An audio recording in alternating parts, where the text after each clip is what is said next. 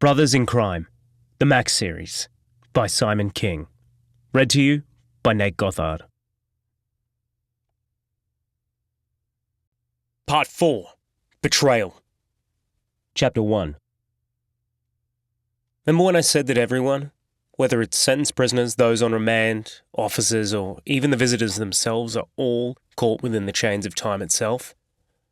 Well, sometimes time also dictates the speed with which it passes. Like when you're sitting at a football match instead of the dentist's chair. The death of little Katerina Treforis weighed heavier on me than most people.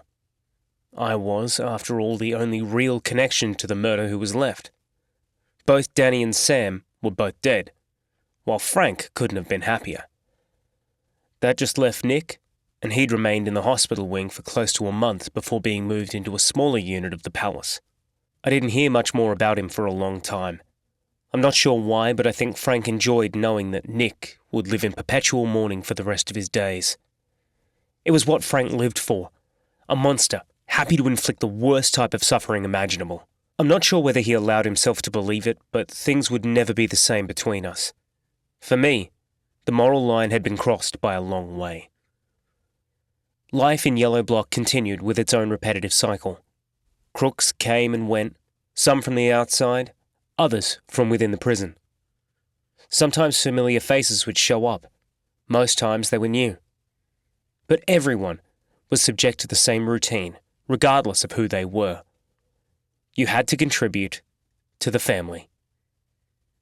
Frank insisted on me greeting new arrivals, often assigning someone to follow me around. I kept my enthusiasm up on the outside, but inside I cringed at the mere thought of attending Frank's cell or joining any of the group for mealtimes. All except Jack. He was one of the very few I still considered a friend, and that was because Jack was different from all the others. Sometimes planning for something can take up so much of your attention that you eventually lose sight of the end goal, too caught up in the preparations to remember just what it is you were planning for to begin with. That's how I felt the day my world was truly locked for the first real time since the Treforis kid died. It wasn't even some major event, more like some piece of crap floating past your window as it coasted along the breeze. I remember the moment so vividly, it still gives me butterflies. It happened in early March 2004, a regular morning that felt like every other. The reason I know it was a Monday is because that was the day Costa always did the rounds for washing. He was one of those quiet crooks that only popped his head up when he needed to. He'd joined the Cruds long before I ever showed up in jail, a regular in the unit since the previous decade. Costa had waited until everyone had finished breakfast, then door-knocked the lads and grabbed dirty washing bags. It was how he kept himself busy, his way of killing two birds with one stone. Not only did it pass the day for him, but it also put him in good stead with the lads, everyone appreciating his help. They each paid him with cigarettes or soda, a worthy trade for all concerned. I handed Costa my laundry bag as well as 2 bottles of Coke, then closed my cell door and sat on my desk near the window. The sun was streaming in and I wedged myself into the corner of the window ledge, reading Jack's latest creation. It was a book he'd written as kind of a prequel to The Shining. Although not one of my favourites, I loved how Jack could make his books feel as if they were written by the master himself. So there I was, sunning myself and caught up in the history of the Overlook Hotel, when I happened to see movement from out of the window. I wasn't going to bother looking, the story at a pivotal moment. But for some reason I did. Something I'm now grateful for. There was a prisoner walking along the path between our units. He had a bag slung over his shoulder, one large enough to hold all of his belongings. The person was either moving units or going home. It wasn't hard to tell which, because of the spring in his step. As I looked and saw the crook briskly walking in the sunshine, my stomach suddenly dropped, a sense of dread and anger trying to push the anvil that I felt I swallowed aside. The crook turned to look in my direction, saw my face almost pressed against the window, and laughed. Rock McGovern never broke stride, his grin suddenly wide enough to flash teeth. And that wasn't all he flashed. His middle finger suddenly shoved in my direction as he changed his bag from one shoulder to the other. As if to make sure I didn't miss his eventual destination, He pointed in the direction of the main gate, then saluted me a farewell as the officer opened the gate leading to the gym corridor. Rock McGovern was going home. The man who I'd been training to kill, who'd organised to kill my brother, was getting released from jail. I'd missed my chance to avenge Aiden, the prick waltzing past me like a man untouchable. I had failed. Sitting in that window and watching him disappear into the shadows of the corridor beyond the gate was the greatest wake-up call of my life. I screamed at the window as the screw locked the gate. McGovern was now gone completely. I made a pact that morning, a pact that held true for every day since. I would never let another opportunity pass me by. With Nick and his brother firmly out of the picture, Yellow Block now had its undisputed leader, Frank, running the show with an iron fist. A new bloke arrived a few days later after I saw Rock skip out of jail. Russell Blackman, reminding everyone of Tommy White. Same demeanour, same attitude and same build, although this prick probably stood a little taller. Frank instantly took a shine to Russell, giving him the nickname Nails because of his unusually long fingernails on one hand. They looked disgustingly long, with black crud underneath each of them. While most new crud recruits took several weeks to get the nod for initiation, Nails received Frank's welcome speech just 2 days after arriving. It was also one of the rare recruits he chose himself, asking no one's opinion beforehand. The first I knew of the upcoming initiation ceremony was when Jack and Hal came to tell me the night before. While Jack couldn't have cared less, Hal took it personal. "He didn't even ask us," he sneered, pacing back and forth in my cell.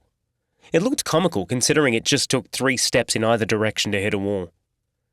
"Think he needs to ask your permission?" I asked, and he stopped, looking down at me with a look of betrayal on his face. "No, but it would have been nice to be involved. What, this fucker shows up and all of a sudden we're all unworthy?" I could see he took it personal, Hal having been with Frank the longest. He'd gotten used to being the number one guy for so long. "Give the man a chance. I'm sure he had his reasons," I said, Jack watching us from the corner where he sat. He had a book in his hand, one I hadn't seen before. "A new one?" I asked, hopeful. "Nah, something San handed to me just before. Think he might be starting to write as well." We'd made an agreement not to refer to San as my father. It didn't sound right to me, plus, not being on most people's chrysalis list myself, I didn't want to highlight the fact willy-nilly. "This new cunt had better know his place," Hal continued, resuming his pacing. "Give him a break," I said, unsure why I would stick up for a bloke I hardly knew. I wasn't sure why Hal was getting his pants in a twist, figuring he was suffering a mild case of jealousy. I was about to say so when I heard a tap on my cell door. "Yeah?" I said, and was surprised when Frank stuck his face in. Hal suddenly froze, his cheeks flushing.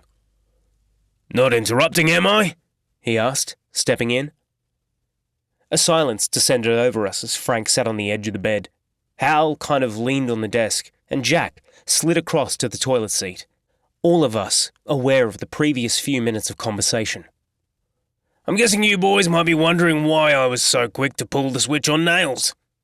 Hal went to say something, but Frank held a hand up, silencing him. "I understand, Hal. I do. I'm not always the most forthcoming guy out there, and maybe on this one, you deserve to hear my reasons." His words actually surprised me. Frank not one to explain his actions. It was his family, after all, and we were but mere minions, signed up to fulfill his orders. "Nails isn't new to me as such. He went to school with Danny, the pair good mates as they grew up. Danny moved to Melbourne when he was around 15 and Nails remained in Horsham. He's practically family, guys. So, tomorrow, I want you to treat him as such. Well, once he's proven himself, that is. I've given Razzie the list of those going in each round. Hal, you're second." He didn't turn to me, and I wondered whether he'd heard something before coming into the cell. I was sure I didn't say anything incriminating, but still felt nervous about it. Frank paused a second, then looked at Hal and Jack in turn. "Boys, do you mind if I have a quick word with Dylan?" His politeness surprised me further, and I began to panic a little. It wasn't like Frank to ask for anything. Hal and Jack exchanged a look with me, then excused themselves. When the door was closed again, Frank stood and was about to start talking when the speaker next to my bunk fired up. "Yellow block, 10 minutes till lockdown. You got 10, gents," an unfamiliar voice boomed. There were a couple of blow-ins in the station that day, neither one of interest to us. When the speaker clicked back to silence, Frank resumed. "I've managed to get you a job, kiddo." "I already have a job," I said. Ever since Tommy and I had made regular rounds around the unit, I had been the collector of donations in Yellow Block. Although it took a bit of tough love at times, I managed to build some positive relationships with those I regularly visited for their donations, reducing the need for violence and intimidation considerably. "Yes, and now you have another one. This one is much more important. Listen, Dylan, you've done a great job up until now. I need someone I can trust to do this new thing. You up for it?" "Of course. Whatever you need, Frank." I knew there was no point in arguing with him. Once he'd made up his mind, there was very little chance of changing Frank's mind. "Officer Friendly has been transferred to a new unit, and I want you to follow her. She put your name in the hat for a new billets role, and what do you know? You got the job. Congratulations," he said, holding his hands out as if in surprise. "What unit?" I asked. "The medical wing," he said, the grin murderous with conviction. "Think of all the possibilities." And just like that, I'd been reduced to a pack mule, shipping drugs from one unit to another.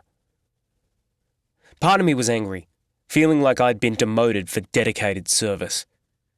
But before I voiced my objections, I suddenly realized that I would be away from the unit for the majority of the week. Why the fuck would I object? I didn't want to be here, and Frank was handing me a reason to escape, even if just temporarily. "I'll do it. Happy to," I said, offering him my hand. Frank grabbed it, pulled me in, and patted my back. "Good lad." I wasn't there the morning they initiated nails into the cruds, but I heard the complete replay in my cell that very night, courtesy of Hal, Jack, and Razzie. Hal and Jack did most of the talking, Razzie unable to speak courtesy of a stitched-up lip that Nails had busted. The other two were also sporting their own trophies from the fight. Hal, a beautiful shiner that completely closed one eye, and Jack, a torn earlobe. "That fucker took down everyone, right up until the final round, Dylan. He knocked out 7 dudes cold," Hal said, his face comically screwed up as he shared the tale. The other two were nodding excitedly along. Razzie tried talking at one point, briefly forgetting his injury, but I could see him tear up as a small sliver of blood wept from his lip. Instead, he nodded more enthusiastically. "Glad that fucker is on our side," Jack said. "That good, huh?" I asked. "Should have seen Frank. Couldn't have smacked the grin from his face with a sledgehammer dipped in shit," Hal continued. "It's like he's smitten." "I'm sure he is," I said, laughing a little. "So, where did you end up?" Jack asked, once the story was all told. Hal and Razzie both turned to me, their interest evident. "Got a new job. Up in the medical unit," I said. "Friendly up there as well, I hear?" Jack asked with a grin. "Really? She's up there?" Hal said, having been infatuated with the officer all through her tenure in the unit. I nodded. "You lucky fuck," he replied, slapping my back. "Don't worry. I'll be sure to give her your number if she ever makes a move," I said, toying with him. "Yeah, I bet you will." The job in the medical wing had proven to be a worthy replacement to the shit I used to do in the unit. Although the nurses mostly kept to themselves, they were polite whenever they needed to interact with me. There were quite a few things I was required to do that needed input from the staff, but I almost felt like it was a proper job. Apart from the colour of my uniform, there wasn't a lot of difference between me working there and a real hospital on the outside. It actually felt half normal to go to work each morning. To say I enjoyed it from the very beginning was an understatement. My morning began as soon as the prison was unlocked, making my way to the wing with the first wave of workers to leave the unit. Once in the hospital, I went and collected all the fouled bedding from the previous night and bagged it, ready for collection by the laundry service. I then swept and mopped the entire ward, an officer unlocking each door that I needed to enter. Each cell had a different bed configuration, so the process was a bit all over the shop. Some cells only had single beds, while the others had 2 beds or sometimes 4 beds. They looked like regular hospital rooms apart from the cell doors that locked the crooks in. The prisoners also looked like regular hospital patients, although some were kept separated from others. Boners, or protection prisoners, were isolated from the rest. But unlike in a regular unit, no one was burnt through their doors. My guess was there was very little tolerance for that sort of thing in there, and most kept to the rules. Once the cells were all swept and mopped, it was time for me to collect the lunch trolley from the kitchen. I saw plenty of regular faces along the way, and enjoyed the fist bumps every few steps. I heated the food if it needed it, as the officers conducted lunchtime count, then dished the food out and handed it to the crooks via the traps. Once count was called correct, there was the kitchen to clean, followed by the staff toilets and common areas of the unit. I returned the meal trolley to the kitchen, then returned and waited for the laundry truck to show up. When it did, I helped wheel the used laundry out to the back door and helped unload the fresh laundry onto trolleys that I wheeled into the building. The rest of the afternoon was mixed between folding prisoner clothing and fresh bedding. I also helped restock the books in the shelves once a week and helped with sweeping the exercise yard out. There was plenty for me to do. The jobs varied and never-ending. I loved the interaction with the other prisoners as well as the staff. Some of the officers were a little gung-ho, but others were friendly and easygoing. It made the job so much better than I ever imagined, and throughout it all, I smuggled. While the jobs I performed at work would earn the praise of the medical staff, the smuggling earned the praise of the gangs. And not just the cruds. I even managed to help Clancy with his operations from time to time. And how did I manage to get my hands on all this contraband? Let me tell you about the actual contraband first, just so you have an idea of what it was that was making its way into the palace. We're talking cigarettes, not just tailor-made packets, but also pouches of tobacco together with rolling papers. Alcohol, sometimes in little hip flask-sized bottles, right up to the share-around sizes. There was always an assortment of porn floating around, whether it was dirty magazines, movies on DVDs, or photos from girlfriends, wives, mistresses, or just paid hookers. There was also the occasional random items that people requested, namely from people like Frank, Clancy, and other gang leaders. Cell phones were probably the most popular item. As well as the cells, there were an abundance of spare batteries and chargers as well. The funny thing about the cells was that you didn't need to buy one to use one. The people that owned the cells would hire them out a call at a time, if the fee was agreed on. And fees weren't always money. They could be cash, smokes, drugs, snacks, drinks, or even hits and sexual favours. Other random items that I came across included packets of food not sold on the prison canteen list, books, notes from other prisons, jewellery, hair dye. Yep, fucking hair dye. Ugh. Oh, the vanity of some people. There were also the occasional weapons smuggled through. While knives, ice picks and knuckle dusters were the most common, it wasn't a surprise to see a gun coming through. These were extremely rare, but happened nonetheless. It really reopened my eyes to where I was. I even saw a few stun guns come through. But apart from all the previous items, there was one that ruled above all else. Drugs. The bulk of any shipment would be the powders and the pills that took people to Happy Land. Everything was available, regardless of your taste. If you wanted it, we got it for you. And how the money rolled in. But while you might be thinking that is a lot of stuff to be coming in unseen through the front doors of a prison, the methods were even crazier. The most effective way, as you've probably seen in a lot of prison movies, are laundry trucks. That shit is actually true. I was dumbfounded when I saw the amount of shit wrapped up in a bedsheet, delivered as if the truck had postal service stenciled on the side instead of J.D. Hillman Laundry Services. The amount of stuff that these guys brought in was unfathomable. It really was. Every trip would contain several bags of items, and these fuckers entered the prison every single day, except Sundays. And it was me that was sent out to help them, sometimes supervised, most times not. It depended on the screw on duty, most as laid back as Officer Friendly herself. Then there were the bin guys. Not the garbage bins. The yellow bins with the funny symbols on them. The hazardous waste truck came in 3 times a week and had contraband inside the fresh bins he brought in. It was my job to wheel the filled ones out and replace them with fresh ones.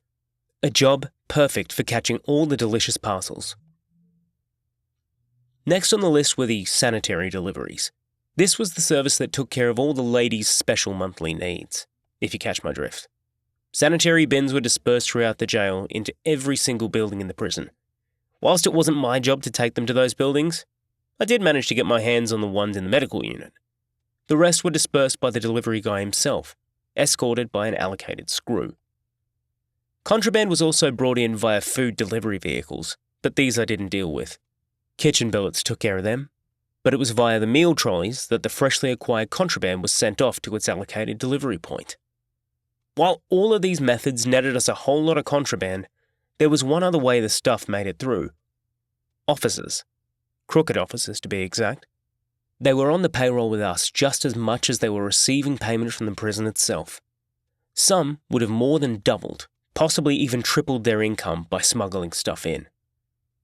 While some hid drugs and whatnots in their shoes, bags, or even just pockets, others went the whole way, smuggling stuff through the front gates either up their arse or up their snatch if they had one. Officers like Jackie Friendly didn't mind what they shoved up there, often bringing in enough dope to send an entire unit sky high. Jackie even went as far as to hide more drugs under her ample breasts just so she could get extra cash. Yep, we had a regular supply line into the jail, and there was a ton of shit coming through my fingers. Delivering the goods was almost as easy. While a lot of the contraband came through my unit, it also fell onto my shoulders to get it out of there just as quick. Having the shit lying around only increased the chances of me getting caught with it, so I never delayed getting it out of there. There were a few methods I employed, all of which effective trade routes around the palace. Clancy still ran the kitchen supply line, so I would throw a lot of the gear into empty meal trolleys before wheeling it back to the kitchen each mealtime. The kitchen supplied lunch and dinner each day, giving me 2 round trips with which to move shit. I was usually greeted by Clancy himself, who would then distribute the gear into the appropriate unit trolleys. It was like running a regular courier service. Most of the screws didn't really care about what we smuggled. A lot of them didn't want the hassle of having to fill out a report and figured that if they didn't see anything, they didn't need to know anything. Not checking meant they wouldn't find anything, and hence remained in their stations most of the time. There were the occasional gung-ho officers, but we knew who they were and when they were on. One of our own paid screws would be nearby as we passed, just to keep them distracted long enough for us to stroll safely by. It really worked a treat. The other great way to move gear between units was via the librarian. This was a prisoner that worked in the library and delivered to books to each unit twice a week. There were 2 crooks that regularly swapped unit runs between each other, but both knew the drill. I don't know what they were each paid, but I do know they were trustworthy enough to do as they were tasked. Lee Wong and Joe Henry were lifers who lived in the Patch. The Patch was a special unit where old-timers saw out their twilight years. It had a population of around 35, all sentenced to life and all over the age of 60. They worked specific jobs around the prison, including the library and some academic roles for a few screws and administration staff. Each time Lee or Joe wheeled their trolley in, several books on the top shelf would be hollowed out, perfect for hiding anything we needed to move around. Because they visited every unit throughout the week, it made them an especially valuable commodity in the transportation chain. There were numerous ways to move shit around the palace, including officers and prisoners. If someone was discharged from our unit and sent back to their own after a sickness or injury, I would be sure to add a little something to their take-home bag. Thefts were very rare, and when they did occur, drew immediate wrath that often resulted in them returning to the medical unit with a fresh batch of injuries. Yep, life was grand in the medical wing. I had a regular job I enjoyed and a regular hobby I loved. While one relied on a mop, the other relied on cunning. And as weeks turned into months and months turned into years, I was busy planning my revenge. Chapter 2. Frank and Nails ran the unit with infantry-like efficiency, continuing to offer protection to those willing to pay with drugs, cash, and other special favours. Nails opted for Razzie to join him on his daily rounds, acting as a pure lookout, while Nails did the intimidating. His arrogance grew with each day, putting even the late Tommy White to shame. But Frank seemed to enjoy his new right-hand man. I would often see them banter on the top deck when I returned from work each day. The relationship between Frank and myself was strained as far as I was concerned, but I didn't let it show. As far as Frank knew, we were good. I was doing my job and making him money. Lots of it. While I wasn't too fussed about my own cut of the cash, it helped with my growing shopping list. It seemed that the more I worked out and built myself up, the more food I needed, especially protein powder. I also began to eat a much cleaner diet, avoiding prison-cooked food for the most part. I could purchase what I needed with relative ease, not only because of the money I made from my day job, but also because of San. San disappeared from the unit a few days after the Trey Forest girl was killed. We hadn't exchanged a single word on the matter, nor to each other, and I wasn't surprised to learn that he'd left without saying goodbye. His sentence was simply over, the lucky prick getting early parole. The money worked in his favour on that occasion, and I doubt he minded the prospect of home-cooked meals again. I didn't take his leaving without a farewell to heart, understanding that it must have been hard for him. I'd grown to understand his reason for the things he did to my family, even feeling a kind of forgiveness. I doubt whether things were easier now that we opened communication lines between us, and the murder didn't help the situation. It took him a few months to work up the courage to make the first move, eventually paying me a visit. It wasn't a very long one, but for what it's worth, it helped the both of us. The conversation was a little bit one-sided, but what words we did have probably saved our relationship. He dropped by unannounced on a Sunday afternoon. I wasn't expecting anyone, and thus had been laying back on my bed, reading one of Jack's old additions to his library. He was an amazing writer, and I sometimes found myself wanting to read his work more than King's. Anyway, the officers on duty summoned me to the station, handed me the slip, and sent me on my way. There wasn't really anyone else it could have been, so wasn't that surprised to find him sitting at one of the visitors' tables. The irony was that the table was the same one where my final visit had been with Rhonda. "Hey, kid," San said, rising in his chair a little and shaking my hand. I shook, smiled, and sat, all in one motion. We sat in silence for a few moments, and I began to wonder if he was going to feed me some preaching stuff, maybe to make himself feel a little better. But he didn't. "How you been keeping?" "Not bad," I replied, reaching for the chocolate he'd broken apart on the table. I popped one in my mouth, meeting San's gaze again. "As a unit, everyone's still getting on?" It wasn't really a question that needed answering, simply nodding. I knew he wanted to ask me a specific question. I waited patiently, waiting for him to build the courage to ask. He looked at a patch of linoleum that didn't match the rest. It was about 10 feet by 10 feet, a significant piece that looked out of place. "Is that where it happened?" he asked, staring at the ground where a grieving Nick cradled the corpse of his eldest child. He turned back to me, looking into my eyes, but trying to delve deeper. I could feel the questions burning into him behind his gaze, and wanted to tell him everything. But part of me wanted to hear him ask. I wanted to know what he thought of me. "Did you know?" was what he said next. It was the only question that really mattered, one that had probably kept him awake at night. He wanted to know whether I knew what was going to go down in that very room before I entered it that day. I could see him stare at me, waiting for me to answer and hopefully catch any deception I painted over it. "No," I replied firmly. I kept eye contact, wanting him to believe me. I didn't add to the answer, the single word enough to convince him. He continued eyeing me off for a few more seconds before looking back at the spot on the floor. "Did Frank?" Now it was my turn to stare at him. In all the time since that day, I had assumed that it was common knowledge that Frank orchestrated the whole thing with Danny. I didn't have any reason to doubt otherwise, Frank more than happy to take the credit. "Why would you ask me that?" I asked, genuinely confused. San returned his gaze at me and waited for the answer to come to him. I don't think he needed me to answer, but I did, anyway. He did, didn't he? I suddenly realized why San was asking me. He'd been kept in the dark as much as me. While I may have been kept in the dark about the victim, San was kept in the dark about the real architect. Yes. Frank knew. Frank and Danny planned it together. Why do you ask? Because Frank told me he didn't know. He said it was all Danny, and he gave specific instructions for Nick to die. I don't know why, but I suddenly felt sick. Sick enough for my colour to change. You okay, kid? You look like you're going to barf. He suddenly stood, walked past me and headed for the row of vending machines.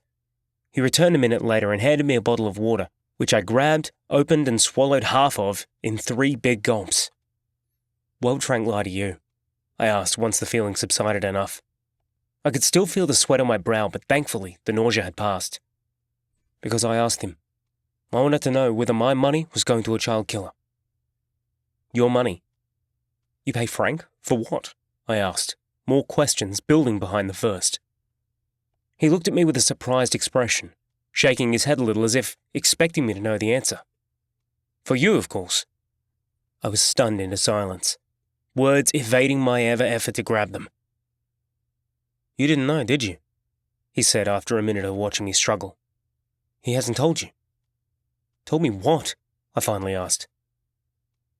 He may not have come right out and say it, but he threatened your life unless I paid.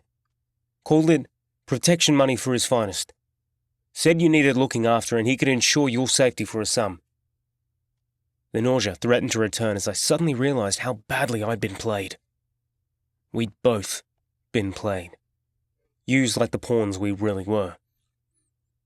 How much? I asked once my anger subsided enough. It wasn't just anger I felt, but downright shame. I'd embarrassed myself by thinking I was somebody within the gang. I suddenly realized I was nobody, just a deluded fool. $2,000 a week. The anger that tore through me at that moment awoke a rage that I hadn't felt for a long time. The deception ripped into my heart, the words once again evading me. Don't worry about it, Dylan. I can afford it. If it means keeping you safe, then so be it. Let me do something at least. Make up for all the years I wasn't there. I suddenly realized that the man sitting before me, the man who'd been living in a cell just a few doors down from me in the unit, was my father. He was my dad. I don't know why it took until that very moment for me to accept the truth, but that's when it happened. I saw him for the man he truly was, a father who was genuinely sorry for his actions.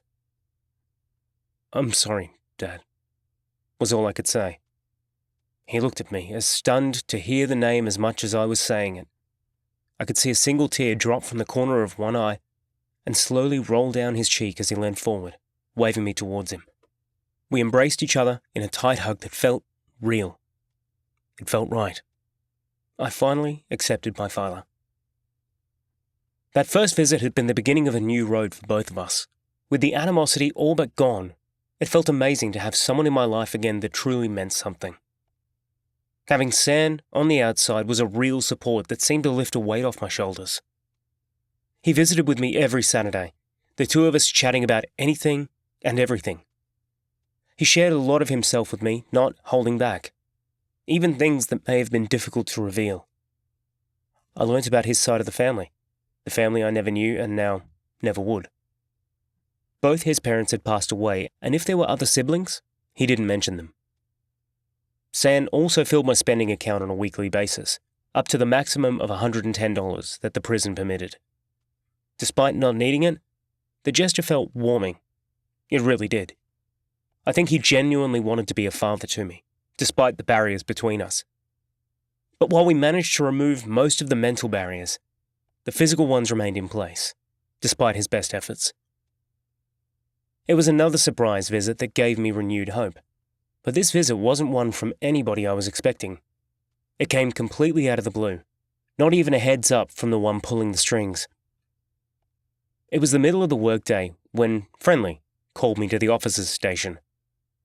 She was partnered with a guy called Hans Zimmerman or something, a brooding blonde who reminded me of a Nazi officer from The Great Escape. He looked at me with such contemptuous eyes. I almost said something, but I refrained, not willing to risk my link in the supply train just yet. Instead, I took the slip from Friendly, thanked her politely, and made my way to the visitors' centre. There was only a single manned gate to get through, and the officer on duty made short work of it, not paying me the slightest attention. The back of the visitors' centre was fairly quiet, only 2 other crooks waiting to be processed. The 2 officers took each of them, stripped them, and watched as they dressed. When one of them finished, it was my turn to do the nude dance. While I half expected San to be sitting at the table assigned to my visit, it was another man waiting for me, one I hadn't seen in a long time. I barely remembered the exchange between us, but it was his sideburns I couldn't forget. Giorgio Ling sported sideburns that would have made Elvis proud, gold sunglasses sitting atop his head, and a blank notepad open on the small table in front of him. He was flicking a pen around his knuckles, the kind of clicky pen often reserved as corporate gifts. He stood as I approached, a wide grin across his face as he pumped my fist enthusiastically. "Dylan! Hey, sport, good to see you." He waved for me to sit and resumed his previous pose. "Giorgio, please," he added, patting his chest. "Hey," was all I could offer, unsure of what he was doing there. "Probably a bit surprised at being pulled up here from your unit. Your dad asked me to drop by and have a chat with you. Maybe see if there's a way to get you out of here." "Get me out of here? You think there's a chance of that happening?" I asked, a strange emotion washing over me. "There might be. I tried to help you and your brother back when this all began. Our chances would have been better back then, but hey, never too late, right?" He sounded confident with a fair amount of cockiness mixed in. I was half expecting him to jump up on the table and begin a rendition of Blue Suede Shoes. Pretty sure they had an open and shut case, hence why we ended up here. Yes, maybe. But there's such a thing as circumstantial evidence. All we need to do is introduce doubt into the minds of a judge or two, and voila, retrial. You think you can get me a retrial now? Dude, forgive my ignorance, but it's been like 5 years. Why would they give me a retrial after all this time? In all honesty, I didn't want my hopes raised. I'd already lost so much since that fateful day. My life had been all but erased. The last thing I wanted was for this muppet to raise my hopes only to have them dashed all over again. That's what I'm here to see, Dylan. Your dad wants me to dig around a bit, see what I can find. No, I suddenly said, the sound of the word even shocking me. Giorgio paused for a minute, staring at me, the pen he'd still been flicking temporarily frozen on top of his hand. "No?" he finally asked. He sounded annoyed more than surprised. "That's right. No. I don't want a retrial." My mouth felt like it was on rails, the words coming unannounced, as if chosen by a separate mind entirely. Did I really want to pass an opportunity to get out of this place? This guy had the means and experience to win me my freedom. Why the fuck would I refuse?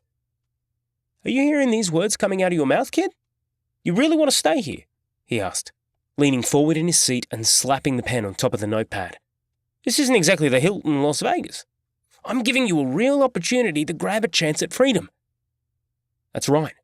You are. A chance at freedom. You can't guarantee it." "Guarantee it? No one can guarantee anything. But I can put you into the ring to at least have a crack at it. Fight a little." He was eyeing me suspiciously, as if seeing something I wasn't feeling. "Are you insane?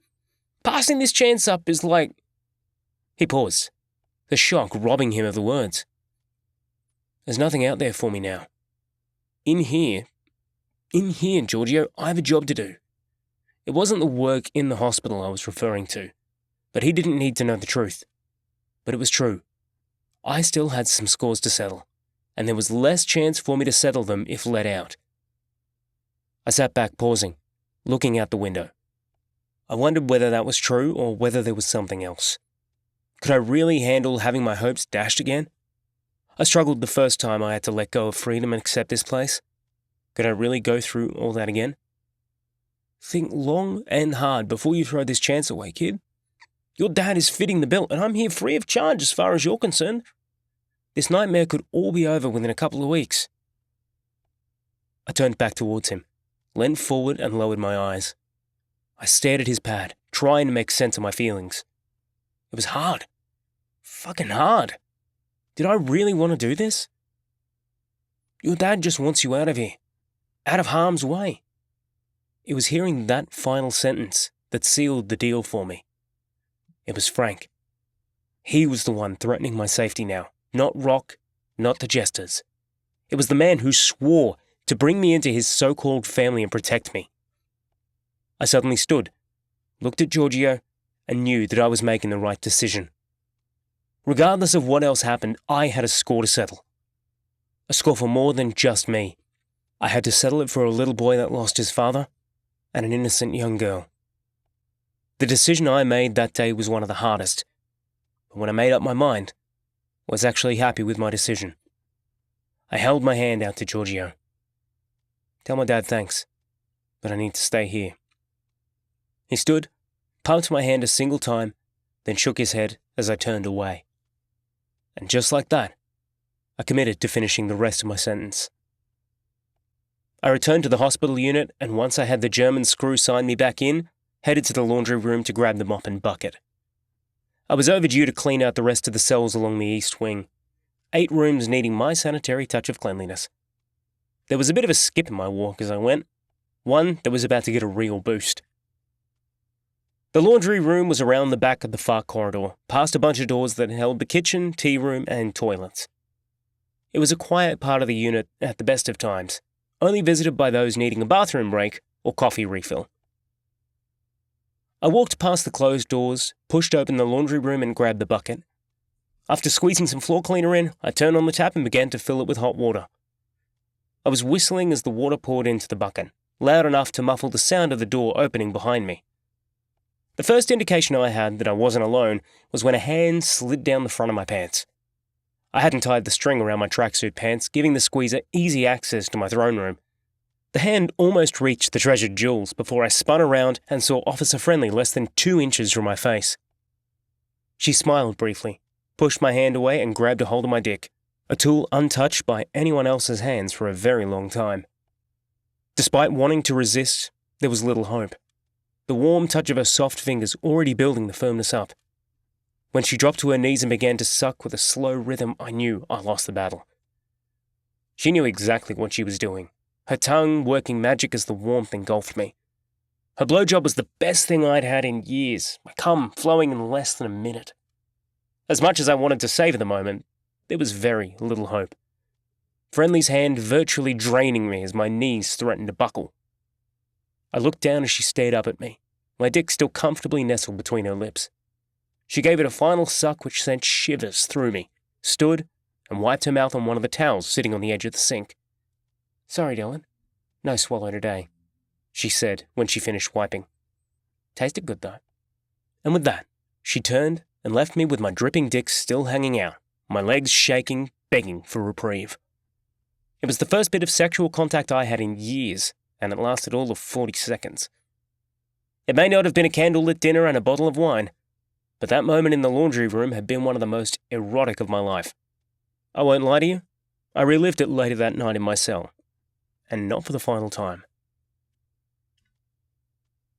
I wanted Sam to understand my reasons for knocking back his offer firsthand. I didn't want him to misconstrue my objection, and thus phoned him the first opportunity I had the following morning. Better to hear it from the horse's mouth, I figured. There was no answer the first time I tried, nor the second a few minutes later.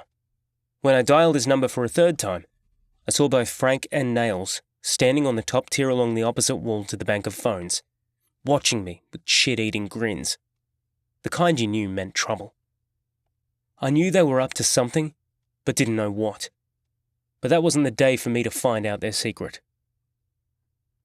Up out of bed, turn around and put your hands on the windowsill, the voice said as the light flickered into life. I'd been in a deep sleep, and my pillow felt wet beneath my face. Moody, now! I tried to force my eyes open, looked out and saw night was still hanging outside my window. I peered back at the trap and saw a face peering in. It wasn't one I recognized, possibly a new recruit.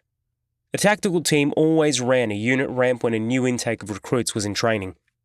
A random unit was always chosen, usually early morning. "Now!" The voice spat through the trap, and I slowly peeled the sheet back. The air was cold, almost enough to bite. There wasn't a lot of heating in the units, and cold nights called for extra clothing to be donned. It wasn't that cold when I hopped into bed the previous night, thus remaining my jocks alone. "Can I put some pants on?" I asked, but the door opened instead. One tactical uniform walked in, followed by the voice that spoke to me. It was a young guy, eerily similar in looks to Sam Lester. The tactical officer waved for the new recruit to take point as I turned and grabbed the windowsill. "Listen to this officer's instructions," the large lad said before stepping back and waving the fresh-faced screw forward. He looked paler than my bedsheet, maybe a few years older than me. He looked like one of those guys that was more in tune with a bank counter or some office job. "Turn and face me." I did, facing him with my hands by my side. With only my jocks on, there wasn't a lot of instruction to follow. "Lose the underwear," he said. I did as he asked, painfully aware of the cold shrinkage that every man dreaded in times like this. There was a snicker from the door, and I saw another blue uniform staring in. It was Durran, peering in with the same kind of grin I saw on Frank's face the previous day. "Damn, it really must be cold," he snickered, a couple of others joining in the chuckle. I felt my cheeks flush a little, now standing naked before 4 sets of eyes. The next few instructions went by the book, me doing the strip dance every crook is subjected to repeatedly. There's the same routine to follow, and this screw was following it precisely. When I finished with the usual finale of turn, bend over, and spread your cheeks, I grabbed my jocks and slid them on. As I reached for a t-shirt, Durran suddenly chimed in. "Hey, don't grab your clothes. It needs checking." I was about to pick up my jumper to throw at the officer to check, but the head screw had other ideas. "No, leave him on your bed." He turned to the tactical officer and said, "Take him out into the chook pen." My protests fell on deaf ears as I was escorted out to the exercise yard, where I joined about half a dozen other lads, already pacing. "Prick," I muttered, watching as Durran moved to my neighbour's cell. I turned to look at who else was outside with me, some clothed and some topless. I was the only poor sap in my jocks, embracing my arms around me as white tendrils of mist flew from my mouth. It was fucking cold, and holding my arms around my upper body wasn't helping. There was a bank of clothes dryers along one wall of the chook pen, and I went to check them for anything. "Don't bother, I already checked," a voice said from behind me. I turned and saw Razzie, standing topless near the side fence. He was alone, his own arms wrapped around his upper body. Just as I was about to greet him, the door to the chook pen opened, and again another crook was shuffled through. "Hey boss, it's cold out here. Could we please get some jumpers?" Another voice cried out. The tactical officer looked, grinned and nodded. "Sure, let me see what I can find," he said, but his grin said otherwise. He didn't care, and there'd be no jumpers coming. "Asshole," Razzie muttered under his breath and clapped me on the back. "Let's walk." Walking was good and one of the regular activities undertaken while in the chook pen most days. Either alone or in a line, crooks loved to walk back and forth, chatting as they paced up and down the line.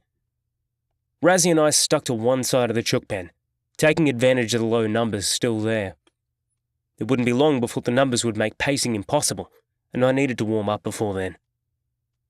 Each time we turned back towards the unit, I saw the officers working inside through the row of windows. There must have been at least 60 officers total, 25 of which were tactical officers. They wore their blue uniform with pride, evident in how they carried themselves. There were a few women mixed in, none harder than Kate Norton. She was a fair but firm hard-ass that swung a dick bigger than most men around the jail. In all my time at the palace, I had never seen her back down from anything, always one of the first into any disruption, regardless of the circumstances. She would go nose to nose with some of the scariest fuckers in the joint and never back down an inch. Her confidence got her through every situation I ever witnessed. While not the most attractive of females, she wasn't ugly. Her long, blonde hair was always pulled back in a ponytail, her staunch face never appearing to falter. The boys would always comment on the size of her tits, calling them rumble bags, as in airbags for rumbling. I watched as she conducted the ramping, allocating officers to certain cells and running the show while Durran appeared to wander from cell to cell. While he may have been charged, it was Norton that ran the show. The numbers continued to build as daylight finally began to brighten the sky. It was still chilly, but with more and more crooks squeezed into the small space, the airflow reduced considerably, giving those of us without clothes a bit of reprieve. It was a little after 7 by the time the final crook was shoved through the door, a wall of faces pressed against the windows and watching the proceedings continue inside. They would holler whenever someone was caught with incriminating gear, banging on the windows and obnoxiously cheering on the officers. "Anything in your cell they'll find?" a voice suddenly said from behind me. I turned to see Frank standing behind me, his new favourite minion by his side. Nail scowled at me with a contemptuous stare. I didn't care, more interested in his boss. Nope, I wouldn't be that stupid. I lied, Frank knowing his question was loaded. The question he asked wasn't about whether anything was in my cell. There was always something hiding in there. The question was whether they would find anything, and that was the aim of the game we played. How well could you hide your crap in your cell was the only thing that mattered. The best place to hide stuff was where shit was supposed to live. Up your ass. Half the boys in the chook pen would have things booted up their cake holes. Screws weren't permitted to search anal cavities. If they suspected someone of hiding contraband internally, that crook could be taken to hospital for scans and monitoring. But that was rare. Only really happening when someone was dumb enough to swallow something to avoid getting caught. "Good boy," Frank said, clapping me on the back. "How's the supply line these days?" My work in the hospital unit was still one of the biggest money spinners for Frank, and he knew it. While he may have acted like I'd been replaced by a more formidable person, I was promoted to a far more important and profitable position. Great. Had a few decent-sized bounties arrive this week. I looked at Nails as I spoke, returning his grin in spades. I wasn't going to be intimidated by this arsehole, regardless of who he thought he was. "Keep me posted, and say hi to your dad for me," Frank finished, turning his attention to Hal, who was standing a few yards across from us. I watched as they walked away, feeling the burn of revenge in the pit of my stomach. The unit ramp cost a lot of people some hard-earned privileges. Most had been found with an assortment of porn, drugs, and weapons. Shivs were the most common, some actual knives, but some homemade designs that looked fucking horrific. One shiv I saw was made from a ping-pong bat, razor blades inserted along the outer edges. Another had been fashioned from a piece of metal torn from one of the washing machines. It was almost a foot long and could have taken someone's head off. But one of the odd discoveries that quickly gained attention were photos found in one crook's personal belongings. It was Razzie. The photos not his to begin with. They had in fact belonged to Frank. Razzie was Frank's cleaner, the kid cleaning the cell on a daily basis. He would change the bedding, clean the toilet, and mop Frank's floor. The photos he'd stolen from Frank's cell were of a certain female officer. Despite her face never appearing in any of them, the tattoos on both her wrists and arms betrayed her. There were also tattoos on both breasts and a very distinctive tramp stamp above her butt crack. As luck would have it, he was discharged the following day, his lawyer getting him out ahead of schedule. It was probably a life-saving outcome for him, Frank no doubt looking to fix him up for stealing from him. As it turned out, the kid evaded him. Officer Jackie Friendly was fired that very day. There's a rumour she offered to blow Durran if he forgot the whole thing, but I don't know how true that was. I don't doubt the rumour, remembering how keen she sucked my own dick without invitation. Although the lockdown continued until lunchtime, once the 12 o'clock muster finished, the unit was unlocked and the day continued as normal, with me heading off to work. I never saw her again, her things already cleaned out by the time I reached my job later that day. Although she had been my first sexual experience in the prison, I didn't consider her a great loss. Chapter 3. "They've been acting all weird the past few days," Jack said as we sat in his cell, sorting through piles of books. The screws had given Jack a direct order to reduce the number he had in his cell.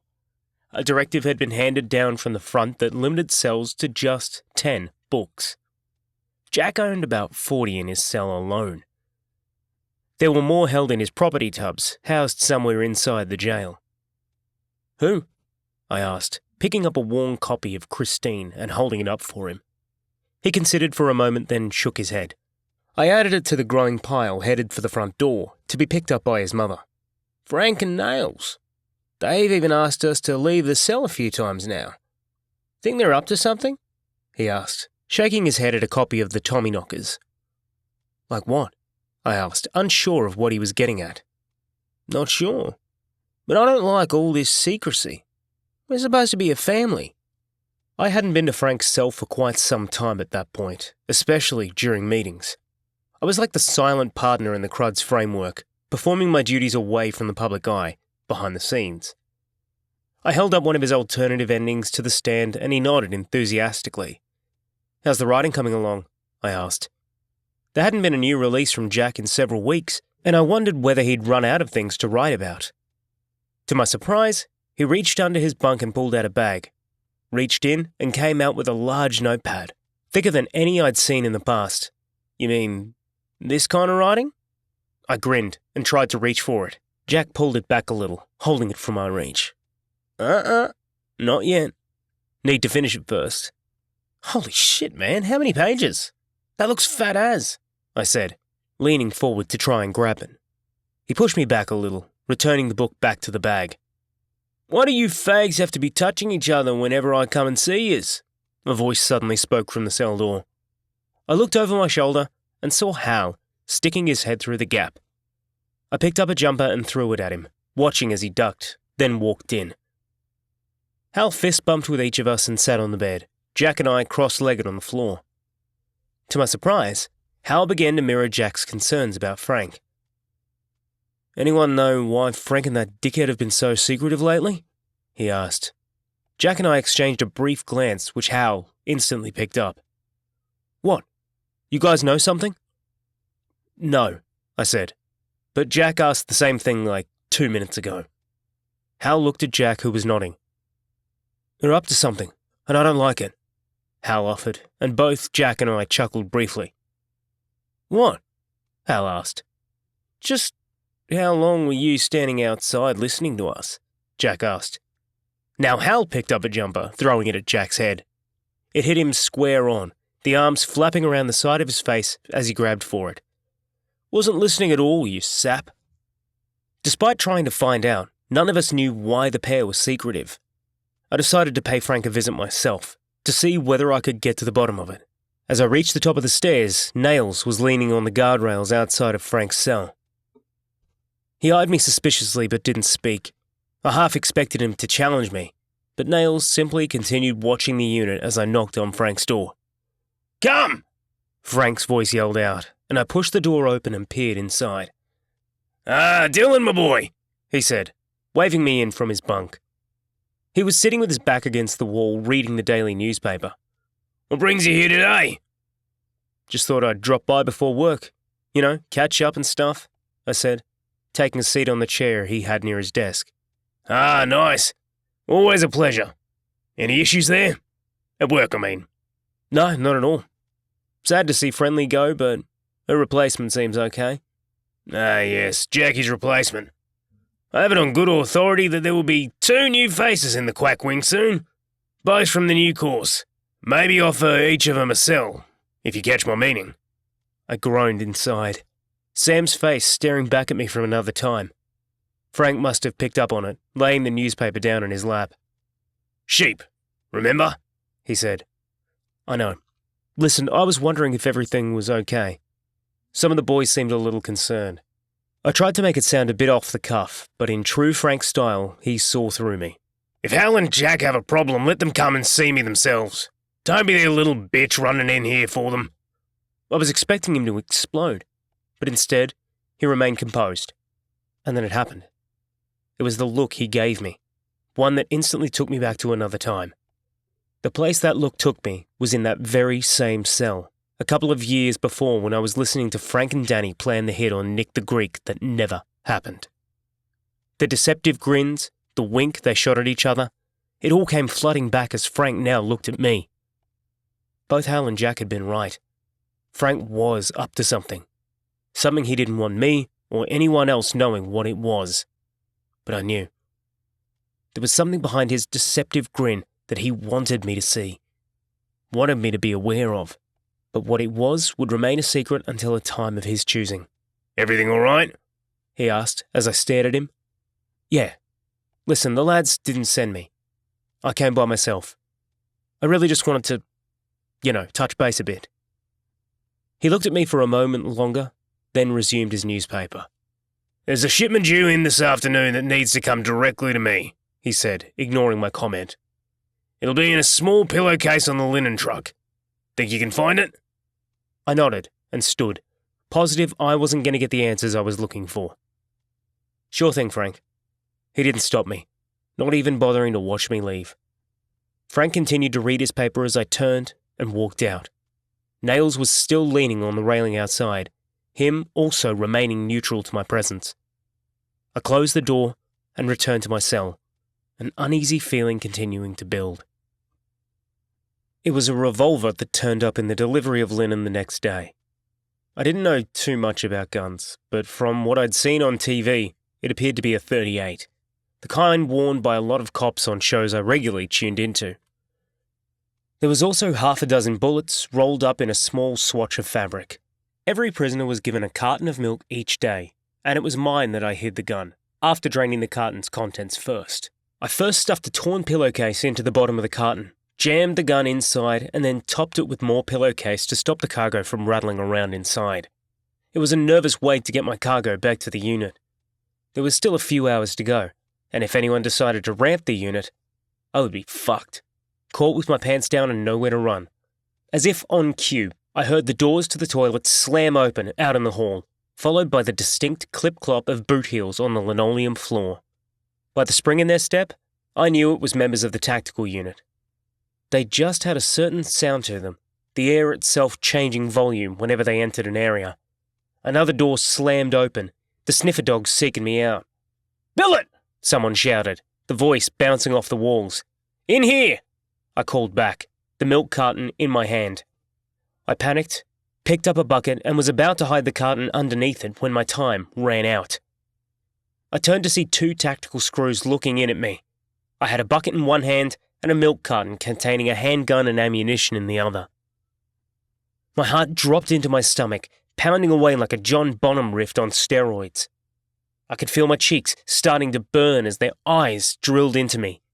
One of the screws, a prick called Daniel McPherson, took a step into the room and looked around as if searching for something. "What are you doing back here?" he asked. Just as I thought the game was over, the other one spoke up, probably saving me. "Come on, kid. Bring your mop and bucket, and a blood spill kit." I waited as the second officer turned and walked back the way he came. McPherson stood his ground for a moment longer, as if to highlight his prowess, then turned and followed his mate.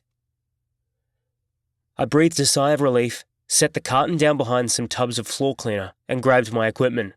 "Hurry up, Billet!" McPherson called back, waiting for me as he held the end corridor door open. I hoped he'd follow me the second I came through the door, but the prick didn't, standing his ground as if sensing my fear. I didn't turn back, despite him wanting to. I continued to follow the screw and turned the corner. If McPherson turned back, I knew he'd find my stash. A blood spill kit is a sealed plastic bucket that contains a disposable overall, disposable gloves, safety goggles, and a yellow hazmat bag. It was used to clean up blood as well as any other bodily fluids, including vomit, urine, and shit. Turns out the cleanup was for the latter. Every unit always had at least one painful crook. That one guy who didn't care who he pissed off. While the hospital wing had a couple, none were worse than Timmy Eastman. This guy was in his early 30s, mentally retarded, and a complete basket case. A skinny bald dude with a single black rotten tooth is how best to describe his appearance. He also walked with a limp, as if one leg was shorter than the other. Timmy had this weird twitch where he made his head wobble from side to side, as if he was trying to draw the figure eight with the tip of his nose. Timmy's favourite pastime was giving screws grief. It didn't matter if he was in his cell, unit, or out in the yard.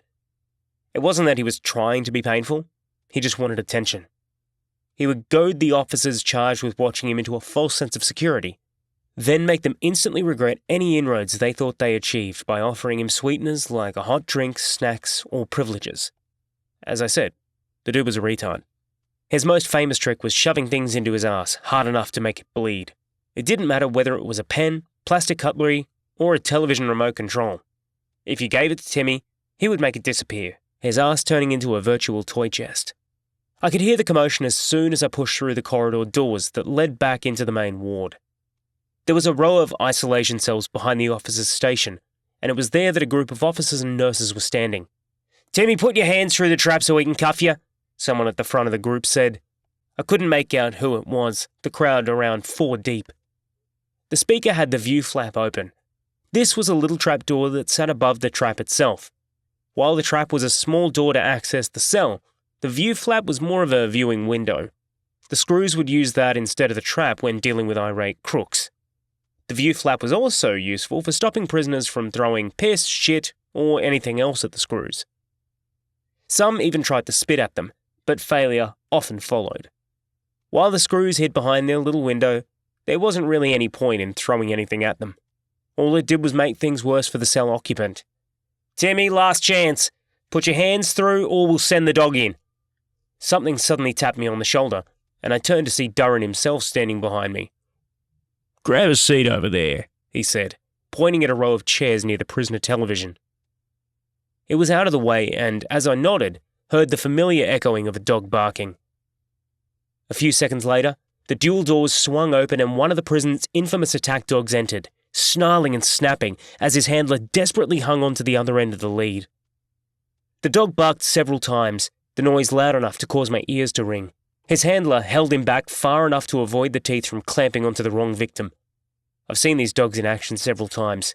They were a bunch of muscles with a set of teeth fixed into them, nothing more. The commotion continued at the cell door, Timmy kicking it a few times. I watched as the dog kept pulling at its lead, desperate for release. It was ready to rip anyone a new asshole, crook or no crook.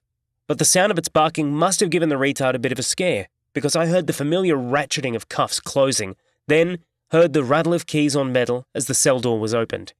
"You're up, billet," one of the officers said, and I grabbed my things as Timmy was led out, 2 tactical screws hanging onto each shoulder as they marched him down one of the corridors and into another cell. The sight that greeted me inside the open door was the worst I'd ever witnessed, and I'd seen some bad shit in this unit. But walls painted with feces wasn't something I'd dealt with before. Not personally anyway. I'd heard about it, sure, but cleaned? He'd shit in his hand and smeared the feces across every wall, including the window. A brown smear covered every flat surface in the cell.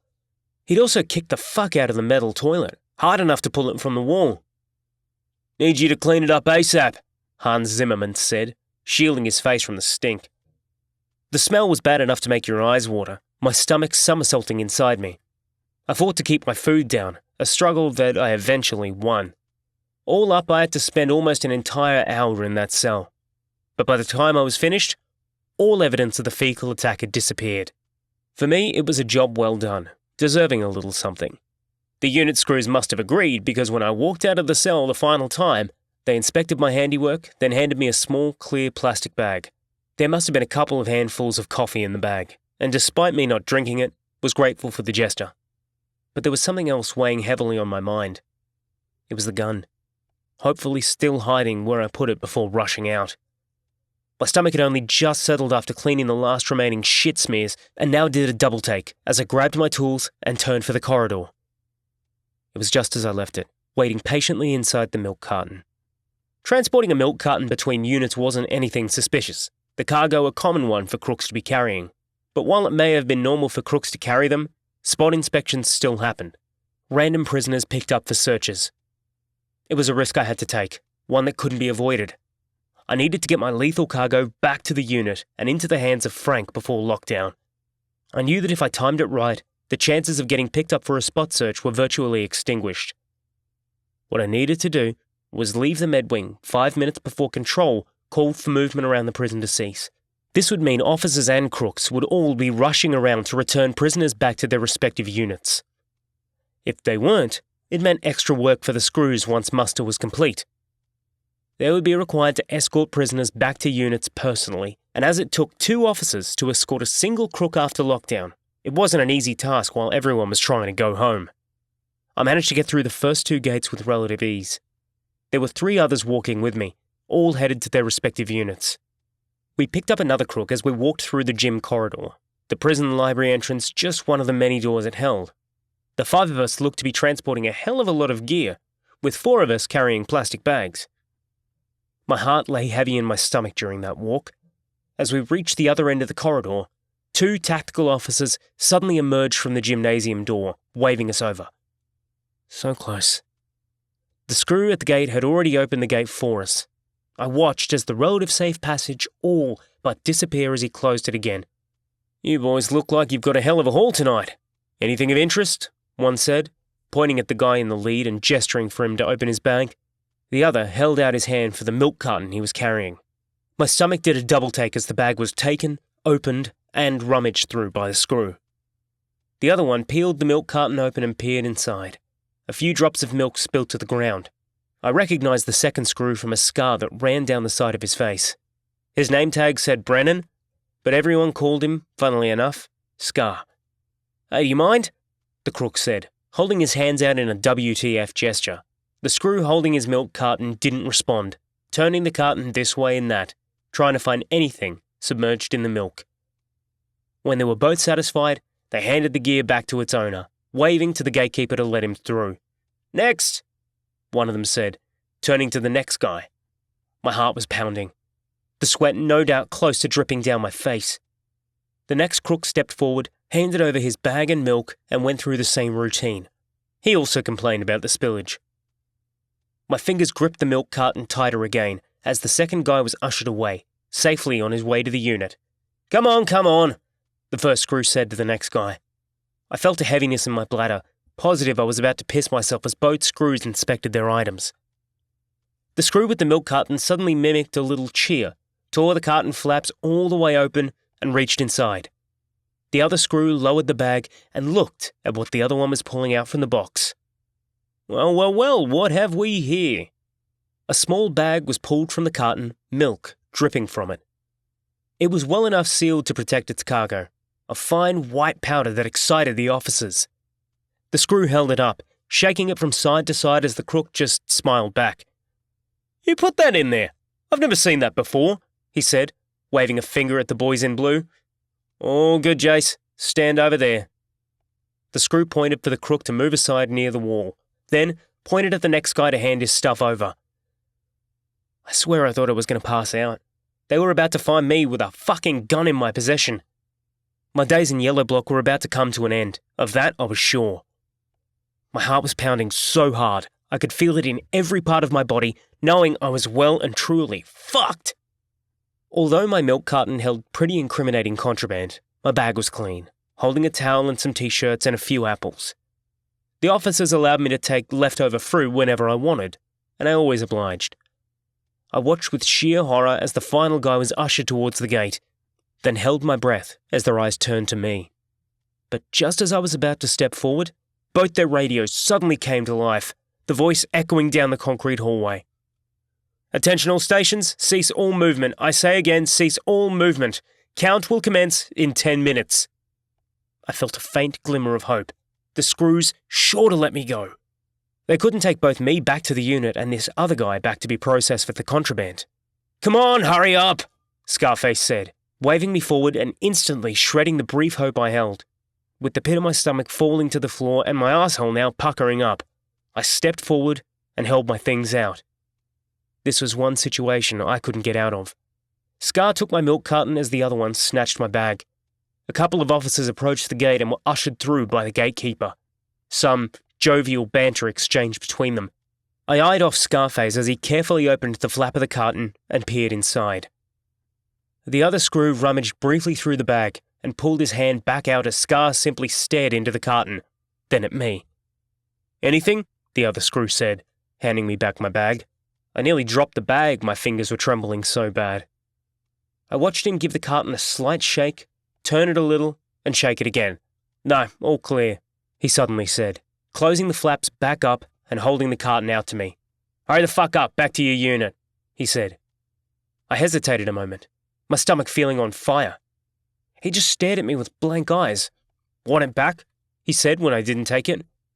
"Yes, sorry," I said, grabbing the carton. There was the briefest exchange between us, our eyes meeting and revealing what the other knew. It only took a split second to register. He worked for Frank. I turned and hurried through the gate, not looking back. As I heard the gate snap shut behind me, I looked up at Yellow Block on my left, a lonely figure standing in one of the windows on the top floor. It was Frank, watching me walking towards the unit gate. He didn't wave, smile, or give anything away, simply standing with his arms folded across his chest, waiting for his delivery. A few of the lads were madly rushing around the common area before lockdown. The officers must have already called for muster when I stepped through the airlock. I didn't hesitate, climbing the nearest stairs to the top tier. "Moody! Lockdown time!" one officer called to me, but I pretended not to hear, reaching the top in 3 quick jumps. Frank's door was fourth from the top of the stairs, and his door was open. All 3 screws were downstairs still, only the one watching me. "Moody!" "1 sec," I called back, holding a finger up as if to point out how long it would take. Without waiting for an answer, I stepped into Frank's cell, the man already standing in the middle of the room, patiently waiting for his visitor. He didn't speak, nor move, as if waiting for me to serve him his delivery on a silver platter. The prick had a look of expectation on his face. I held out the carton, and he paused a few seconds before taking it. "You did well," he said as he peered inside the carton and pushed the cloth aside. I nodded and waited for him to excuse me. He didn't immediately, putting the delivery under his pillow as an officer yelled for muster outside. "Here," he said, picking up that day's newspaper and holding it out to me. "I'll finish with this. Feel free to take it." I did just as a screw stuck his head into the cell. "Frank, sorry, I need to lock up." It was Petrie, another one of Frank's hired help. "All good," Frank said, waving me away. I took the paper and walked out, the screw following me down the stairs. I looked up to the tier as I reached my own door, Frank already locked behind his door. Something felt very wrong, and it scared me not to know what it was. It felt good to finally lay back on my bunk after the screws locked my door. Evening count was always the easiest one of the day, regardless of whether the muster was right or wrong. I threw the paper on my desk and fell into my pillow, briefly closing my eyes. Unexpectedly, I fell asleep almost immediately. I didn't wake for 4 whole hours, the light still burning brightly above my bunk when my eyes finally opened again. I groaned as I realized the error of my ways. It was hard for me to return to sleep after that length of a nap. I knew I'd now be awake half the night, then walk around like a zombie the next day. Once I'd taken care of my full bladder, I decided that some hot noodles would be good, and boiled the kettle. As it was heating, I flicked the television on and skimmed through a few channels before deciding on an episode of Stargate. The noodles were good despite the bad rap they often received from health experts. At 25 cents a packet, I figured they were probably made from plastic, but the seasoning was delicious, the chicken flavouring reminding me of my mum's chicken roast. I devoured the noodles within a few minutes, drinking down the remaining juice before washing my bowl in the sink. I relaxed on the bed and tried to lose myself in the Stargate episode, but it didn't work, my mind repeatedly returning to the gun I'd just delivered to Frank. I couldn't make sense of it. It was highly unlikely that he would use it for anything in the unit. A weapon like that served no real purpose in the prison. Not unless it was used to... "Holy shit!" I cried, sitting upright. "That's it!" I knew what the gun was for. The only true purpose of a weapon like that in a place like this. It would be used to hold up guards during an escape attempt. It was the only thing that made sense. Of course it did. A gun in the hands of a crook would only be used to overpower officers. Someone was planning to bust out, and the gun would be their key to the outside. I let the scenario float around my mind for a few minutes, a strange grin on my face I couldn't shake. I was right. Of that I was sure. But who? I didn't know, and as I began to relax, saw the newspaper Frank had given me. I reached for it, then sat back against the wall, resting the paper on my legs as I slowly began to flick through the pages. The first few pages held nothing of interest, save for an article here and there about world affairs, but the headline on page 8 gripped my attention instantly. Shooting victim remains in coma. Something about that headline called to me, willing me to read further. I did, and to my horror, the words immediately answered a number of questions.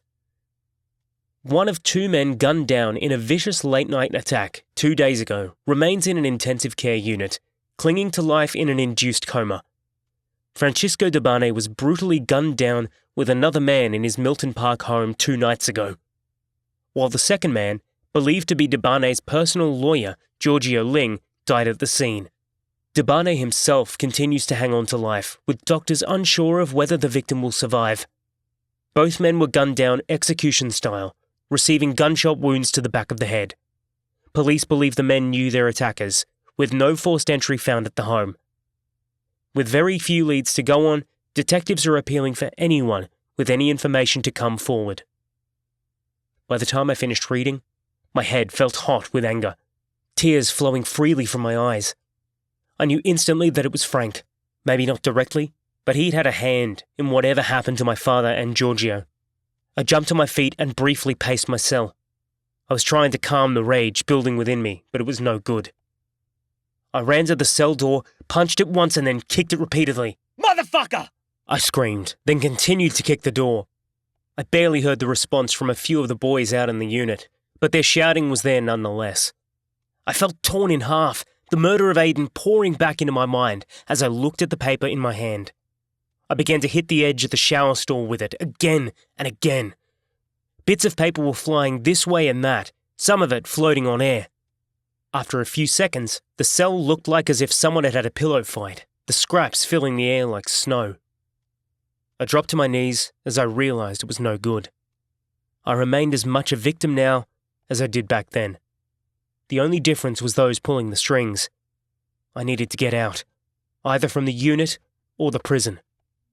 I needed to distance myself from this place as soon as possible, before I dealt with matters in my own way. Chapter 4. It was Hal that saved me from making the biggest mistake of my life. I didn't sleep the entire night and was ready to kill Frank by the time the unit was unlocked the next morning.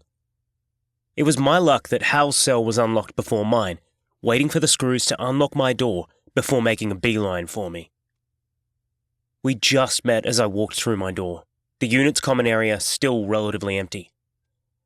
"Back in your cell," he hissed as I walked out. I went to object, to push him aside and march on up to Frank's cell, but Hal punched me in the stomach. The wind knocked out of my lungs before I knew what was happening. Hal seized the opportunity and pushed my wheezing corpse back into the cell and closed the door behind us. "You want to get killed, dickhead?" To his credit, he was right. I don't know whether he knew just how right he was, considering the weapon I had delivered to Frank the previous night. It would take a really stupid man to attack someone they knew to possess a handgun, and I wasn't about to get shot by that. It took all of my conscious will to calm myself enough to sit down. Hal looked concerned for me, genuine concern I could feel. There was a quiet tap on my door, and when I looked up, saw Jack poking his head in. He looked just as anxious as Hal, and I suddenly realised they knew. "How long have you guys known?" I asked, finally calm enough to suck good, clean air into my lungs again. I felt a little woozy and hoped I wasn't showing it to these two. "Saw it in the paper a couple of days ago," Jack said, Hal nodding in agreement. They exchanged a look that reminded me of Frank and Danny that day back before Nick's daughter. "What are you guys not telling me?" I asked. I could see the pair of them shift in their seats, the information they held weighing heavily on their minds. "Jack," I asked, knowing he would be the weakest. "Word is, it was Razzie," Hal said as Jack opened his mouth to speak. I turned to him, completely dumbstruck. "I heard Frank sent Razzie after your dad to make up for stealing from him. I don't know why, though. I'm sorry, Dylan." The name hit me hard. Razzie was a friend and a close one at that. Not as close as Jack, but he was one of us. To find out that he'd betrayed me cut deep. The emotions surrounding the whole thing were confusing, to say the least. It was betrayal, loss, anger, and fear, all mixed into a giant drink bottle, and I was forced to drink it all in one giant gulp. "Why the fuck would he do it?" I said, walking to the window and staring out at the stream of traffic out on the footpath. Crooks and officers were heading to appointments, work, or to the gym. Right then, I thought of Rock McGovern. I don't know why that scumbag popped into my head, but I could see the spot where Aiden died from there. Red block angled just right to give me a slightly obstructed view of the place. Guess he was scared. Frank probably... Hal began, but I shut him down. Not Raz. Frank. Why would Frank go after my father? Why would he want to kill him? I didn't turn as I spoke, so didn't see the new guest enter the room. I'm sure he heard what I said, but didn't acknowledge it. "Frank wants to see you," Nails said from behind me. I turned to see him standing in the doorway, Hal and Jack staring up at him from their seats. "I bet he does," I said. "I'll be there in a second. Need a piss first." "Now," he said, taking a step forward. I stood my ground, unfazed by this prick. "I wouldn't," I said, Hal and Jack both getting to their feet. "You don't order me around, cunt. I'll be there in a second." He remained where he stood for a few more seconds, eyeing each of us before admitting defeat.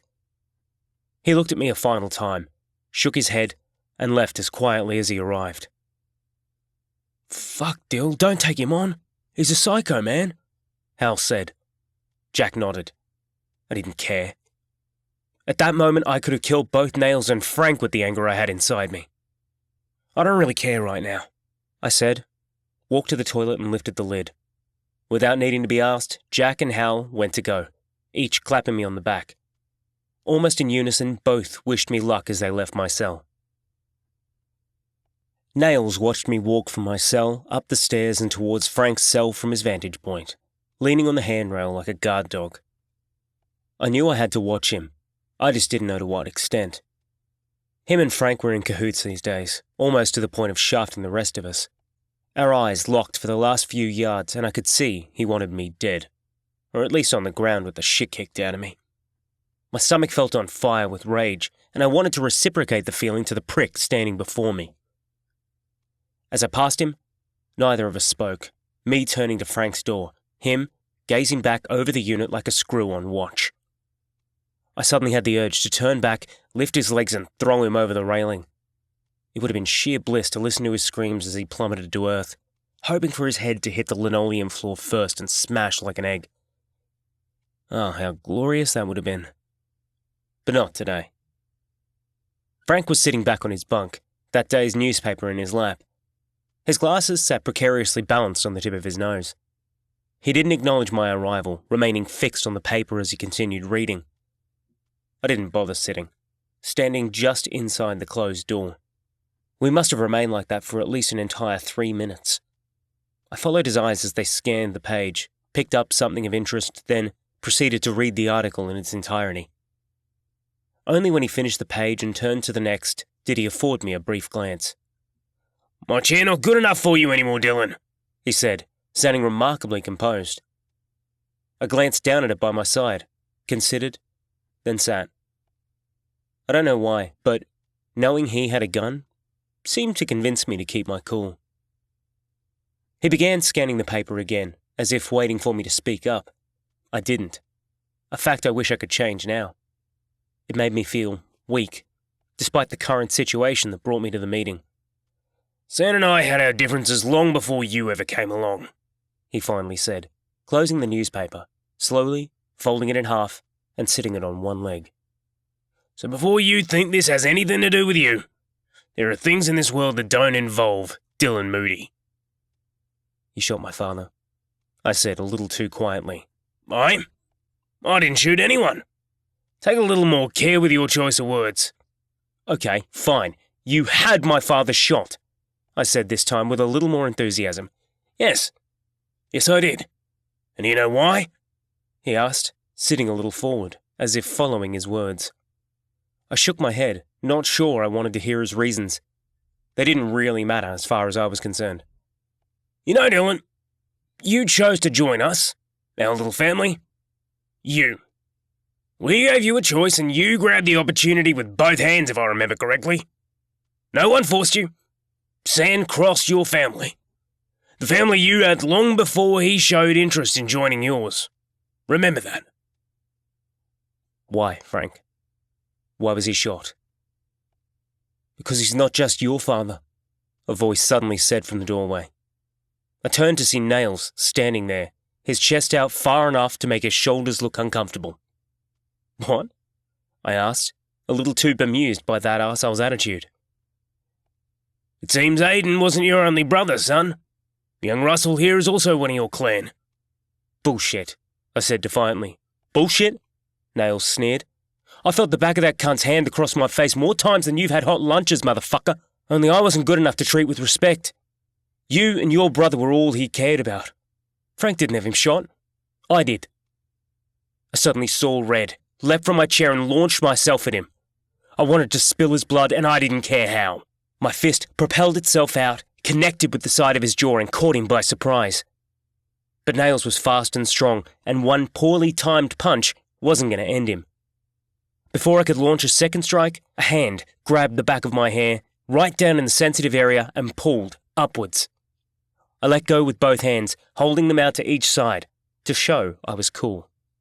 Nails took the opportunity and punched me in the stomach, knocking the wind from my lungs and the strength from my legs.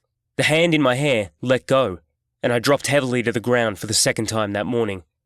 Dylan, that's not the way to greet your brother, Frank said above me. I was wheezing, desperately trying to suck air into my lungs. Don't call him that, was all I managed. I struggled back to my feet just as Frank gave Nails the nod to piss off. He glared at me as he walked out, one final wink before he disappeared. Cunt! I screamed. Frank grabbed me by the scruff, pushed me back hard into the wall, and held his face an inch from mine. Don't forget where you are, kid. He held me for a few seconds to get his point across, then released his hold. Frank turned and sat back on his bunk, watching me as he did. Sit down, he snarled, pointing at the chair. I hesitated, then did as he asked. As much as I wanted to leave, I knew I couldn't. That kid has been to hell and back at the hands of your so-called papa. You think he's a lovely man? He regularly beat the shit out of him and his mother. But what a man does in his own home is his business and his alone. If that silly bitch is stupid enough to stay, then that's her fault. I couldn't believe what I was hearing. This idiot had an answer for everything, simply wiping his hands of anything that didn't quite fit in with his own objective. Who's busting out? I asked, changing the subject. Frank's gaze changed to one of surprise. Busting out? What makes you think anyone's busting out? He asked, my question catching him unaware. My stomach throbbed as the heat on the back of my head finally vanished. What else would a gun be for? Not like you're going to shoot anyone. He paused, then nodded slightly. Sometimes I think you are a little too smart for your own good. I waited for him to tell me, but he never did. I guess there were some things not worth sharing with the family. There's to be no retribution against Nails. You hear me? He pointed a finger at me to get his point across. None. He did what he did for his own reasons. Just like you did with the people you attacked. I know there's a reason for you to want revenge, but I'm telling you to let it go. Do you understand? I wanted to tell him to stick it. How the fuck did he expect me to let this go? He knew the shit I'd already been through. What's he in for?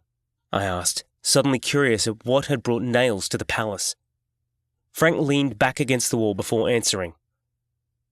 Murder. The word hung in the air like a bad smell. I was surprised, expecting more of an assault-based charge. For real? I asked. His mother died of an overdose. He killed her dealer, hit the cunt with his car, then reversed over him several times, eventually doing a fucking burnout across his head. There wasn't much left when he finished. The cops arrested him right there on the street.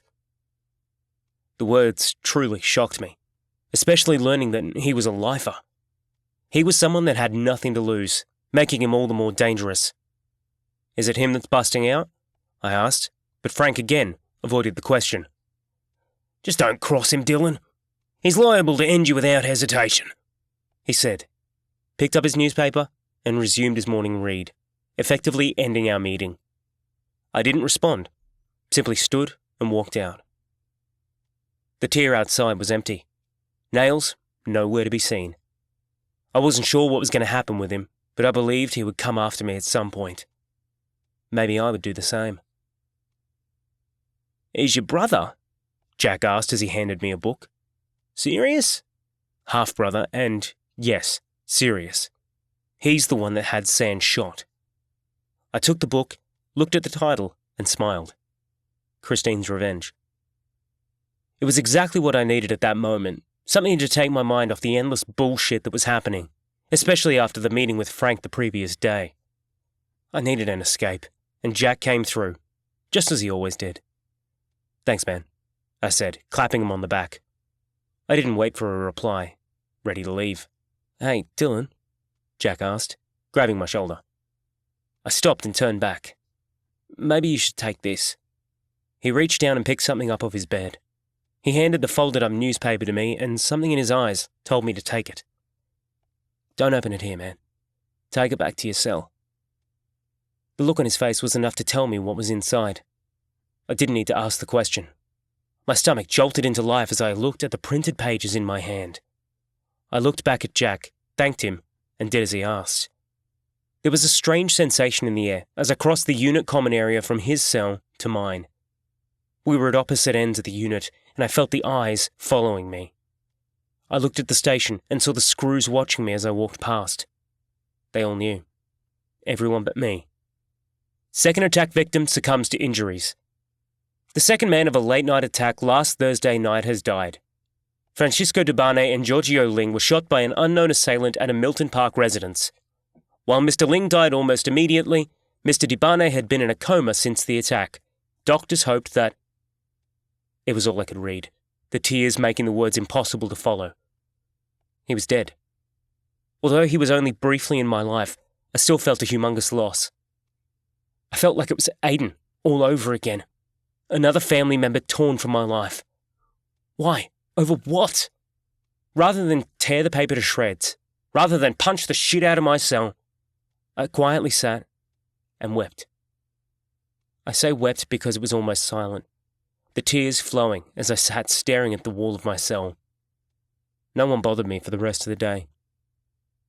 An officer called Horton McMurray came to my cell just before the 5 o'clock muster and offered to lock me down. I simply nodded. It meant I wasn't required to stand by my door for the following muster. It would also effectively lock me in for the remainder of the day. But under the circumstances, I welcomed it with open arms. It was a painful night for me, a lot of soul-searching going on. I had a lot of voices in my brain, all telling me how to continue. It was as if all the lost souls I had lost in my life were returning to provide guidance. My mum, Aiden, San, Rhonda, and Abby, all speaking their ideas of direction. Did it help? The voice that sounded loudest of all was that of Aiden, the only one who truly understood me. "Do what your heart tells you. The rest is everybody else's bullshit," was what he said. It made the most sense to me. Regardless of what everyone else thought, I had to take care of me first. And right then, I understood that the list of names I needed to get even with was now topped by two in particular: Rock McGovern and Frank Kredinsky. While one had a history with me that would only ever end in death, the other had inflicted countless pain and suffering on too many innocent people. Young Katerina Treforest was at the top of that list. She deserved revenge, but so did Sam Lester's little boy. You might think me a hypocrite for only counting those two, when I was also involved in the murder of Con Treforest. He also left children, just as Sam did. I don't forget those kids as easily as you might think. They weigh heavy on my conscience, and, I assure you, I too will pay for my own evil deeds in time. Despite being another long night of soul-searching, I met the morning light with something concrete in my hands, a new sense of direction now guiding me. It was a simple list of names, written in the back of one of my books that was by Stephen King himself. He too had a prison story, one that Hollywood had successfully turned into a true movie legend. The book was called Different Seasons. The story Rita Hayworth and the Shawshank Redemption, a short novella within it. It was a prison story, one of my favourites during that year. When I first saw the movie as a kid, it didn't hit me out of the park. But after watching it again within the confines of a prison cell, it brought the movie into a whole new light. Andy's struggle truly impacting me. It was in the back of this book that I wrote the names of those that I needed to purge from this world. I didn't exactly know how I would achieve the monumental task, especially with half of the names absent from the palace. But I knew I had time in my hands. It wasn't a huge list by any stretch of the imagination, but it was a bunch of names that now became my reason for surviving. Rock McGovern, Frank Kredinsky, the Nielsen brothers, Chester Jennings. In all honesty, I had considered adding Brad Gorman's name to the list, but he was just as involved with the Jesters as I was with the Cruds, and I'd already given that prick a decent hiding. I'd also considered Nails.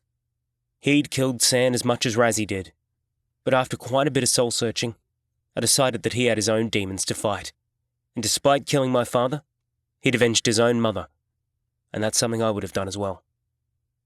The 5 names on my list were those that truly had reason to die. Rock for turning Aiden into a full-blown junkie, for ordering him killed and for what he'd done to Gabby and me. Frank for the hit on Nick's daughter and Sam Lester's boy and all the other officers he'd destroyed. The Nielsen brothers for killing Aiden, and then of course, there was Chester, the man that destroyed my friend Jasper. I had written the names into the back of that book and opened it each and every day to read over. There would never be another opportunity lost, of that I was sure. No matter what else happened in my life, nothing would be over until those 5 men were dead. Chapter 5. Although I could have, I didn't apply to attend San's funeral. It was a conscious decision I'd made at the time, deciding that I didn't want to grieve the way people did when watching the end of a life story. What I wanted was to keep the grief deep inside me, for it to join the bottle of rage I kept hidden deep within my soul. What I did do the day of San's funeral was go to work. It was a Thursday, just another ordinary weekday as far as I was concerned. The medical unit was quite full that particular week, all but 2 beds filled. Most were older prisoners, those living out their twilight years who needed constant medical supervision. A few were prisoners that had genuine medical requirements, like the guy in 3A with kidney problems, or the guy in 7B who just had his appendix taken out. Then there were those who suffered injuries through assaults, some more serious than others. Sometimes, if available, they would be held in isolation cells, these scattered around the unit. Most of the time, I was able to mop the floors without supervision, the crooks being mainstreamers like myself. Other times, with those considered protection, an officer would open the cells and wait while I did my thing. It just depended on who the crook was. Being a billet required me to accept the fact I would come into contact with protection. If I couldn't handle it and lashed out, I would effectively end my employment. The morning of that Thursday went like any other. For the most part, it was smooth sailing, my duties flowing with ease. I'd taken care of most of the mopping that morning, only a couple of cells remaining. A couple of deliveries had already happened, but the main one everyone was excited for was the laundry truck, due in the early afternoon that day. Clancy had slipped me a note saying there would be a couple of items for him aboard. Normally his items would be aboard the food delivery vehicles, him being in the kitchen and all.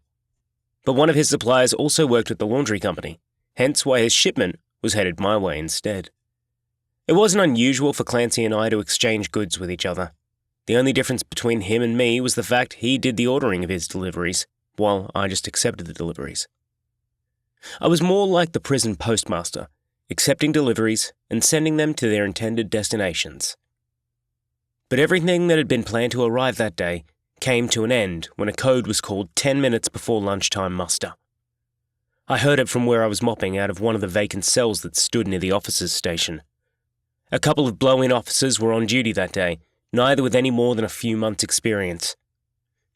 It always made the day a little easier having newbies in charge. Code Foxtrot, White Block, was called by an officer sounding a little flustered. While it might not have sounded serious at the time, Things were about to go severely pear-shaped for the officers. "Attention all stations, code Foxtrot, white block. I repeat, code Foxtrot, white block. First responders to attend." A code Foxtrot wasn't an unusual code. It stood for prisoner-on-prisoner fight, and it meant a couple of crooks were busy going at it either over a disagreement or some argument over who took whose apple. Useless shit like that. Occasionally, it was a little more serious. A second call came across the airways about a minute after the first call. This time was direct from Control, who had no doubt accessed the White Unit's cameras and were watching whatever was unfolding. I hadn't heard anything planned, so had no inside information to go on. "Attention all stations, code Alpha, white block. I repeat, code Alpha, white block. Second response needed." A code Alpha was an officer needing assistance, or in this case, the unit's officers. I'm not sure whether the first responders had already arrived, but it meant whoever was in the unit was overwhelmed. It didn't sound good for anyone caught inside. "Something's happening," one of the screws in the station muttered to the other one who was busy reading the paper. He barely looked up in response. I was just walking past on my way to renew the water in my bucket, but decided to reorganize the books on the shelves so I could listen in. Neither of the guys took notice of me, too caught up in their own world. "Code Charlie!" suddenly blared from the radio speakers, one of the screws jumping a little. Control answered almost immediately. "Attention all stations, code Charlie. I say again, code Charlie. All available staff to White Block." Whatever was happening in White Block was now considered serious enough to lock down the entire prison. Every unit would now be locking their prisoners in cells as quickly as possible to free up staff. I hadn't heard a code Charlie called since the Treforest girl incident. Whatever was happening in that unit was bad enough to call for all possible help. A riot, maybe? I wasn't sure. The two screws went from cell to cell and locked crooks in. They returned a few minutes later and retook their seats, neither willing to run and help their comrades. One did look at me in a weird way, then nudged his partner. "Do we lock him away?" he said, but the other just shook his head. "Nah, he's all right." "You okay, yeah? Just keep doing what you're doing." I nodded and continued dusting each book, wishing I had a recliner and a bowl of popcorn to watch the proceedings. It was a hit that left 2 dead and 6 seriously injured. Within half an hour of the first code being called, 3 trolleys were brought up, ferrying the injured to holding cells while awaiting transport by ambulance. I was called on to help with getting bedding and stuff before being locked into one of the empty cells to wait for things to calm down. The cell had a single bed and a television, and for the next 2 hours was happy to lay back and watch most of The Great Escape as it played on the prisoner's dedicated movie channel. I couldn't really complain, still on the clock and earning money while half sleeping my way through endless scenes of Steve McQueen. It must have been at least 4 by the time I was let out. Most of the injured had been taken to hospital by ambulance, and a couple of other crooks who'd managed to avoid the worst of it were held in separate cells. The screws were happy for me to finish mopping out the last few cells, which I did in a timely fashion. I didn't pay too much attention to the new arrivals, held somewhere behind closed doors. Once I finished, I was escorted back to Yellow Block, the prison eerily silent as we walked through the corridors. Because of the lockdown, I was marched immediately to my cell and locked inside. A few of the lads were holding a palaver under their doors, some sounding pissed off about the lockdown, while others were discussing the events in White Block. It was hard to decipher the voices as I was locked away, so didn't pay too much attention to them. The day had been a pretty tiring one, so I laid back and napped for the rest of the afternoon. I was woken briefly at dinner, but declined, the screws simply counting me in the muster and moving on. The prison remained in lockdown for 2 days, during which the cops came and went from the unit at the end of the path. Each time they walked past our windows, a chorus of excited crooks yelled shit to them, but none reacted. Sometimes we were lucky enough to get a fresh-faced Jack walk past, but during this event, they all seemed seasoned officers, none paying us the slightest attention. There were only certain crooks allowed out of their cells during extended lockdowns, and thankfully, I was one of them, due to my position in the medical wing. It was considered an important position, responsible for a lot of duties that needed attending, regardless of what was happening anywhere else in the jail. One of the screws from the previous day came and escorted me up to medical a little after 8. The trap had barely closed from that morning's muster before the cell door was cracked and I was summoned out. Although not the most talkative of screws, The blow-in's name was Aidan Fisher. He'd only been in the prison for 4 months, and when I asked what he'd done previous to this job, he began to laugh awkwardly. "You'd never guess," he said as he unlocked one of the gates. I really wasn't in the mood for a guessing game, but briefly played along. If I was to guess, I'd say a train driver. He laughed a little more. "No, but you don't know how close you are. I sold model railways, ran my own shop." I didn't see the funny side, but he seemed like one of those geeks that found most things funny, if only to distract himself from the seriousness of life. "That sounds pretty cool," I lied, not one for building model anythings. We finally reached the medical unit's door, and I sighed in relief as the airlock opened. I headed straight for the back room, keen to get started on that morning's mopping duties. Judging by the whiteboard that hung on the wall behind the station, there was a name allocated to every cell but one. That meant a full house of 54 sick crooks, all dirtying up the place, and it would fall on me to keep the joint clean. The morning went quite quickly as I worked my way through almost half the cells. There was but a single distraction. The laundry delivery from the previous day held over. I helped unload the bags of linen and made sure to grab those marked with our unique signature, the straps folded around the bag in a large X before being tied off. Before I could go through the incoming contraband, I needed to finish my mopping duties, the screws monitoring my progress.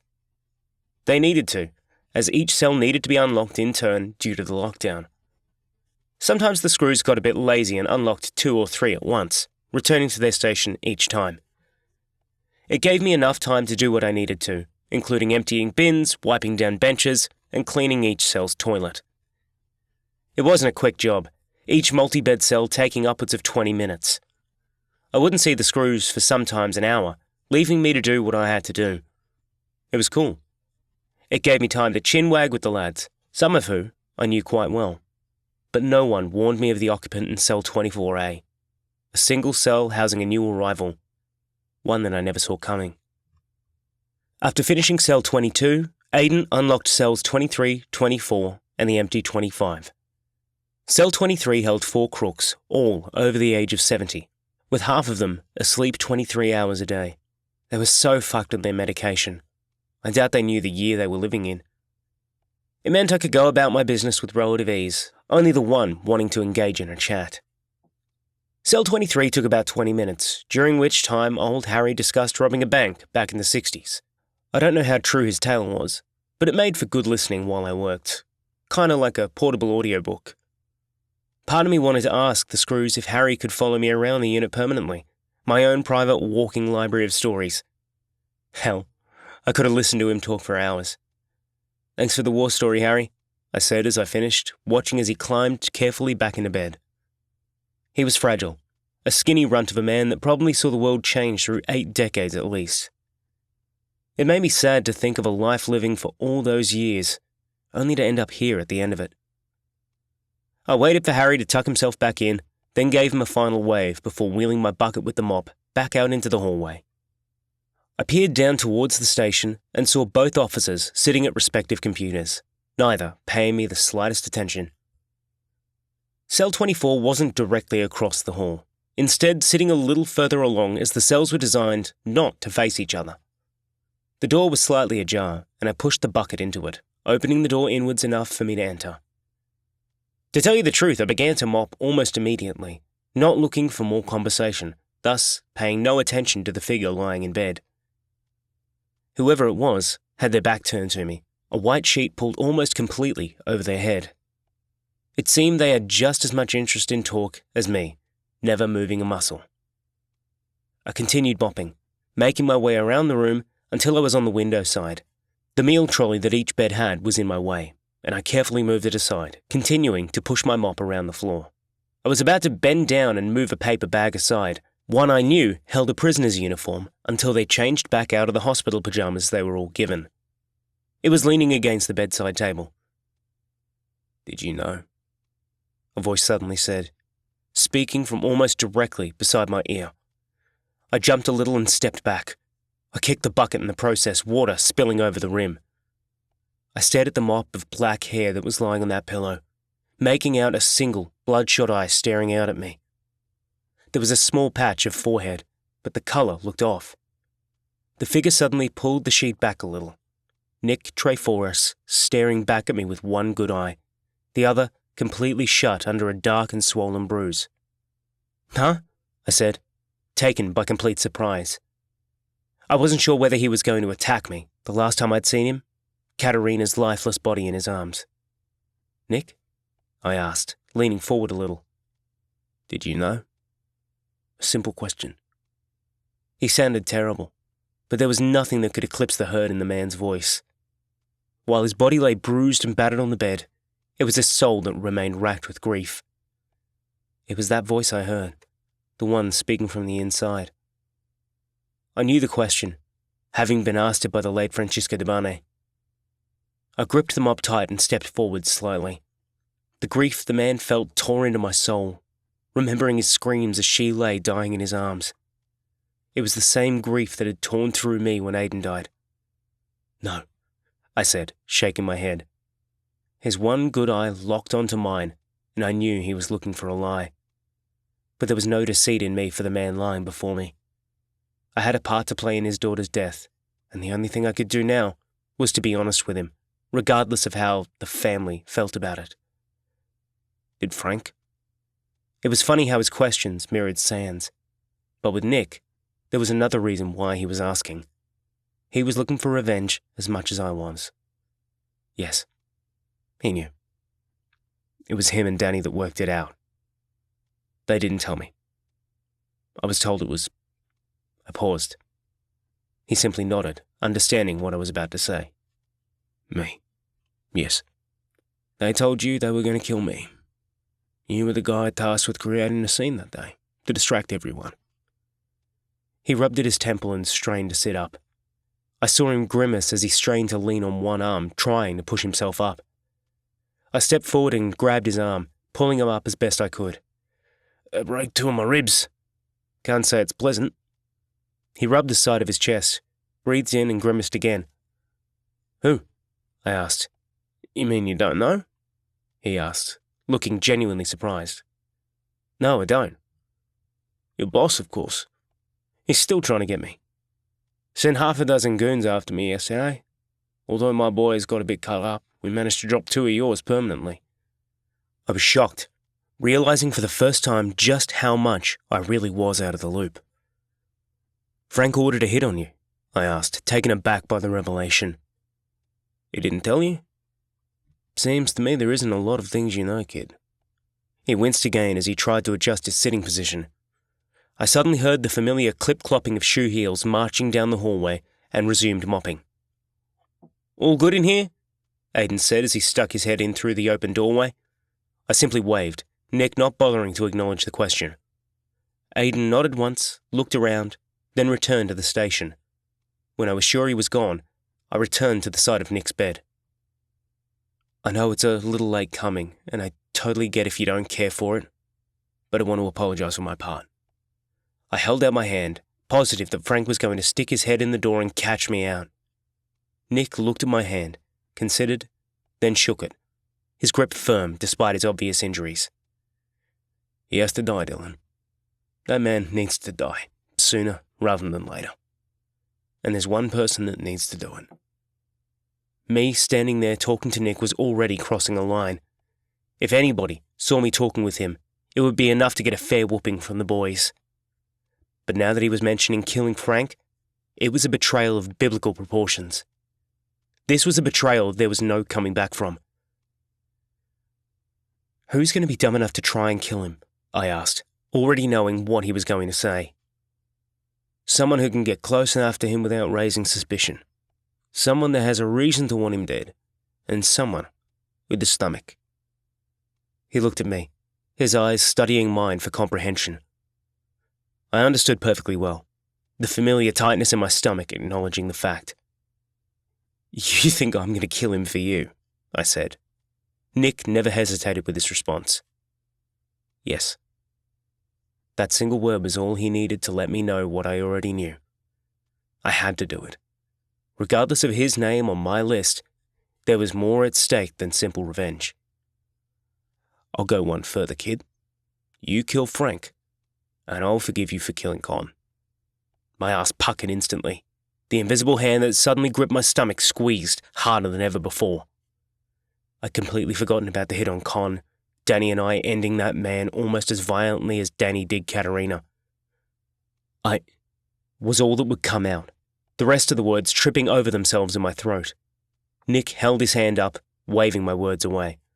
"I get that. As much as I love him, I get what that was about. Con, like Tommy, was a soldier who died for the cause. Our fucked up lives chose this shit and he fell at the hands of the enemy. Just like the ones yesterday. My little girl wasn't a part of the war, Dylan. They crossed the line when they took her from me." I simply nodded, understanding fully what he was saying. There was so much remorse and guilt in my system that I knew what needed to happen. I didn't need this grief-stricken father pointing it out to me. "You'll be betraying the very people you call family, kid, and working for the enemy. But you need to be the one to do this. You are the only one that can do this. And you know what, kid? I think you want him dead as much as I do." I looked him in the eyes and acknowledged his request with a single nod. It didn't need anything else. I took my mop and finished cleaning out his toilet. 10 minutes later, I was finished, Nick still sitting up the way he was before. When I emerged from the bathroom, he looked at me and smiled. "You know something? You do this for me, and I'll make sure you can scratch a couple of names from your list." I looked at him surprised, wondering if he somehow had a spy in my cell. "What? You don't think I know you have a list? With the amount of shit that's happened to you?" He lowered himself, cursed at the pain, and raised the sheet up over his head. I watched him for a few more seconds, then left him alone. The betrayal he spoke of was now in motion. Despite not yet having a plan, it wouldn't take long for me to devise one. It took me 3 days to figure out the best way to kill Frank, and it finally came to me after watching an episode of MacGyver, of all things. It wasn't the actual crazy contraptions he built that gave me the idea. More so the premise to think outside the box. There were two things playing on my mind, and both needed consideration. They were whether to kill Frank publicly or privately. Frank had always made sure to make every killing he was involved in as public as possible. The question I kept asking myself was whether he should go the same way. There were a number of ways to give him a public execution, but there were none I could think of where I could do it without incriminating myself. Attacking him with a blade or simply beating the fuck out of him with a heavy weapon sounded great, but that would be it for me, removed from the unit or prison for God knows how long.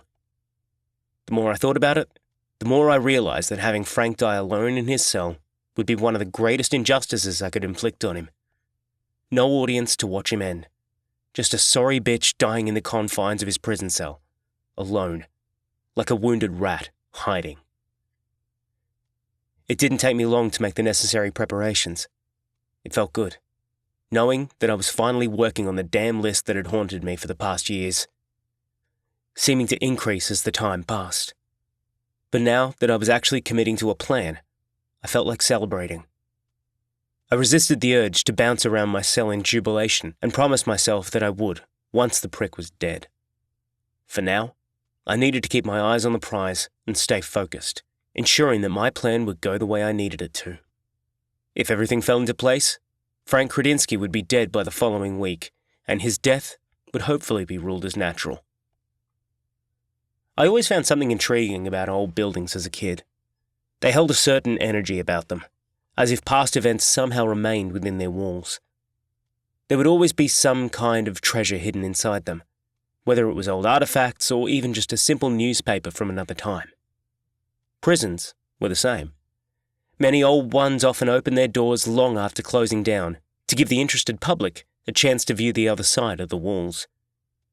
The palace was fairly old, its doors first opening the summer of 1935. It steadily grew to be one of the worst prisons in the country, housing many of the vilest criminals that society could spit out.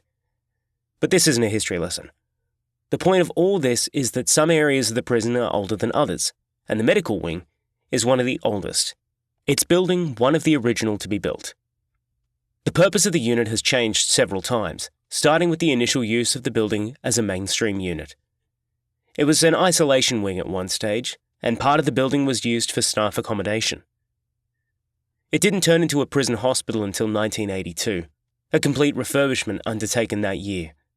But not everything was cleaned out during the previous changeover, and one of the rooms that was left practically untouched was my laundry room. The place where I regularly filled my mop bucket had served as a small kitchenette back in the day. And do you know what people hated having in their kitchenettes back then? Rats. The furry kind on 4 legs, not 2. Do you know what I found sealed in an old wall crevice behind the main sink? A jar of rat poison from the 40s, back when there was no such thing as workplace safety, health regulations, or anything to do with toxic chemicals. The glorious rat poison from the 40s was created with a single purpose: to kill rats. And it didn't make a difference whether they were the 4-legged or 2-legged varieties. The jar was almost half full with the lethal liquid, used to pour over grains which rodents would then ingest. I knew from a school project that I did back in high school that old-style rat poison was banned because of some of the lethal chemicals they held. Thallium, one such product. And do you know how nasty thallium is? It's bad. Really bad. All I needed was to find a way to administer the poison into Frank and let it do all the work. The question was, how? But it wasn't a problem for as long as I remembered what my job was. Not only was I the billet in this fine establishment, but I was also the contraband smuggler, the person responsible for shipping any goods back to the unit. Chapter 6. I sometimes wonder whether things could have worked out another way, one that didn't have to involve so much killing. But the answer was never far away in this place, the daily assaults continuing the prison over. I don't talk about those much, because of the sheer frequency of them. If I did, you'd still be back in the first few chapters of this story. Prison is a violent place, a lifestyle for those unable to live in a peaceful society, abiding by the rules and laws of the land. And the only way to survive in a place like this is to defend yourself, at whatever cost it took. Frank Kredinsky was one such man, unable to live by rules. He needed to make his own, and thus created a society based on misery, fear, and greed. But Frank had a weakness, one that I was about to take full advantage of. He had a taste for red wine, the kind often sold in restaurants by the bottle, not the glass. It was his one regular delivery, a single bottle delivered to his cell once a month. I was no wine connoisseur, but his Pinot Noir delivery looked expensive.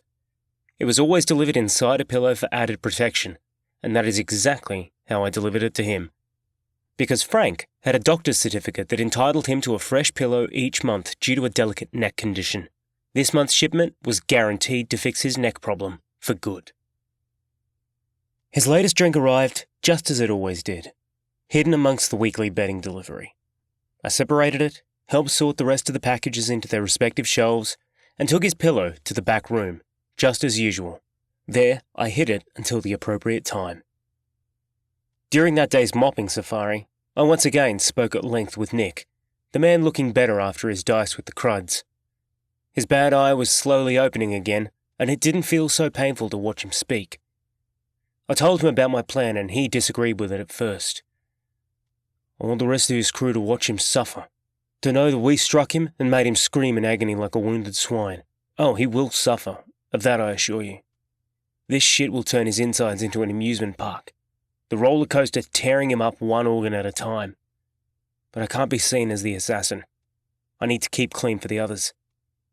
He looked unconvinced at first, shaking his head as his lips pursed, turning white. But it didn't take much for him to hop aboard. I get it, Dylan. Just let me know when it's done. I nodded, already hearing the clip-clop of shoes walking towards us. I grabbed my mop and pushed the bucket back out into the hallway.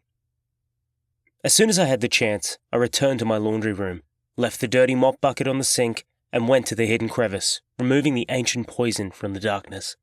The small jar felt like a true prize as I brought it out into the light. There was already another tool hidden beside the jar, a syringe that I had managed to steal from one of the nursing trolleys, briefly left unattended while the nurse tended to Nick himself. I'd hoped the needle was long enough for what I needed it for, and as I removed it from its hiding hole, saw that it was perfect. I carefully opened the jar, removed the tip from the syringe, and gingerly inserted the needle into the deadly fluid. Poisoning could occur from touching the stuff, so I was careful enough to keep the shit as far from me as possible. I pulled back the plunger, emptied it once to make sure no air was caught inside, then pulled back an entire load of the poison, watching it with excited intrigue as the clear liquid filled the syringe. Footsteps suddenly interrupted my concentration. Someone walking down the hall towards my location. The feet sounded light and agile, and I guessed they were nurse's shoes instead of a heavy screw. I held my breath as the steps grew closer, then almost jumped as one of the toilet doors swished open and slammed closed, the person taking a detour into the facilities instead. I didn't waste time, setting the syringe down, screwing the cap back on the jar, and returned it back to its hidden chamber. I honestly felt like a Cold War spy, on a mission to eliminate a counter-agent. Once the jar was back in its hole, I removed the wine bottle and peered at the top of it, the cork hidden beneath a layer of foil. There was a pattern cut into the foil, one that looked like a flower, 6 petals surrounding a central pistil. I ran my finger gently across and wondered whether it would work. There was nothing to do but try. The job needed to be done, and worrying about it didn't help. I grabbed the syringe and carefully pushed the needle through one of the gaps. It looked quite thin, and I hoped the cork would return to normal once I was finished. After making sure the needle poked out from the underside of the cork, I pushed the plunger completely down. It didn't take a lot of thallium to kill, and I knew the dose I had just injected would do its job at least 50 times over. Once I removed the needle, the hole didn't look as bad as I was expecting. It was there, but doubted it would be noticed by anyone unless they specifically looked for it. I suddenly panicked. What if he did? What if Frank suspected something and inspected the cork like a paranoid schizophrenic? There was nothing I could do about it, and decided to let it go. No use worrying about shit I had no control over. I heard a toilet flush through the wall and returned the syringe to the wall cavity. A tap began to run, and I returned the bottle back inside the pillow, wrapping the whole kit into a pillowcase. The trap had been set. All that was left to do now was deliver the package to the enemy. "Ah, here he is," Frank said as I stepped into his cell, package in hand. "My special pillow?" he asked as I handed the delivery to him. I nodded with a small grin. He took it and opened the pillow, staring at the bottle's label just as the door opened behind me. Nails walked in, looking nervous for the first time. "Here he is, the man of the moment." He stood and shook with the new arrival before sitting again. "The man of the moment?" I asked, but Nails just scowled at me. Frank interjected. Now, lads. Maybe it's time to end this hostility between you boys. You are brothers after all. Maybe we should crack the cork on this now, to drink to good health and celebrate your upcoming adventure."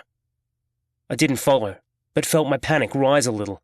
Taking the slightest taste from the bottle could mean a death sentence. If Frank followed through, it would mean the end of my revenge act before it even began. "I'll drink once it's done," Nails said. "Not before." "Once what's done?" I asked, again having my question ignored. Frank and Nails exchanged one of those looks I now associated with the visit centre incident. The bottle sat on Frank's lap, his fingers gripping the neck tightly. He nursed it like he would a winning lottery ticket. "Let's just say our young friend here is going on a little journey. You'll find out to where in due course." Frank looked at me with a little annoyance. "Was there anything else?"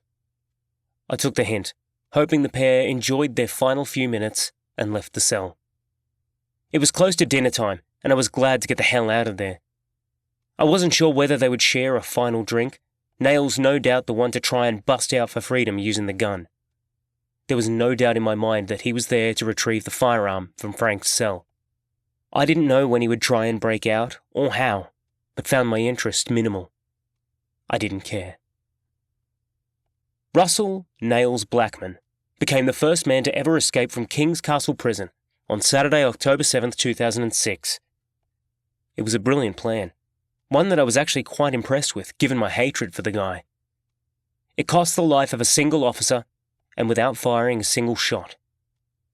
It was bloody perfect. An officer named William Stanley had joined the prison a few months prior, graduating from his intake class that very week. Because he was fairly new, not a lot of officers knew him that well, and that was what worked in Nails' favour. Their appearance was strikingly similar, except for the thin mop of facial hair the crook wore, but reports say he'd shaved it off that very evening. Nails approached the station half an hour before lockdown, requesting a quick trip to medical. The screws handed him a slip, and he left the unit. Once out, he spotted Stanley walking through the gym corridor and stopped to ask him about getting a library book to study for a test he had the next day. Nails convinced the new officer that he had a key for the closed library, the entrance of which joined the gym corridor about halfway down. The new officer fell for the ruse, unlocking the library and following the crook inside. It was a string of mistakes that ended up costing the screw his life. The rumours I heard was that Nails pulled the gun and he had the officer drop to his knees with his back turned to him. Nails used the butt of the pistol and smashed the officer's head in with a single blow. He stole his uniform, put on his belt, keys and radio, and waited for the final call for lockdown. Once officers began to walk past the library, Nails simply let himself out and followed the crowd. According to reports, not every officer was required to wait for the final muster to be called correct. Certain staff left the prison, particularly those not associated with units, such as Stanley. Nails simply followed the crowd and was eventually outside the gates. He even managed to bum a ride from another officer, telling them his had broken down on the way to work. By the time the alarm was raised almost an hour later, Nails was long gone. It took 3 separate counts for the officers to realise someone was missing from the unit, Control eventually calling a code echo for an escaped prisoner. And while they were out searching, I lay on my bunk, hopeful that Frank was celebrating Nails' success. Frank did celebrate, probably more than he should have. By the time I visited his cell 2 days later, the empty bottle of Pinot Noir was already disposed of, the evidence tied inside a rubbish bag that was taken out to the dumpster by the bin billet. The prison remained in lockdown for a day after the escape, but unlocked that Monday morning. I paid Frank a visit and asked him whether he helped plan the escape. He said he did, closing his eyes with a thoughtful smile. "Maybe a little too much celebration afterwards, but there's nothing wrong with celebrating," he whispered. I was glad. Happy, in fact. Celebrating was good, and something I was also hoping to do in a few days. Although I can only speculate for the most part, the rumours that followed seemed to fill in a lot of the blanks, so I'll try and share what happened as best I can. By the end of that Monday, Frank began to feel ill, something about his stomach cramping up. By the next morning, he had cold sweats, the bulk of his time spent sitting on the can with nothing but grey water leaving him. Despite me suggesting for him to see a doctor, he refused, saying men didn't see doctors over a bad case of food poisoning. "I knew that fish was off the other night. I knew it." If Frank thought he had food poisoning, then I wasn't about to correct him. But his symptoms didn't get better, instead growing worse by the hour. At the end of Wednesday's dinner, I went to pay him another visit and found him hugging his pillow, unable to leave his bed because of the pain in the soles of his feet and palms of his hands. He looked fucked, sweaty, and tired, his eyes grim with horror. "I just want to sleep. Fuck off and let me sleep," he murmured to me, and I did. I didn't know at the time, but thallium poisoning could come from trace amounts of exposure, measuring something like a couple of micrograms. I don't know how much thallium was in the rat poison, but what I can tell you is that I injected a full 25 mils of the stuff into that drink. As I left his cell for the final time, I could hear him mutter something about Danny, talking as if he could see him. I didn't care. I was awoken through the night by screaming. A few of the boys yelled out for the dude to shut up, but he continued wailing, sounding in severe pain. The noise eventually raised the attention of a couple of screws who were out patrolling the prison. They popped their head through Frank's trap and called a code mic. I saw Frank one last time, and it was a heavenly sight to see. I only saw it through the crack of my cell door, but to me, felt like a cinema viewing. The nurses arrived and immediately called for Frank to be wheeled up to the medical wing by stretcher. 4 officers carried him down the stairs, and I watched as the breathing corpse was lowered onto the stretcher. He was bleeding from his eyes and nose, his screams of agony silencing the unit. He kept waving his arms like a madman, calling out for Danny and Tommy to help him. The officers struggled to secure him with the straps, desperately trying to tie him down. Frank kept thrashing about as the excruciating pain gripped him hard, each convulsion looking as if physically kicking him in the stomach. It was glorious watching him suffer. The pain must have been extraordinary. I wanted to shout out the names of his victims. I wanted to scream out so he knew that it was me. But as I watched him bleeding from every visible orifice, I whispered them instead, so that they might hear from wherever they were, and would come and watch the man suffer for his crimes. As they finally wheeled him crying from the unit, I heard a single voice call out to him, one that I recognized well. "Goodbye, Frank," Hal called, the pain in his voice evident. Nick shook my hand so vigorously the next morning that I nearly fell over. He stood and clapped me on the back. "I heard him, Dylan. I heard that piece of shit groan in agony for almost an hour this morning. You did it." They had brought Frank into the medical wing, then called for an ambulance. Nick was happy despite not seeing the man himself, but hearing him suffer was enough for Nick to consider his revenge taken care of. News of Frank's death didn't reach us for another 3 days, the old prick clinging to life for almost another 50 hours of agony. I wish I could have been there for every single one of them. Despite the doctor's best efforts, none were able to save him, the poison running its course until his final agonizing breath. Although there was a real sadness and shock within the Cruds, none knew how to proceed. We held a vigil out in the yard, just as we did for Tommy. While many were sad and angry, no one suspected that one of their own had killed him. A rumour began to circulate that his food had been poisoned. For me, the evidence disappeared the day the bottle was dropped into the dumpster, itself emptied that very night. I eventually made the rat poison disappear down the toilet, the bottle dropped into a rubbish bag. Despite a brief investigation, no evidence was ever found to support the poisoning theory. In a place filled with criminals, the likelihood of one of them seeking revenge was high. The matter was closed shortly after, with Frank's death ruled as accidental poisoning. It was no great loss. It turned out that Frank and Nails did share a celebratory drink before the successful escape attempt that fateful day. To tell you the truth, I'd completely forgotten about the possibility until Jack showed me a newspaper story a couple of months later. In it, the report said that a badly decomposed body was found on the side of a road, half hidden inside a drainage pipe. Turns out the body was that of Russell Blackman. An autopsy revealed thallium in his system, and doctors weren't sure how he'd been exposed to it. The report finished with his escape from custody, and how the investigation into his death would continue. Whether it did or didn't is anyone's guess, as I never heard another thing about it. Despite rumours circling that there were suspicions of Frank and Russell's death being linked, nothing came of it.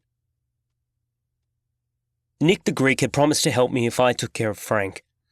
Judging by his continuing gratitude throughout the following weeks, I knew that the day would come when he would return the favour.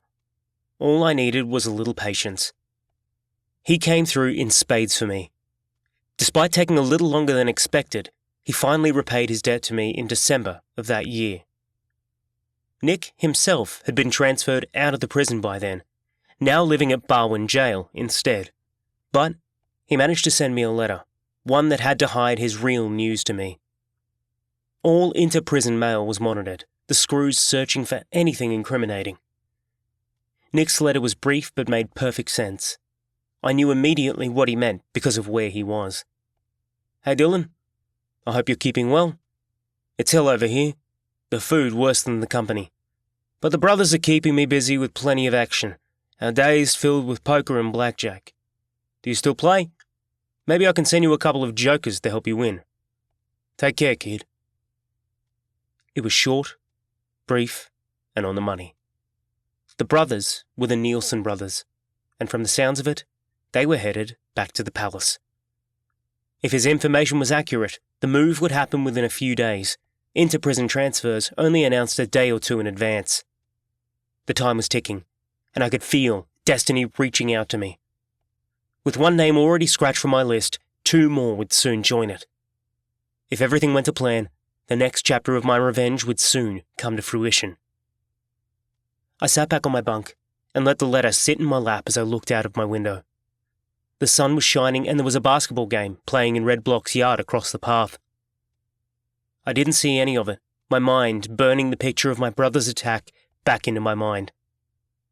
I replayed the scene over and over, remembering the looks on the faces of Aiden's killers.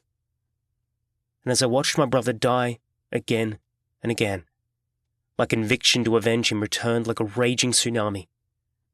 But this time, there would be no failure. It didn't matter where they hid. This time, I would find them. Part 5. Absolution. Chapter 1. There's a reason why every gang, company, and organisation in the world have leaders. Because without them, things just fall apart. When the hierarchy disappears, so does the structure of the very being of an affiliation. At least, that's what happened to the Cruds. With the death of Frank Kredinsky, it didn't take long for things to change in a very bad way.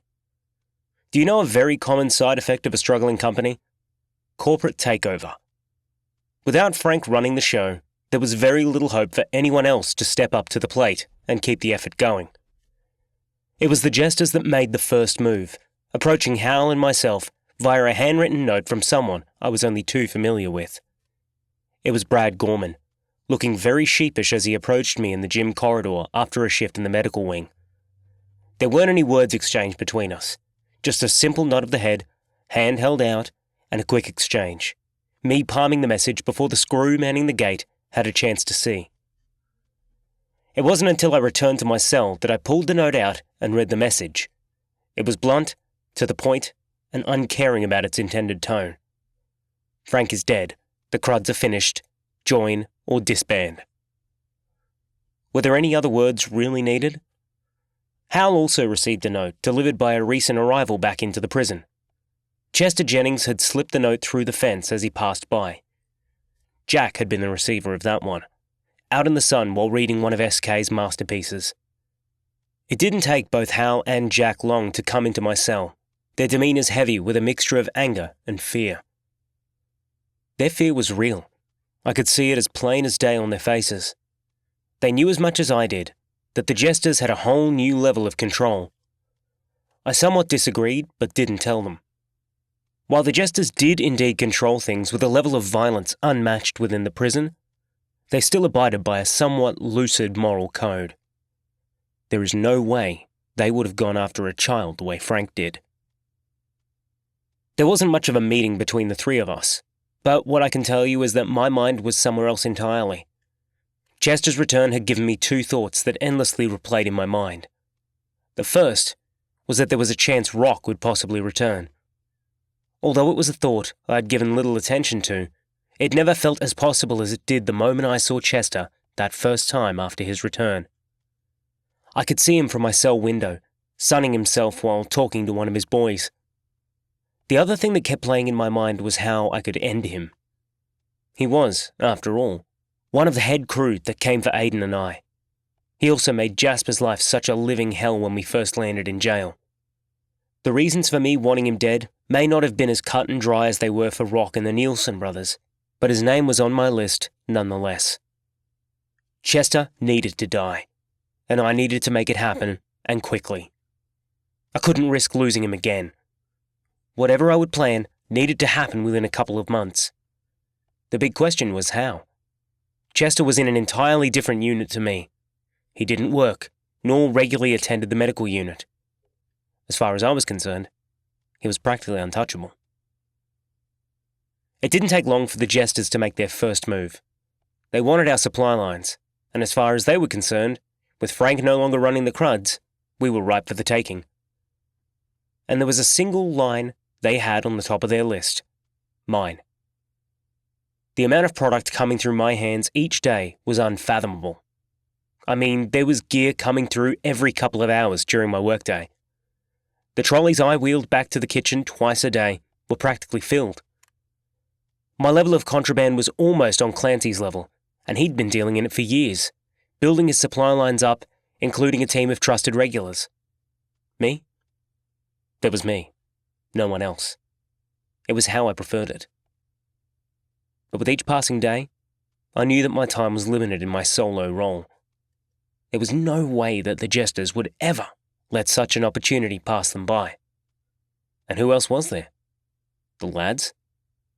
They already had more than enough money. The rooks, maybe?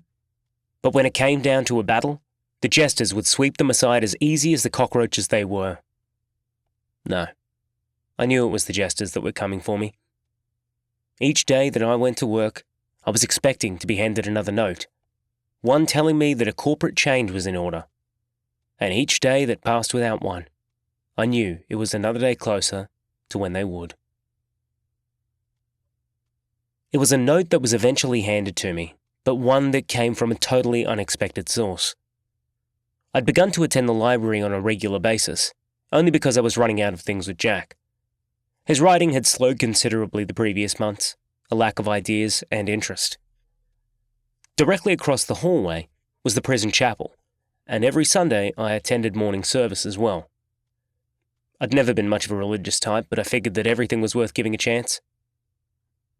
It turns out that the Catholic minister that came to teach us about the wondrous God he worshipped also worshipped another deity, one far more earthbound than his other faith: money.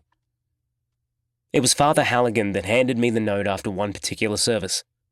The smile on his face felt warm and inviting when he first beckoned me over after he'd finished delivering his sermon.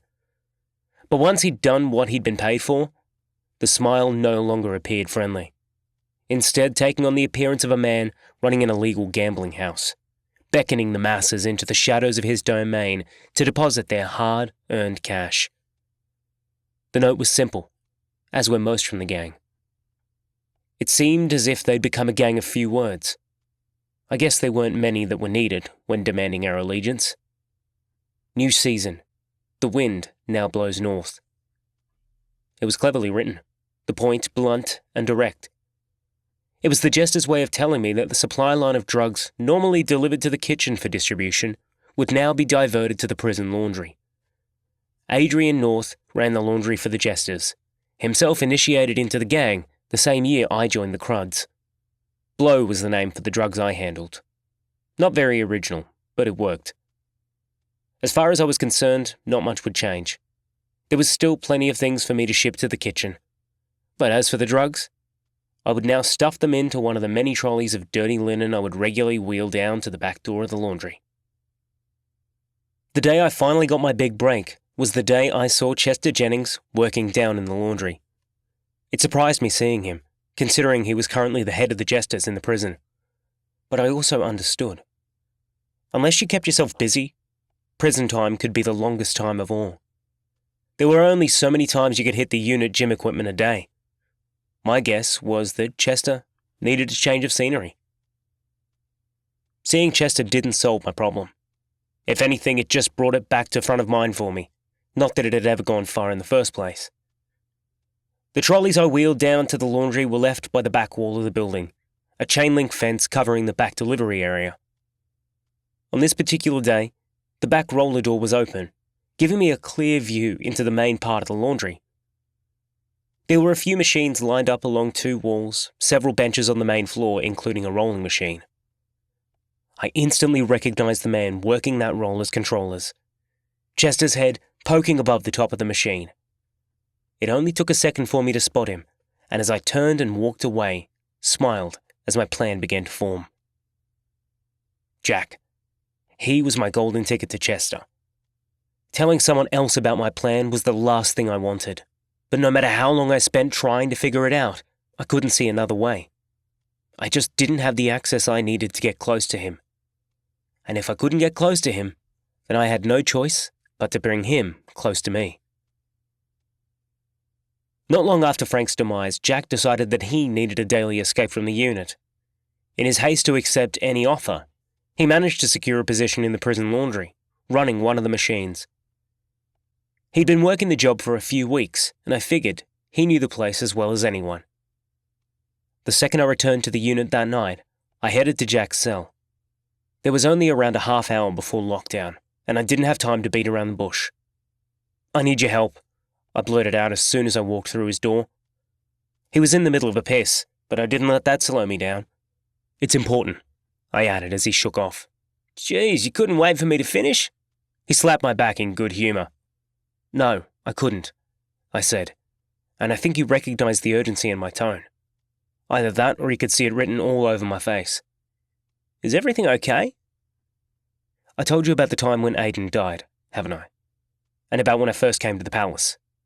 He nodded slowly. Yeah, sure. The Jesters gave you a hard time. You and your cellmate. Jason? I can't remember his name. Yeah, Jasper. Those pricks turned him into a walking bucket of cum. Know who the worst of the bunch was? Jack's face suddenly lit up, like a light globe switched on behind the curtains. Wait, is this about Chester? I loved this guy. I really did. He was too switched on to be wasting his life inside a prison cell. I need your help, Jack. Please. Despite looking impressed at figuring out the point of my conversation, Jack remained cautious. I could tell he knew that something bad was about to follow. Go on, he said, his previous enthusiasm now evaporated.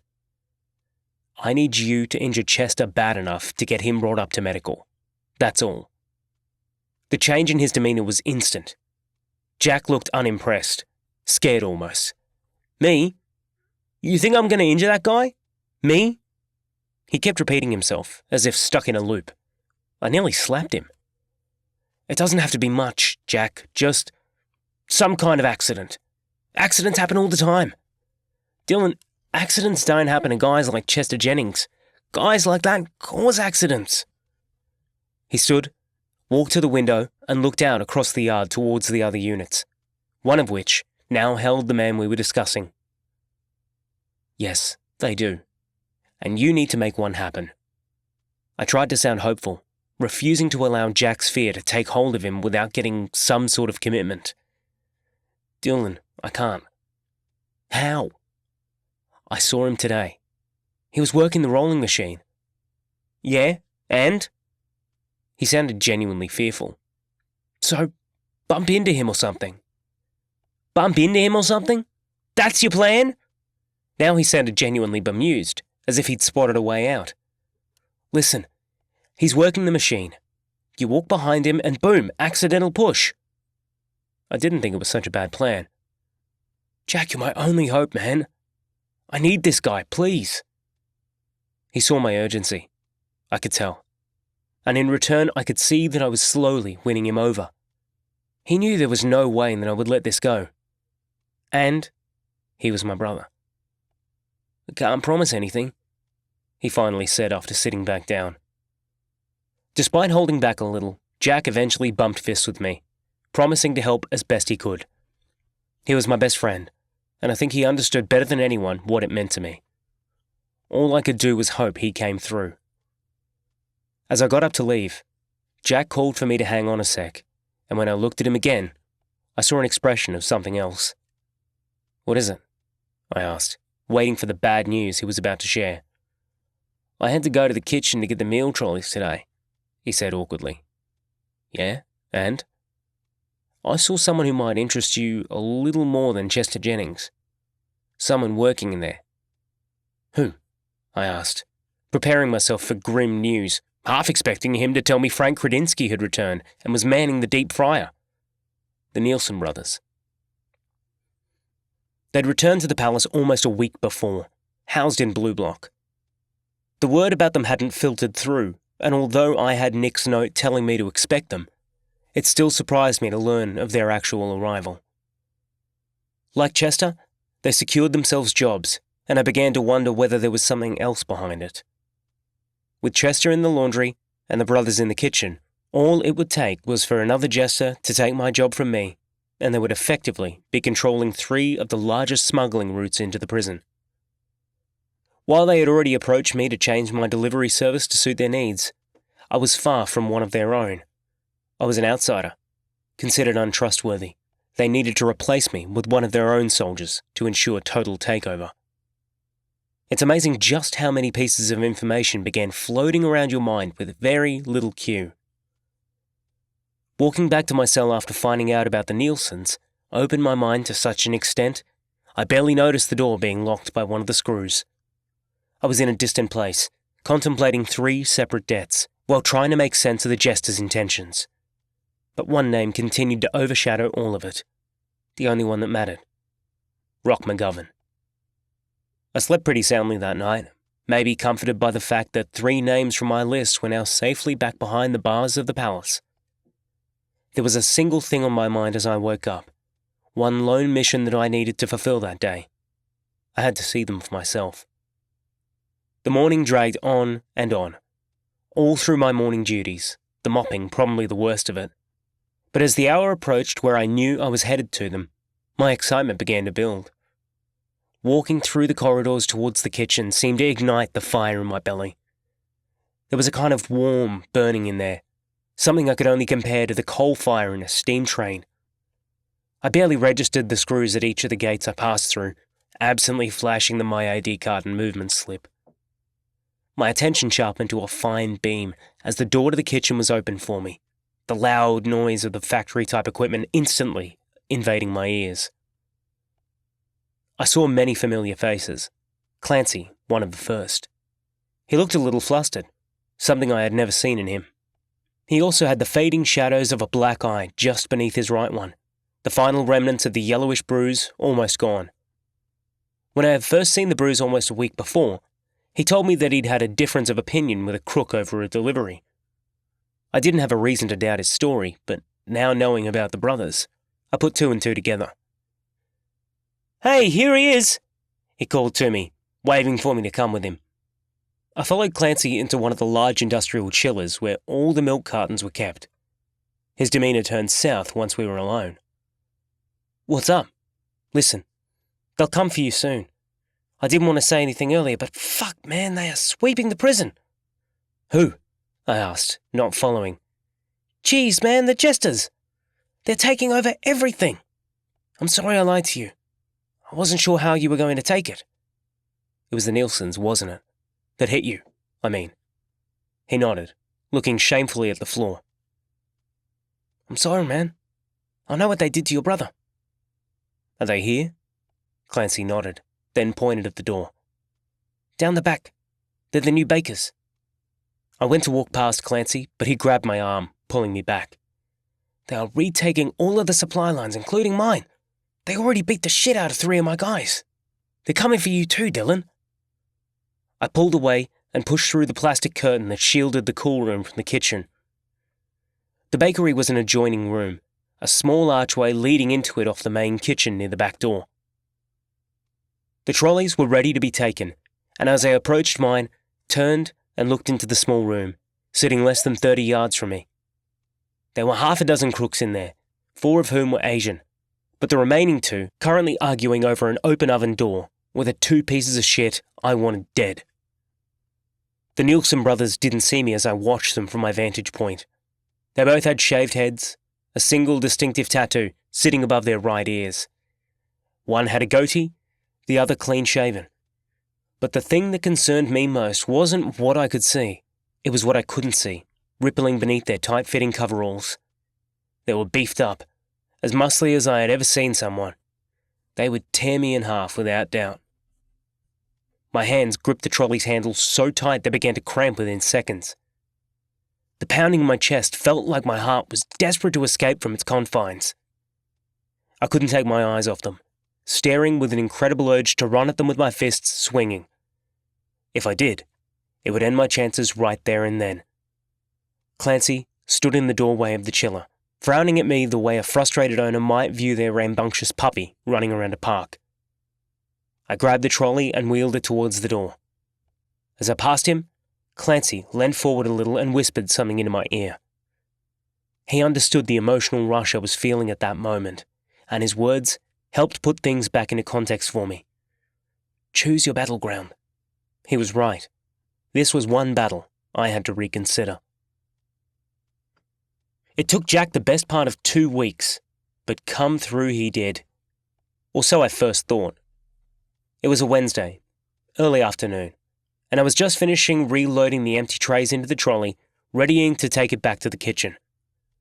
A call came across the screw's radios, a code mic in the laundry. My ears instantly pricked, hoping that the day had finally arrived. There had been one other code in the laundry a couple of days prior, But that had been a code foxtrot.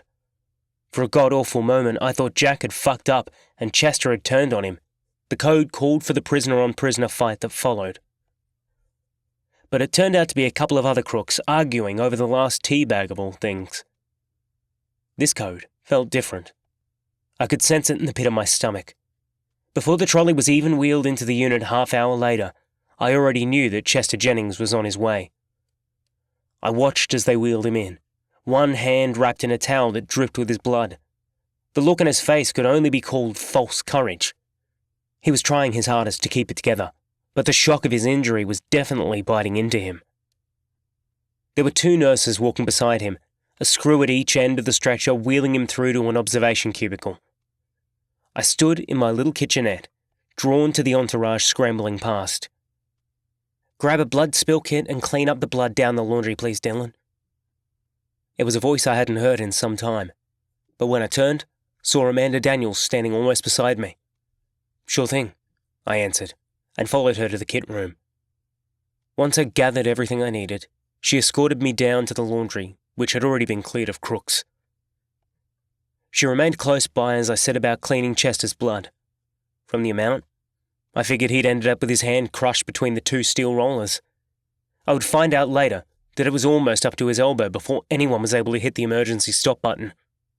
By then, it was too late. The damage already done. The only thing on my mind during that hour of cleaning, apart from the fact he'd been handed to me on a silver platter, was whether Jack had been the one to accidentally push him onto the machine. "It wasn't me, man," Jack said excitedly when I paid him a visit later that afternoon. "I tried to get close to him a few times, but every time I did, something would distract me. Someone would call me or a machine would sound." "So, what happened?" I asked. "He tripped himself." It sounded too good to be true. "Himself?" "Yeah. He was chatting to a couple of other lads, swinging a jumper around his head like one of those chicks about to start a drag race. You know the ones." I nodded, not wanting him to stop. "His feet tangled in a bedsheet, and before anyone could react, he fell sideways and tried to catch himself. Only his hand grabbed the side of the roller, and within seconds there was an explosion of blood, and then he was screaming, trying to pull his arm out. Dylan, you should have seen it. There was so much fucking blood, man." I nodded again, trying to imagine Chester showboating around for his crew and ending his trick with a gory finale. I did see it. I was the one sent down to clean the blood up. There was enough of it, that's for sure. Took me an entire hour. "Where is he now?" Jack asked, sounding a little hopeful, like the injury would mean the end of the man. "He got shipped off to hospital. I overheard one of the screws say that he'd never seen a bigger mess. Said Chester's arm was pancaked enough for it to need an amputation. Up to the elbow is my guess." I watched as Jack stood again, walked to the window and paused. He was looking out at the rapidly fading light as the speaker beside us crackled into life. "Yellow block, you have 10 minutes till lockdown. 10 minutes to go." The speaker snapped loudly and fell silent as Jack turned to face me. "You gonna kill him, Dylan?" he asked. He sounded a little scared, but I doubt it was that. I think it was more caution than fear. "Yes," I replied. I couldn't lie to him, and I knew that no matter what, Jack would hold my secrets. He nodded slowly. "Please don't get caught. Couldn't imagine being in this place without you." Chester Jennings returned to the palace a week later. Just as I had predicted, his crushed arm had been amputated at the elbow. It wasn't his right arm, so he didn't need all the help to climatize his offhand. Someone said he refused all help and just wanted to return to the jail. He was placed into a single cell upon his return, refusing to speak with anyone. Despite having visitors during his hospital stay, none were allowed back in the med unit. The doctors had put a strict limit on his ability to move around for a week, and I knew that my chance to end him was quickly fading with each passing day. I've come to believe that everything happens for a reason. Too many things have now happened that seem to support this theory, and I firmly believe fate plays some kind of hand in things. As it so happened, I was about to find out that Chester Jennings wasn't for me to kill. 3 days after he returned back to the medical unit, there was a code called late one afternoon. It was a code Foxtrot, and it took 2 calls for officers to eventually end it. There was a stretcher called, and 20 minutes before lockdown, 2 crooks were brought into the unit. I was readying myself to head back to Yellow Block when I heard the familiar bustle of a stretcher being wheeled into the unit. I poked my head out of the kitchenette and found myself almost face to face with someone I hadn't seen in a very long time. It was Jasper, although he was far from the kid I remembered back from that very first day in prison. He didn't see me as he was wheeled past, his attention focused on the nurse talking to him as she walked beside him. He looked a far cry from the scared kid, having bulked up considerably and not in a fit way. His head was clean-shaven, and a stubble resembling a severe 5 o'clock shadow covered the lower half of his face. But it was him all right, the same piercing eyes and innocent expression still there. Something else struck me, a realization that he shouldn't have been there at all.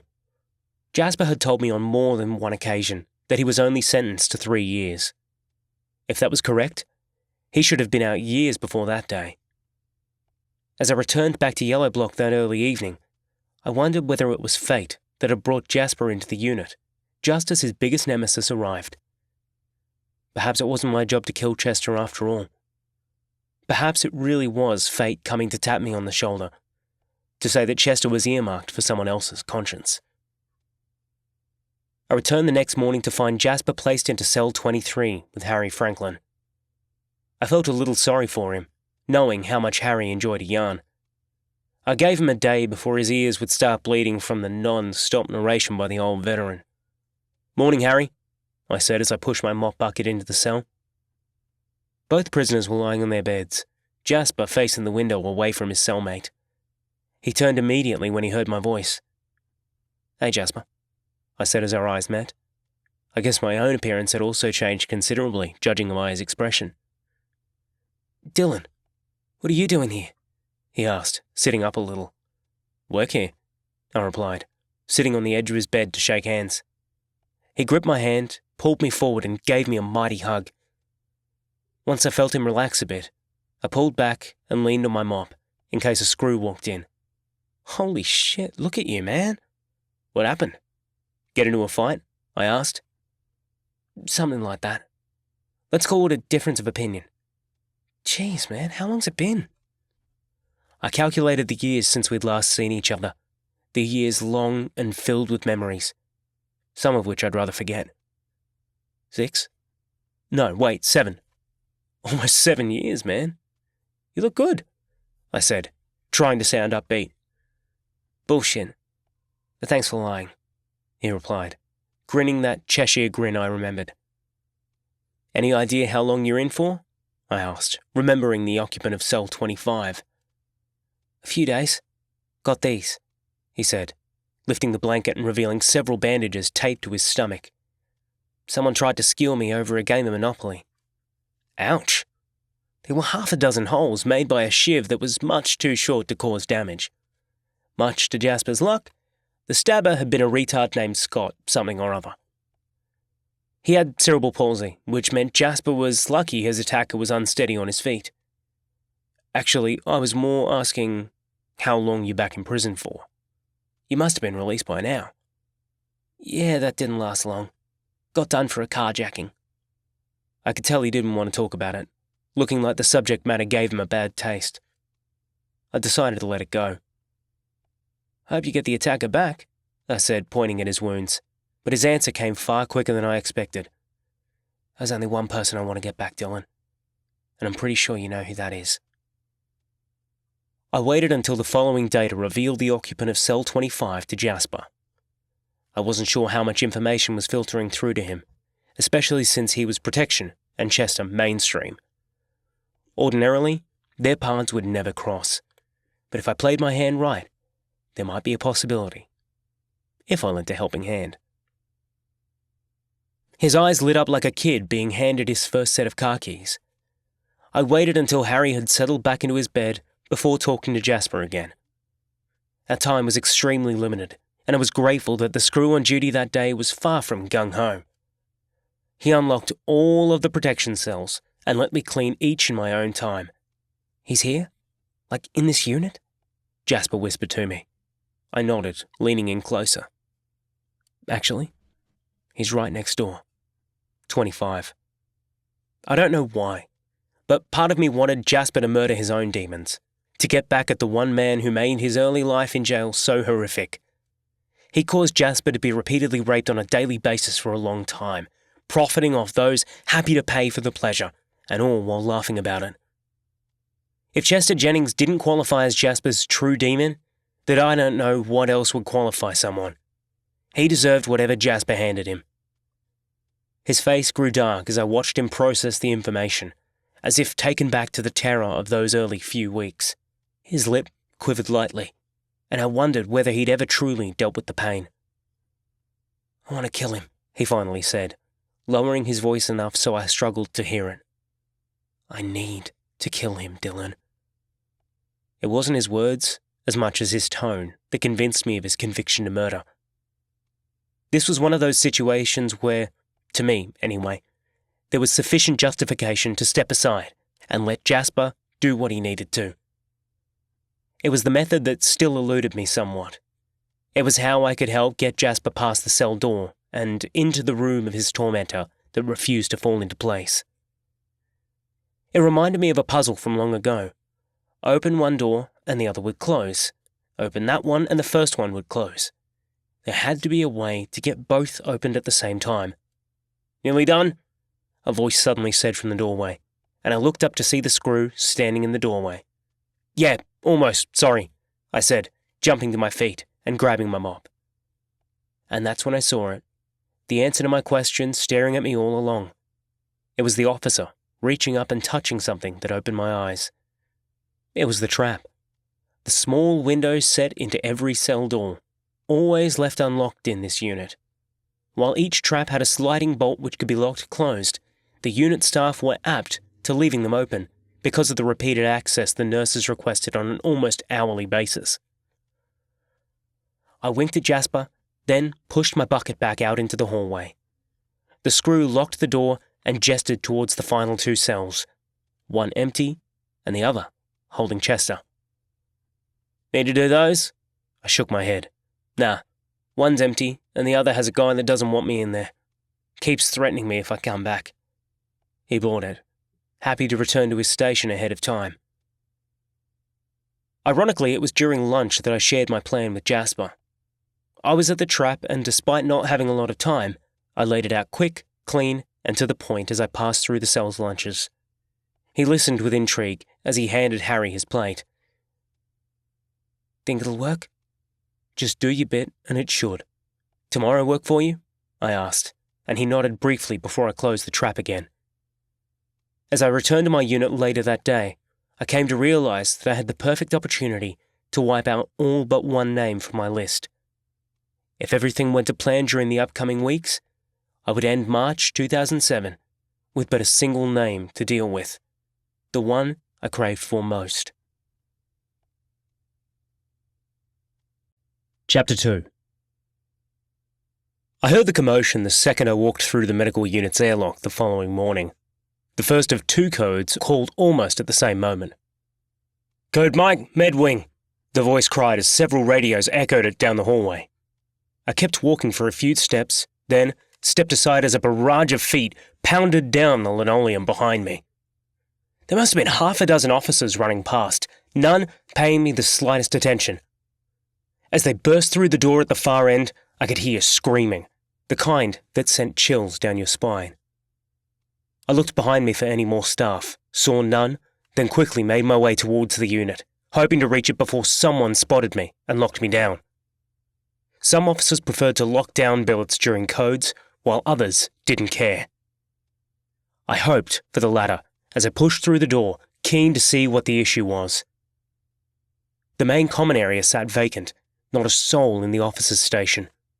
I could hear a jumble of voices, some sounding desperate, coming from one of the hallways further up, and I knew that it could only mean one thing.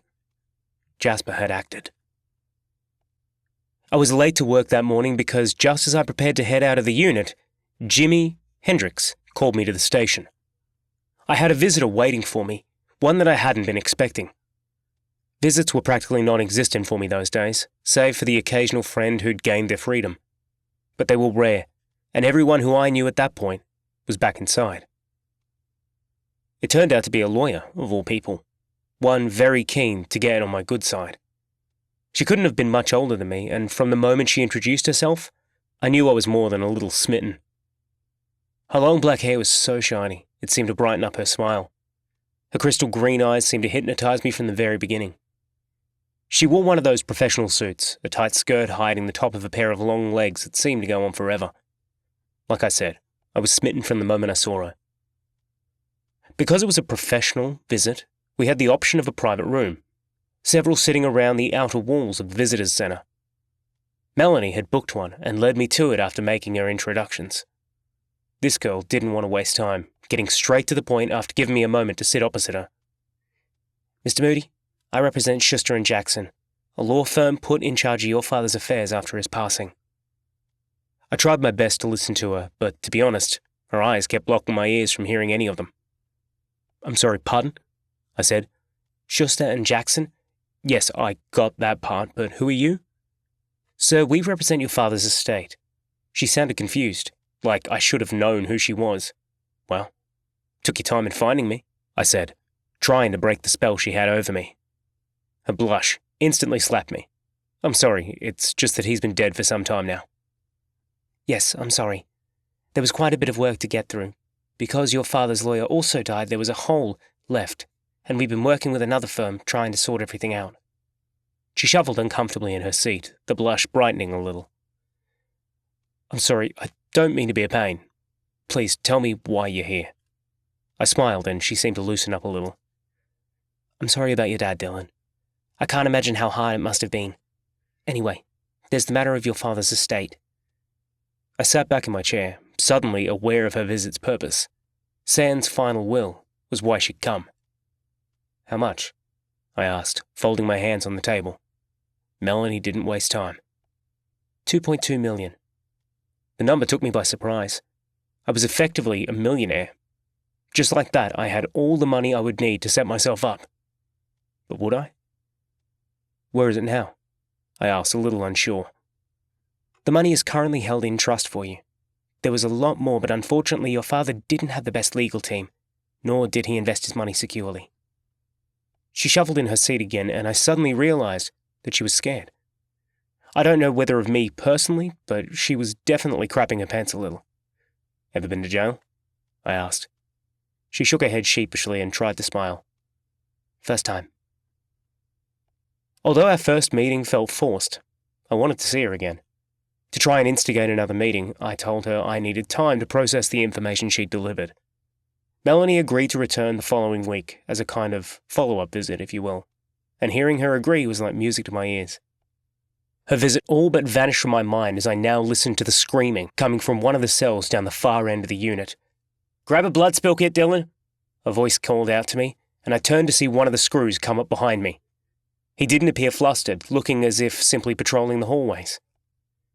As I went to grab the kit, the screaming continued, although now I could also make out another voice, one far from panicked like the rest of them. It was a voice I knew well, one now laughing hysterically at whatever was transpiring there. It was Jasper, and from the sound of it, immensely ecstatic. There was a lot of commotion coming from the end of the hallway, and as soon as I rounded the corner, was confronted by a couple of tactical boys. Just a sec, one said, holding his hand out for me to stop. Jasper was lying cuffed on the ground, in between cells 23 and 25. Two tactical boys holding him down. He was laughing hysterically, Jasper's face looking intoxicated with whatever he'd done. The officers grabbed the back of Jasper's jumper and lifted him to his feet. As they walked him down the corridor, he barely recognized me, unable to contain his emotions. I could see tears streaming down his face, and I was positive not all of them were from laughing so hard. Once Jasper was isolated in one of the observation cells behind the officers' station, a stretcher was wheeled from cell 25. Chester Jennings lying flat on his back with a bandage wrapped around his head. For a brief moment, the scene made no sense to me, some strange instrument jutting out from the crook's face. As the stretcher wheeled closer to me, I finally saw what had made Jasper so happy. The bandage was wrapped not only around the Jester's head, but also something protruding from his face. The towel soaked in a crimson shade of revenge. Although it took me a few days to hear the story from Jasper's own mouth, it was well worth the wait. Jasper's cellmate Harry had had a bad case of dehydration the night before. A recently arrived nurse had grabbed Harry a rehydration bag and suspended it from a drip stand above his bed. The nurse left Harry unattended several times throughout the night with the cell door open. There were 2 screws on duty, which was protocol and sufficient surveillance, as far as anyone was concerned. After the unit's protection crooks were unlocked, Jasper saw the drip stand as he returned from a brief walk out in the exercise yard. He'd walked over to Harry to make sure the old codger was okay, and that's when he saw the thin metal beam with a small hook on the end. It was the topmost arm of the drip stand, the part holding the bag up. Jasper saw that the single metal prong was screwed into the main shaft, and felt to see if there was a chance to get it off. It turned out the arm was loose, Jasper not wasting a second to get it out. He took the bag off and slung it off the top of the stand instead, slowly making his way out into the hallway, with his weapon hidden up his sleeve. A couple of screws were sitting at the station. It didn't take long for both to move, attending other duties. Mornings were always busy in any unit, and the medical wing was no different. No one noticed Jasper walk to cell 25, calmly open the trap, and call out to the occupant. In a way, it was Chester's own fault. Because of his bad attitude and repeated threats towards nurses and staff, the screws had ordered the nurses to limit giving their patient his medication through the trap. It wasn't that unusual, and for Jasper, proved the perfect ploy. He simply spoke out as any other nurse would, calling for Chester to come and get his meds. Crooks had another bad habit. It didn't matter where medication came from or whether it was even your own. If someone handed you a pill, you took it, no questions asked. So, when Jasper pretended to be dispensing drugs at an odd time, Chester didn't hesitate, coming to the trap like a dog at feeding time. Despite hurling abuse, Chester's face soon pressed against the trap, eager to see where his promised medication was. Jasper said he simply stood pressed against the side of the cell door and waited for Chester to peek out from the trap. As soon as he saw the tip of a nose poke through, he swung the metal prong into the hole as hard as he could. The steel prong easily ruptured Chester's left eye, travelled to the back of the eye socket and burst through into the delicate brain tissue behind it. The howl of pain and shock was instant, Jasper saying it was loud enough to bring a platoon of eager onlookers in a heartbeat. The brain injury Chester suffered was severe enough to force the doctors to put him into an induced coma. Despite having high hopes for his full recovery, the former Jester strongman regained consciousness 3 weeks later, unable to speak, walk, or do anything else a normal person would. Jasper had effectively turned him into a dribbling retard. "Okay, go," the officer said, lowering his arm and waving me forward. There was quite a bit of mess to clean up, piss mixed with blood in 2 large pools. From the look of the blood, it looked a little like jelly, a clear fluid mixed in with some of it. I began to hum as I worked, an occasional screw walking past to make sure I was keeping busy. It took less than half an hour to wipe the last remaining stains of Chester away, leaving nothing more than bad memories and a shit-stained pair of jocks he'd thrown into a corner. To be honest, there was something that didn't feel right about the whole thing. Had I gone too far? Did I set Jasper up just for my own self-gratification? I questioned myself for a long time, wondering if this time I'd overstepped the mark. I caught up properly with Jasper 5 days later. Although I saw him every day whilst mopping out his abode, there was no opportunity to speak. His cell sitting behind the officer's station, with the duty screws sitting only a few feet from his cell door. But there was a suicide attempt in Blue Block during the previous night, and as observation cells were limited, Jasper was moved into cell 13, a single, sitting down the centre of the corridor. We caught up the following morning, this time able to speak at length. The screws on duty were preoccupied with the suicide attempt, as well as another crook who refused to follow instructions. They simply unlocked the protection cells and let me do what I needed. When I finally reached Jasper, we chatted for almost an hour, uninterrupted by the world outside. He looked relieved more than happy. like someone finally free of their demons. I guess, in a way, the biggest nemesis of his life now left sitting in a dark corner of some facility, drooling as he watched birds tagging each other around the branches of some elm tree outside. That's how I imagined him anyway. It felt amazing. That spike ramming home, his squealing. It was like a movie. He told me the story as I sat and listened to my friend. He wasn't a bad person. Just a kid backed into a corner by a bully who thought himself invincible. As we sat and talked, I couldn't help but remember the moment we first met on that bus all those years before. We were both so young, fresh with no concept of what lay ahead. And now, just a few short years later, we were both products of a system that was supposed to help us, to rehabilitate us, as the professionals like to call it. And yet, because of the environment we were exposed to, Jasper was guilty of a vicious assault, while I was technically guilty of participating in 5 murders, 3 directly. Rehabilitation?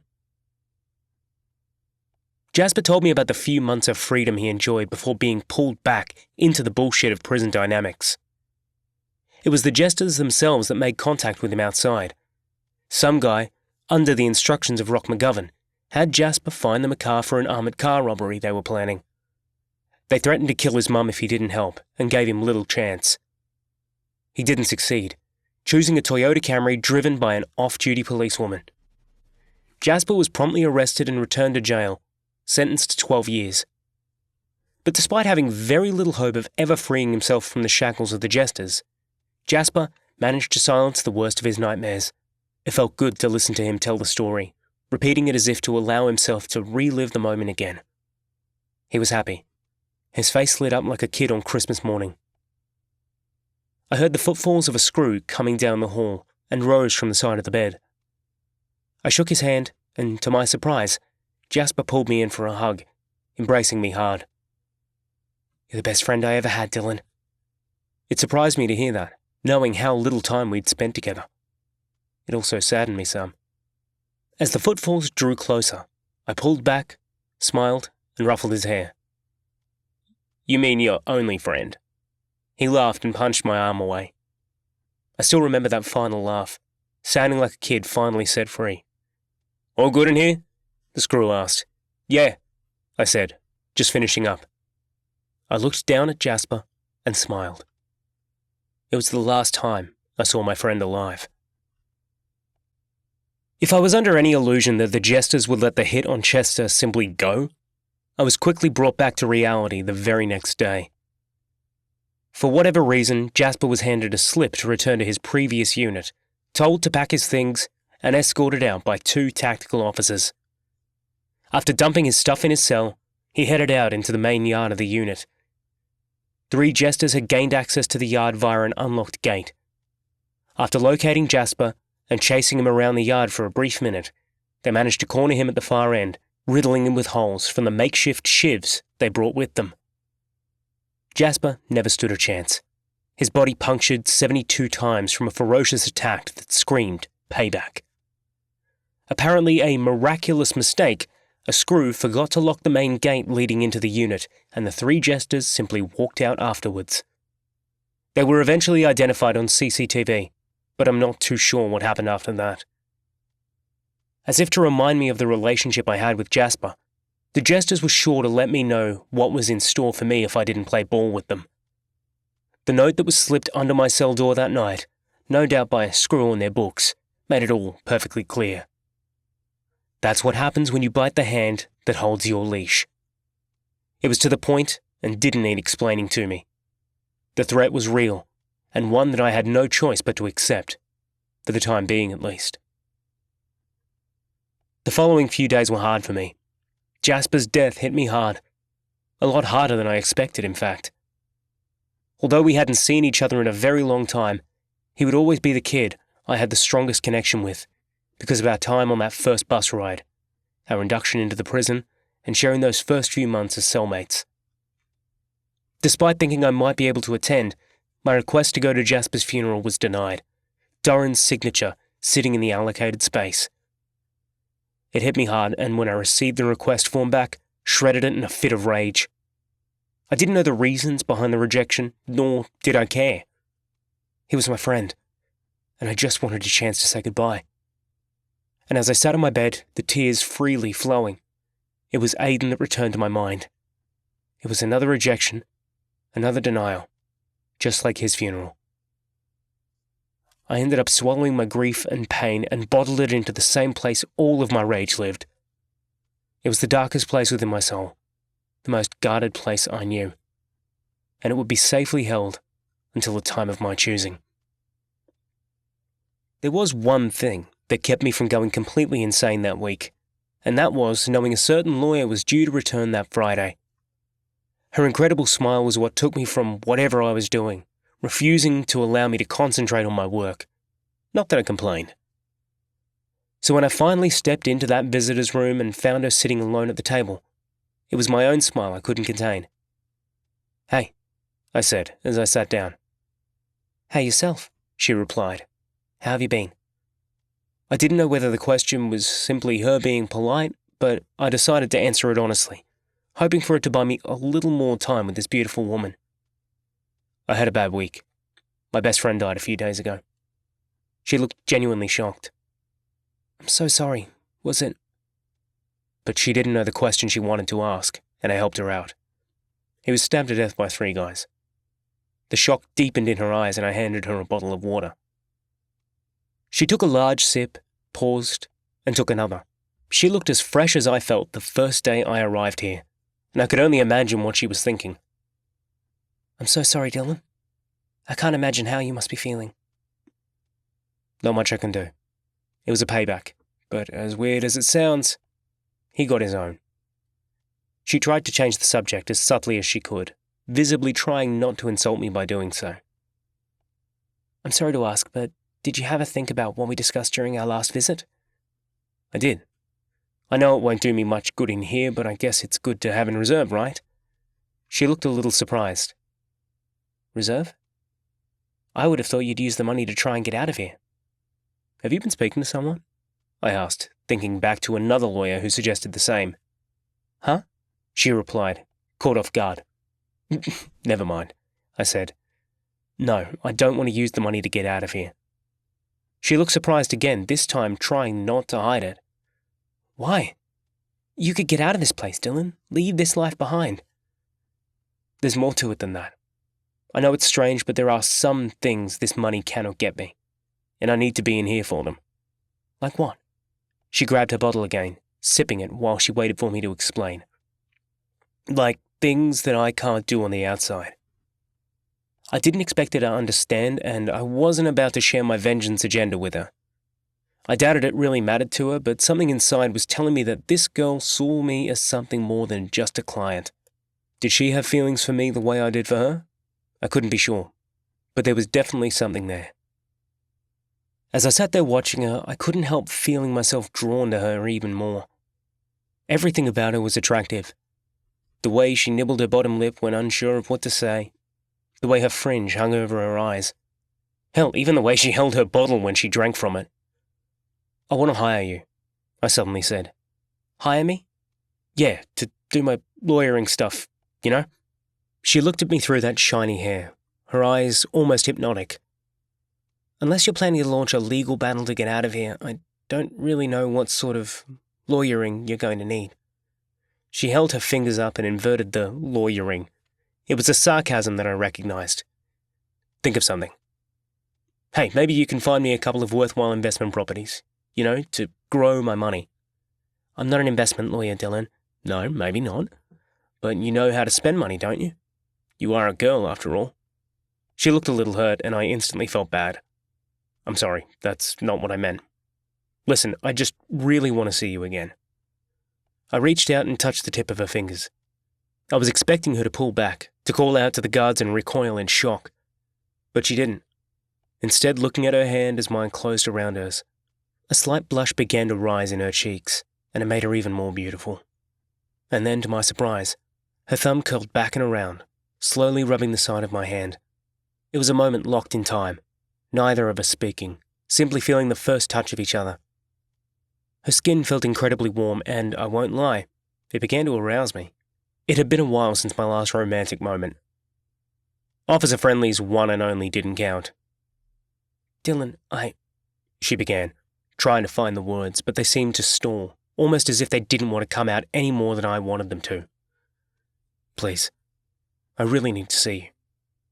"Okay," she suddenly said, closing her eyes and taking a deep breath. "I'll come back." And come back she did. Melanie began to see me twice a week on a Monday and Thursday. By our third visit, we kissed, a slow, passionate one just before she left.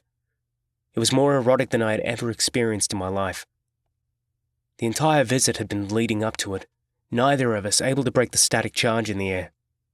But when we stood to say goodbye, she suddenly leaned in, her hand on the back of my neck. Her lips felt, well, they felt amazing. The kiss lasted almost 15 seconds, and the sweet taste of her lips remained with me forever. By the fifth visit, we began to get more sexual, and I managed to bring her to orgasm with my fingers. Working her clit drove me crazy, and I can't tell you which was worse for me, the moans as she neared climax or the sweet scent of her sex.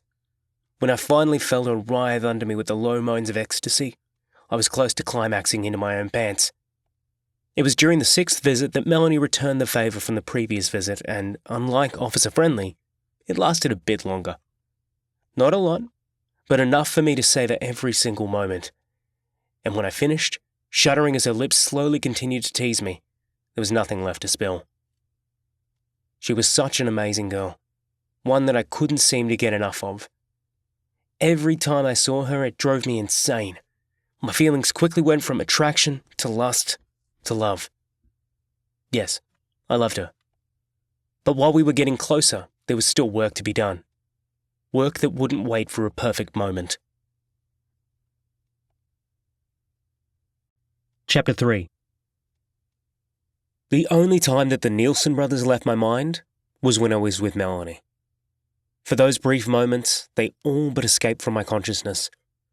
But the moment I walked out from the visitors' centre, they would come charging back, almost like the way they charged at Aiden that fateful day. I couldn't seem to find a way to get close enough to them to act, without one, getting killed myself, and two, not getting caught for the deed. I needed them dead, and the more I saw them alive, the more it burnt into me. Seeing them laughing and carrying on in the kitchen when I went to pick up the meal trolleys felt like the ultimate insult. I don't know whether they noticed me or even if they recognized who I really was. They didn't pay me the slightest attention, and I'm not sure why. But it infuriated me to think that they had moved on from what they did to Aiden and me. I wanted to throw something at them and scream, "Hey dickhead, remember me?" But I didn't, also knowing that a stealthy approach was probably the best way to deal with these guys. They could have snapped me in half, and as long as they didn't see me coming, I could continue planning for as long as I needed. My job in the medical unit continued on as I became one of the longest-serving billets in its history. It wasn't the kind of milestone that earned any sort of particular recognition, like a reduced sentence or a free day pass outside. But it did bring a few pats on the back from the nurses and doctors in the unit. Even a couple of screws congratulated me. But my biggest surprise came from a totally unexpected source, one that I definitely wasn't expecting. It was Amanda Daniels, the supervisor that came for a chat one ordinary Wednesday afternoon. I had been nearing the end of my mopping, finishing the last bits of cell 24 that had sat empty for a few days when she came to see me. "Heard about your milestone," she said. I looked up to see her leaning against the doorframe, as if she'd been standing there for a while. "Congratulations." "Thanks," I answered, continuing to swing my mop across the floor. "Can I ask you something?" I paused, unsure of why she wanted to chinwag. She wasn't the soup of the unit, nor was she the soup of Yellow Block. "Sure." "Just how did you get your hands on the thallium?" I froze, gripping the mop handle tight. She saw my reaction and began to grin. "Yeah, thought so." I knew there was no denying it, although I would break my own legs before admitting to it openly. Not unless she gave me a reason to. "I'm sorry, is there a reason you're asking?" What she did next shocked me. Amanda Daniels took the 4 steps between us, held her hand out, and smiled. I wanted to shake the hand of the man that took care of that piece of shit. I looked at her outstretched hand for a moment, considered shaking it, then resumed mopping. I really don't know what you're talking about. Her hand remained where it sat a while longer, then dropped by her side. In any case, I think it was you. I've been recently promoted to a new position, running the intel department. Know what one of the first things I did was? Revisited the day of the Blackman escape. You remember him? Yeah, I remember him, I said, not slowing the mop down. Turns out that just before lockdown, the three of you were in Frank's cell together. Kind of ironic, don't you think? I grinned a little.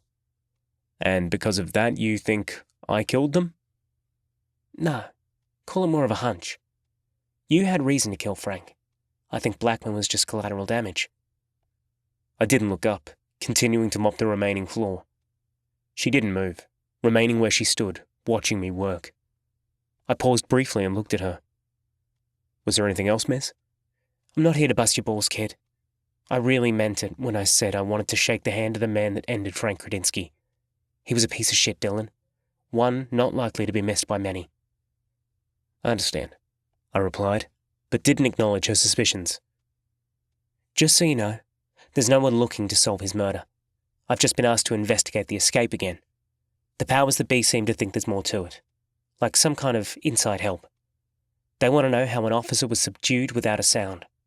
Rumour has it that there may have been a gun involved. I continued mopping as she talked, listening with a renewed interest. Without realising she did, Daniels may have just handed me the perfect way to get the Nielsen brothers.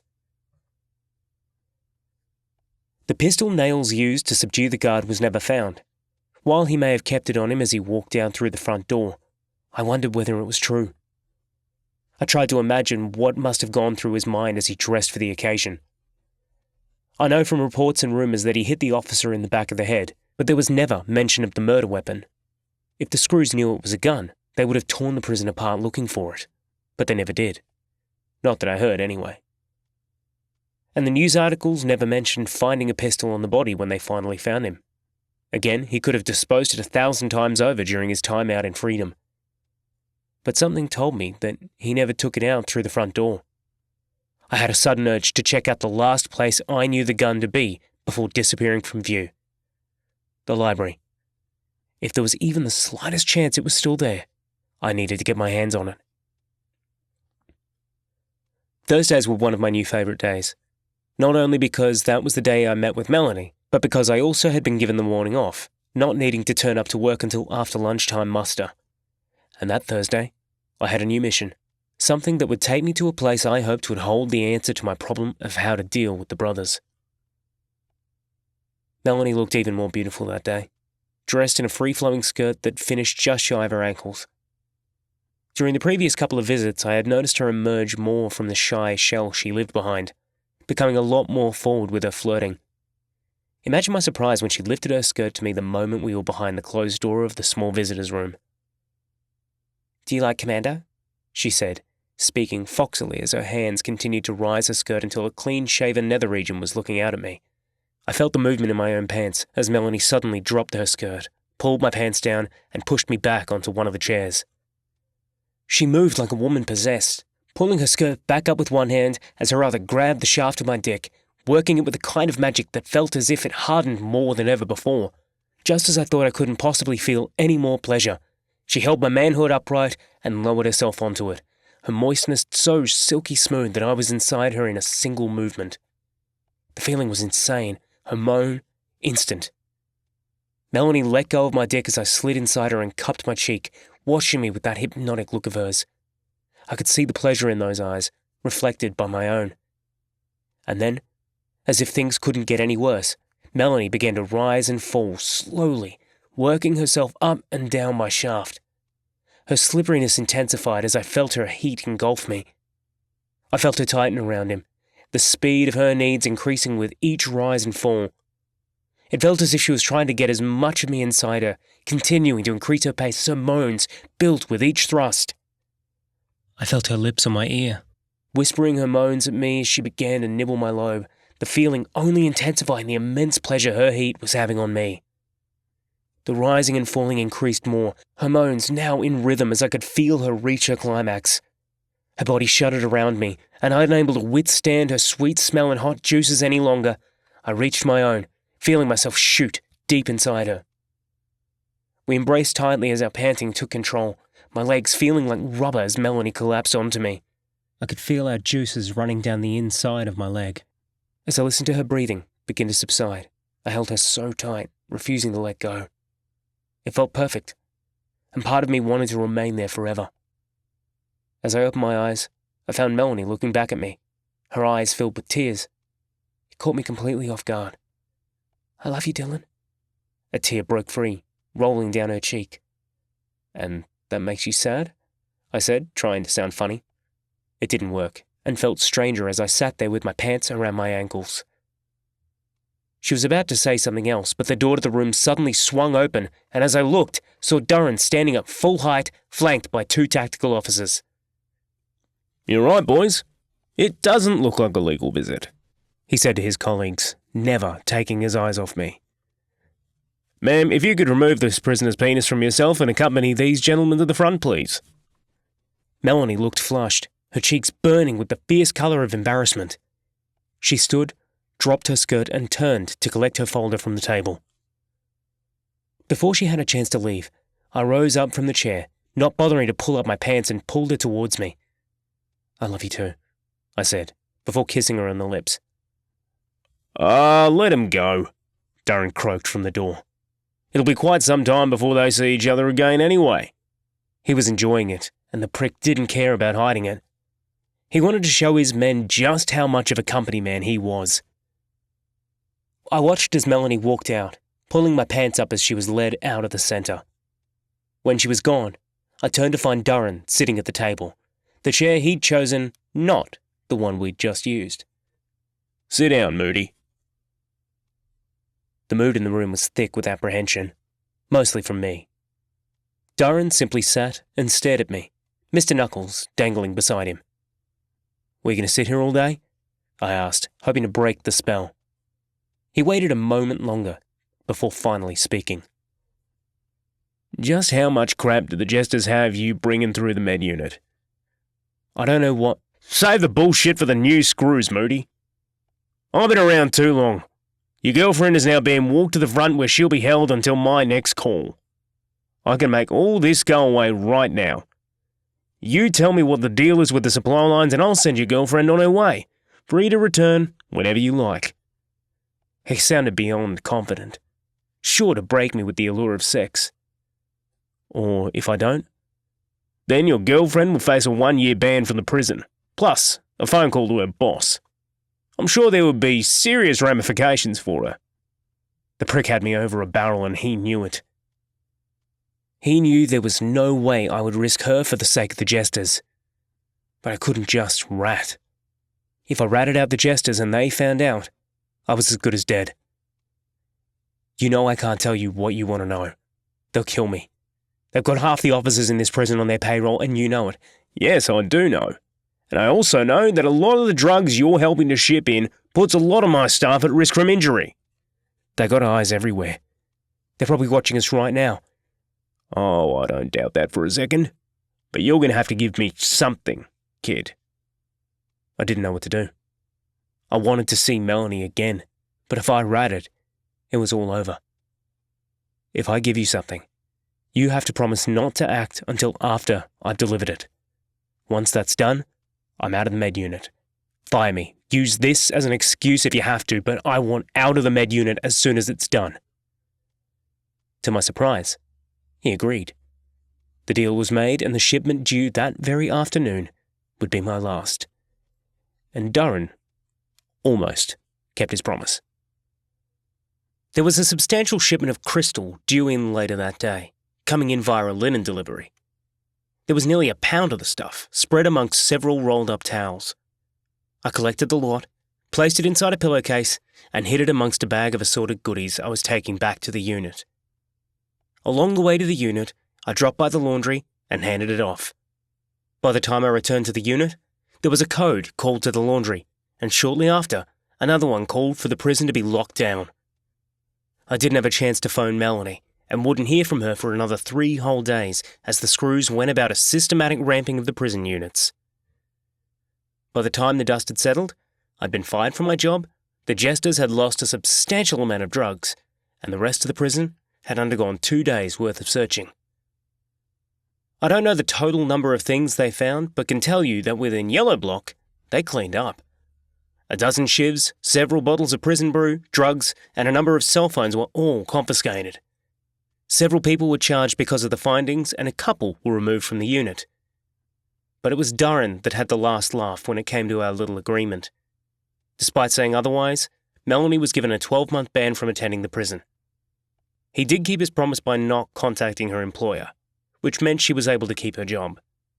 But as far as we were concerned, our intimacy was put on hold. I phoned Melanie the very first opportunity I had, that Monday morning, the first unlock since the first raids began. She sounded upset, her sadness driving a blade into my heart. "It'll be okay, baby," I said, trying to give her some hope. Her weeping wasn't very pronounced, and I felt her try and hide it as best she could. But I heard it anyway, knowing how much it would hurt her. "You have all that money, Dylan. Just buy your way out. You know you can." "Mel, there's no guarantee. Not with the charges that landed me here in the first place."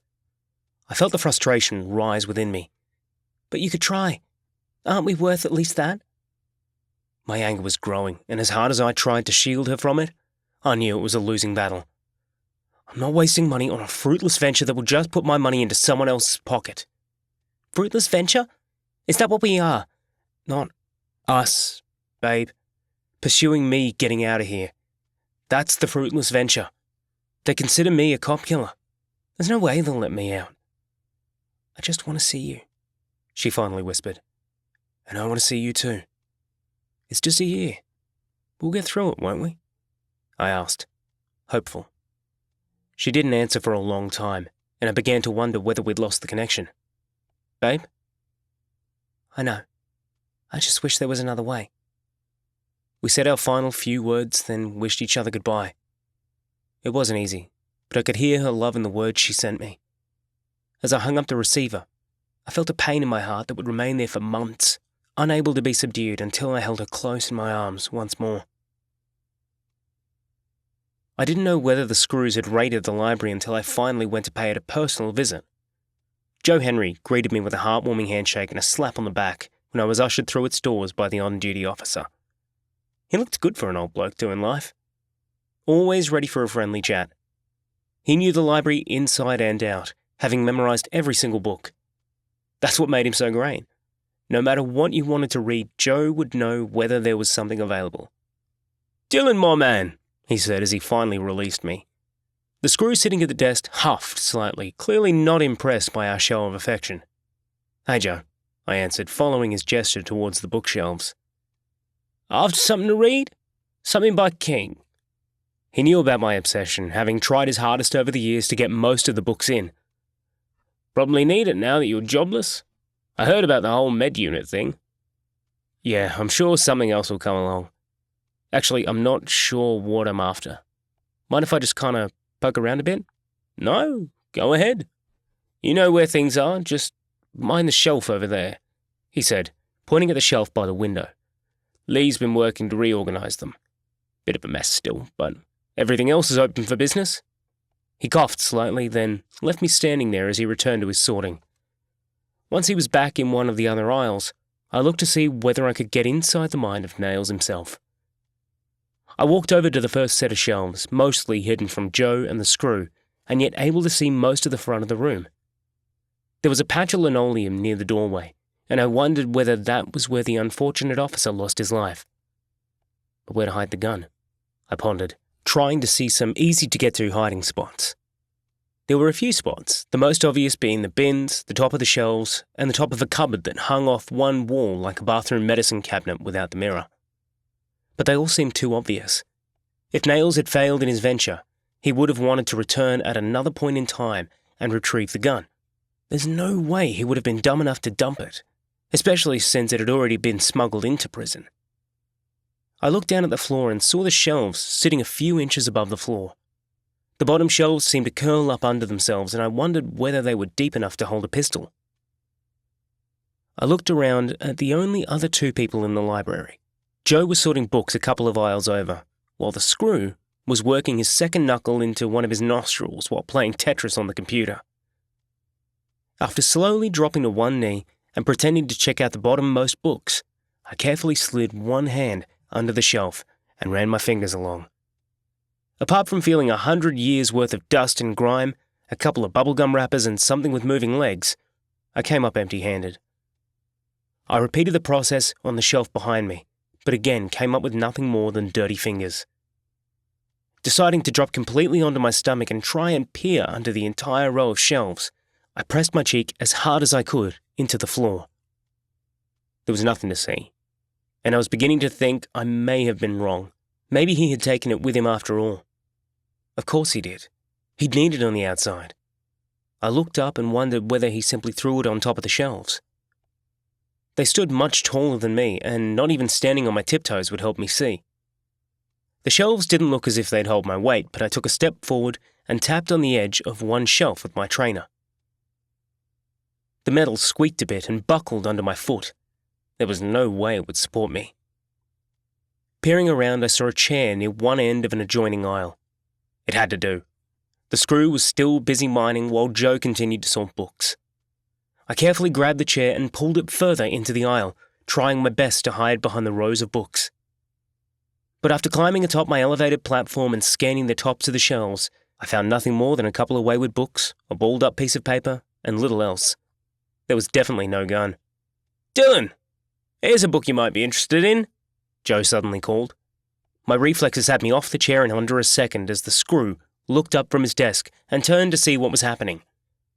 After seeing nothing more than me kneeling down and scanning the shelf before me, he resumed his game.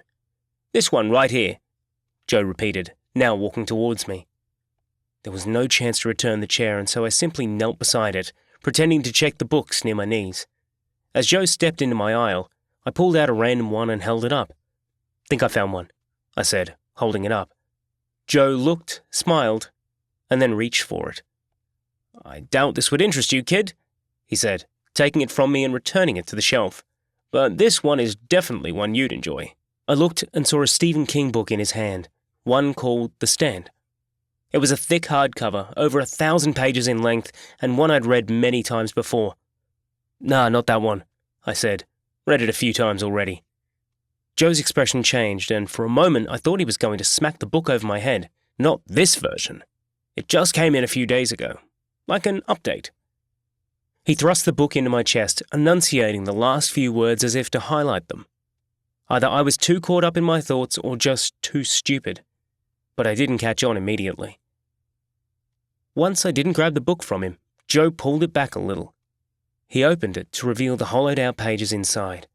A shiny revolver with a blood-stained butt nestled in the middle of it. My heart jumped into my mouth as Joe closed the book again. How the fuck did he know what I was looking for? Did I make it that obvious? "I know you'll enjoy it," he repeated. This time I grabbed it, too dumbfounded to reply. Joe held a finger to his mouth, then waved for me to get out. Now that he'd passed on the murder weapon of an officer, he wanted as much distance between it and himself as quick as possible. "Thanks, Joe," I whispered, unsure of what just happened. I slowly walked past the officer, offering him a weak smile as I reached for the door. The walk back to the unit was one of the hardest I'd ever undertaken, positive I'd get caught. But after 2 gates and passing a group of tactical officers, I made it safely back. After returning to my cell and closing the door, I opened the book to inspect the gun in more detail. It felt quite light, much lighter than I remembered. The dull grey of its barrel stared back at me, but it was the blood that drew my attention the most. The wooden handle of the pistol was the typical dark brown, chipped and dented in a few spots, but the smear of the dried blood on the base of it was clear as daylight. I gently rubbed my finger across it, feeling the gritty surface come loose under my touch. The visions that accompanied that feeling played out in my mind, imagining the officer as he knelt during his final moments, the fear and terror that would have gripped him. I went to the sink and ran the tap, grabbed some toilet paper and began to clean the blood vigorously. Getting caught with a gun was one thing, but getting caught with a gun that had the blood of a murdered officer on it was another. I'd face some pretty heavy questioning if this was found in my possession. It didn't take a lot of effort to remove the evidence.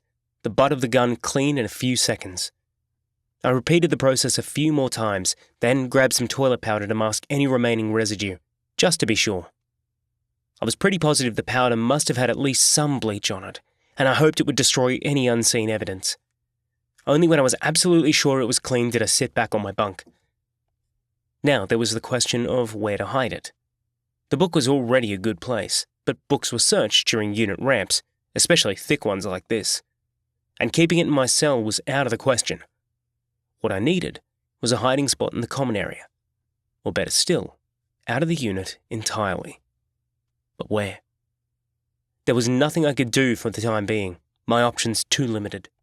For the moment, the gun would live in the book on my shelf, hidden amongst the dozen other books already there. It didn't look too out of place considering the other King books. All I could do was hope a ramp wouldn't happen until I found a safe place to stash it. Not only did I find a great place to hide the gun the following week, but I also found alongside it a new job. Turned out that Hal had gotten a job in the prison maintenance crew, and after learning about my own demise in the med unit, put in a good word for me. It worked. The screw in charge of the gear gang, as they were known, a laid-back fella called Screw Davis. It was one of the briefest interviews of my life, the entire event a single question long. "Can you paint?" was all he asked, and when I nodded, gave me a thumbs up. "Welcome aboard, kid. Just remember not to call me Screw around the other officers. Regardless of it not meaning what they think it means, they'll bust your ass if they hear you." "No problem," I replied, Hal watching us from behind a couple of shelves of paint tins. "Get your friend back there to give you the grand tour. Not much to see, but I'm sure you'll find it interesting nonetheless. Now piss off and let me get back to my breakfast." And just like that, I became part of the gear gang. The tour really didn't entail much, just half a dozen shelves, most with tins of paint and other related bits. There were a few storage cupboards around the place, plus a caged-off section where the flammable liquids lived, together with a couple of backup generators, the ride-on lawnmower, push mower, and a couple of brush cutters. "If you're asked to grab paint, avoid the top shelf over the back there," Hal told me, pointing at a section near the darkest corner of the area. "Those are like 50 years old or something. They're some of the original paints from when they moved into a couple of new units and they keep them around for nostalgia. That's what they told me anyway." My ears pricked immediately, still keen to find somewhere to stash the weapon I intended to use to kill the Nielsen brothers. Those ancient paint tins sounded like the perfect spot, and I made a mental note to check them out the first opportunity I got. As fate would have it, that moment arrived 10 minutes later, when Hal was called to help Screw with starting an air compressor. That left me alone in the main area while they tinkered with it, the rest of the crew out painting cells in red block. Turns out, one of the tins was almost empty, the paint a hard solidified cross that would serve as the perfect cushion for my weapon. I popped the lid back on, returned it to its previous hiding spot, and joined the others with the compressor. An extra bounce in my step as I went. The rest of that shift turned out to be quite a relaxation session. Apart from sitting in the industrial courtyard drinking cups of tea, there was little else to do. The industrial courtyard was where most of the trucks entered to deliver their goods. The maintenance shed, where I now worked, opened into this area, as did 4 other factories, including the prison laundry. The kitchen also backed onto it, its rear door directly across the way from my spot. Along the right wall of me, sitting maybe 50 yards away, was the back entrance of the med unit. It was like a giant access hub for the entire area. A large sliding gate operated by the staff sitting in the control room would open and close with each delivery truck. Each time one approached the gate, any prisoners out in the courtyard were called back into their respective factories, and a wire screen closed to prevent them gaining access to the trucks. It was a pain, but there had been several escape attempts made, and after the last one, the head screws made the necessary changes to keep trucks and prisoners well separated. Half a dozen dumpsters served the kitchen and factories, all lined up along the edge of the court. There were also a couple of shipping containers that held some of the prisoner property tubs, as well as a refrigerated container used by the kitchen as an external cool room. The area was, at times, one of the busiest in the entire prison. It felt great to be a part of it, making one feel almost human. It had the air of a working factory, with my group the crew that kept it running. If it wasn't for the prison uniforms, we could have been employed as real workers, pay slips and all. But none of the work I did was ever enough to help me forget two very important things: my new love and my plan for vengeance. I knew with each passing day that they were getting closer and closer, not only to me, but also to each other. Chapter 4. Love is tough. While it can be one of the most amazing feelings in the world, it also has the power to be the cruelest. It took me years to fully deal with Gabby's loss. The girl had burrowed her way so deep into my heart that it felt like a self-extraction of a molar to remove her. Now that Melanie had worked her incredible beauty into me, I knew there would be pain if I didn't deal with it. And soon. The part that worried me most was the chance the Jesters would go after her, if only to control me. I was no longer in a position to help the importation of contraband into the prison. Working in the maintenance section didn't give much opportunity to deal with anything coming in, not even the trucks making their deliveries right in front of my eyes. And as if things weren't confusing enough for me, there was another issue that was starting to brew. The Nielsen brothers began to notice me. I first noticed them as they were ferrying food from the portable refrigeration unit into the kitchen. The portable unit was a converted 40-foot shipping container, a small refrigeration motor bolted to the front of it. I'd been sitting out in the courtyard with Hal and a couple of the other crew when I first saw the brothers. They were carrying boxes back inside, and they stopped just before the kitchen's back door and said something to each other. They both turned in my direction and began to laugh. Hal must have noticed my cheeks flush with anger, because he got up and sat directly in front, blocking their view of me. "They the dudes that killed your brother, man?" I nodded, but didn't speak. Hal kept his voice low enough to keep the conversation between the two of us. He was good like that, switched on to things. I didn't want to talk about it, emptied my drink on the ground and returned to the shed. Hal didn't follow, returning to his previous spot in the sun. In the following days, I began to notice the brothers more and more, each time watching as they eyeballed me. I didn't know whether they sensed that I was planning their demise, but realized that I didn't care. One way or the other, the two cunts would die. Things would have progressed at a steady pace were it not for the fight. I continued to ignore their gestures towards me, choosing to keep my head down with work instead. But one day, the old Crud's Brotherhood reared its ugly head and pulled me back in with meat hooks. It had been lunchtime, either a Tuesday or Wednesday. I can't remember which. Doubt it makes any difference to the story, but it was one or the other. The midday muster had gone off without a hitch, and Hal, me, and another crook named Tonga Johnston all took our lunch and sat on one of the golf cart trailers we used to move equipment around the prison. Salad sandwiches and hard-boiled eggs. Now that I do remember. Anyway, so there we were eating our lunch while discussing that afternoon's plans, when a voice called out to us. "Ain't that the dude whose junkie brother got himself stabbed like a bitch?" Laughter followed, and when I looked over, I saw the brothers leaning against the wall of the portable unit. Normally, I would have simply left, taken my lunch back inside. But that day, our third party took offense to the comment. Tonga was a huge Maori, half the size of the portable the brothers used as a leaning post. While he wasn't as ripped as them, he outweighed them by at least 100 pounds and towered above them by another 6 inches or so. If there's one thing I've learnt over the years, it's not to mess with islanders. They are one of the gentlest and kindest souls on the planet. That is until you cross them. That's when they turn into a psychotic powerhouse of adrenaline-fueled rage, unstoppable as they steamrolled whatever stood in their way. Tonga looked, saw the brothers still laughing as they pointed at me, then stood. "You talking to my friend here?" he asked, pointing at me. The brothers paused, considered the newcomer, then sized up, both puffing their chests out. "What's it to a fat coconut?" Lex Nielsen asked, backhanding his brother's chest and stepping forward. Before I had a chance to stand, Tonga began to walk towards the encroaching threat with little hesitation, as if he was heading up to meet a pizza delivery. He didn't bother looking for backup, meeting the threat head on. I stood and followed Tonga, Hal racing to catch up to me. The brothers completely ignored us, focusing on the giant islander instead. Although substantially slower than his attackers, Tonga could weather a punch, but the speed at which they rained them on him was too much, his legs crumpling beneath him within a few seconds. I swung as hard as I could and managed to get Russ Nielsen's attention by landing a fist on his ear. It rattled him for all of a second, at which point he turned and swung at me. I remember a single hit as the world turned sideways, the ground rushing up to meet me before I went night-night. It was 2 days later when I finally woke up.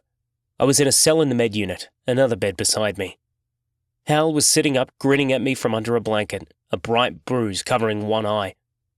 I tried to say something, but the stinging pain ripped into the side of my face.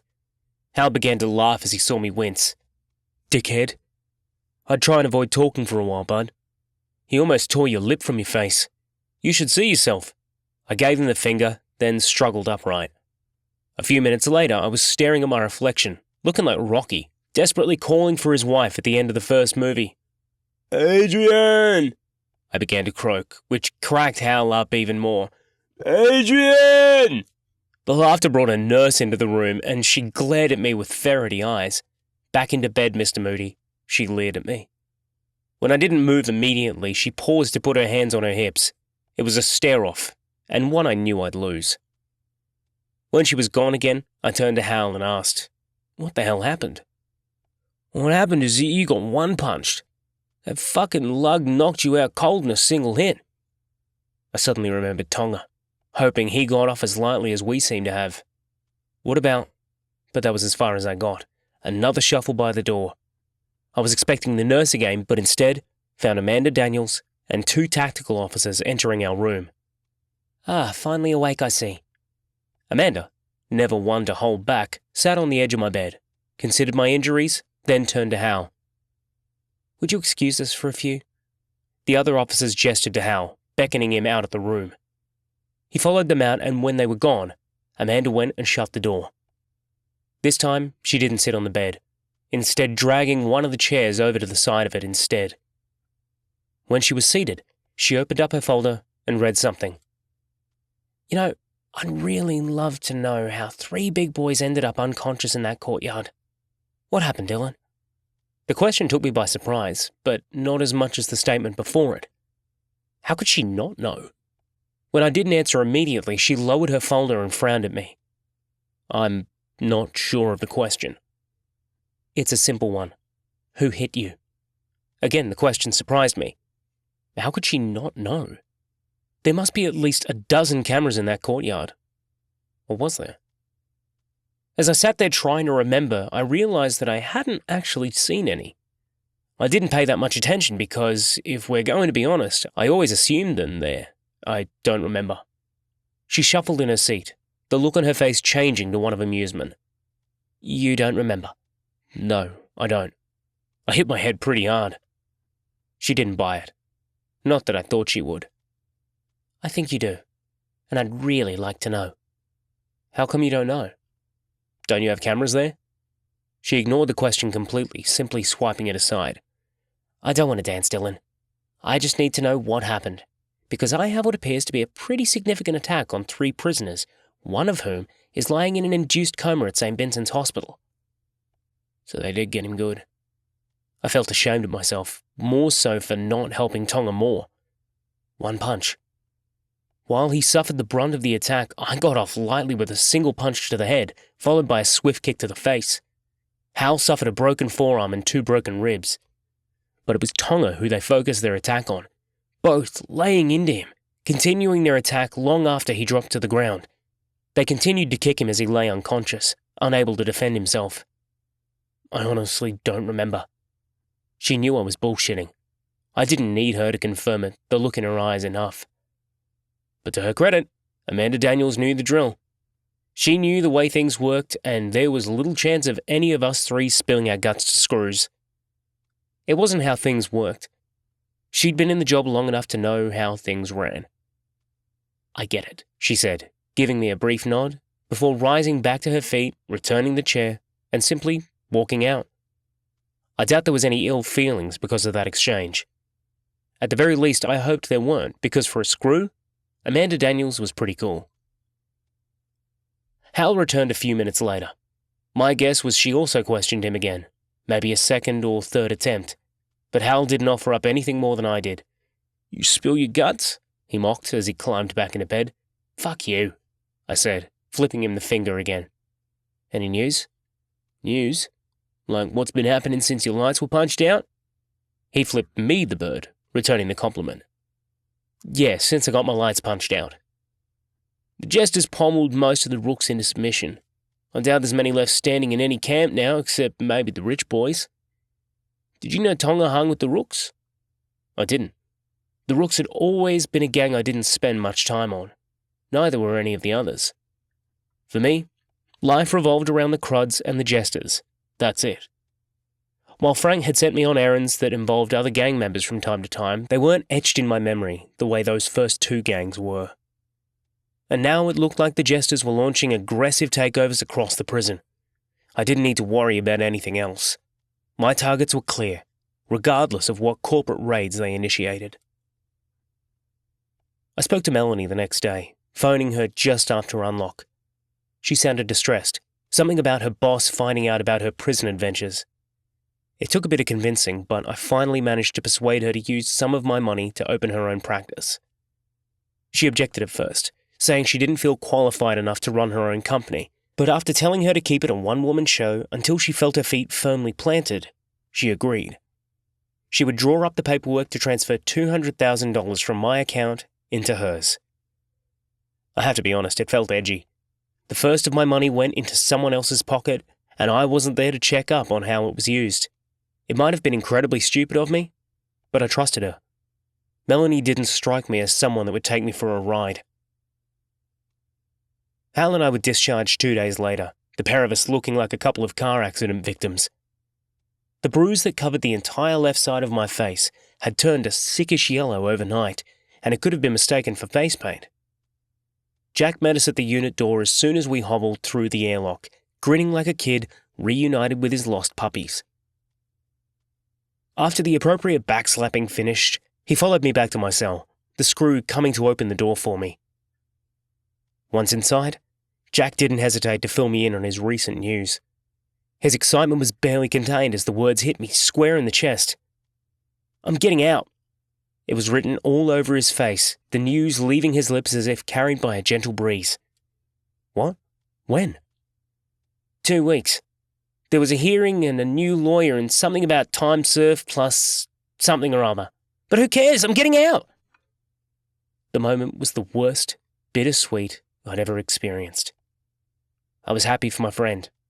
Jubilant, in fact. But I couldn't imagine life in the unit without him. I had to pinch myself to make sure it was real. I'm happy, man. I really am. I tried hard to look happy for him, but I doubt my fake smile passed. Congratulations. We hugged briefly, and as if drawn to our bromance, that was the moment Hal walked in. "Oh man, every time? I mean every single fucking time. Do you guys need me to give you some more time?" "Shut up, fuckstick, our man here is getting out," I said. Hal's expression mirrored my own, but I could see he was also happy for Jack. Once his own surprise receded a little, he gave Jack a clap on the back. "When?" he asked, and Jack told him what he already told me. But despite sitting in the room with them, the rest of that conversation barely registered as I contemplated life without him. He really was my best friend. Despite the shock of Jack's news, there was no chance of anything else distracting me from the reality of what I needed to do. And that was to plan. Those two fucking dogs had managed to sweep both me and Hal aside with very little effort. Then, reduce a beast of a man to an unconscious sack of meat with very little exertion. How the fuck was I going to exact my revenge if I couldn't even leave a mark on them?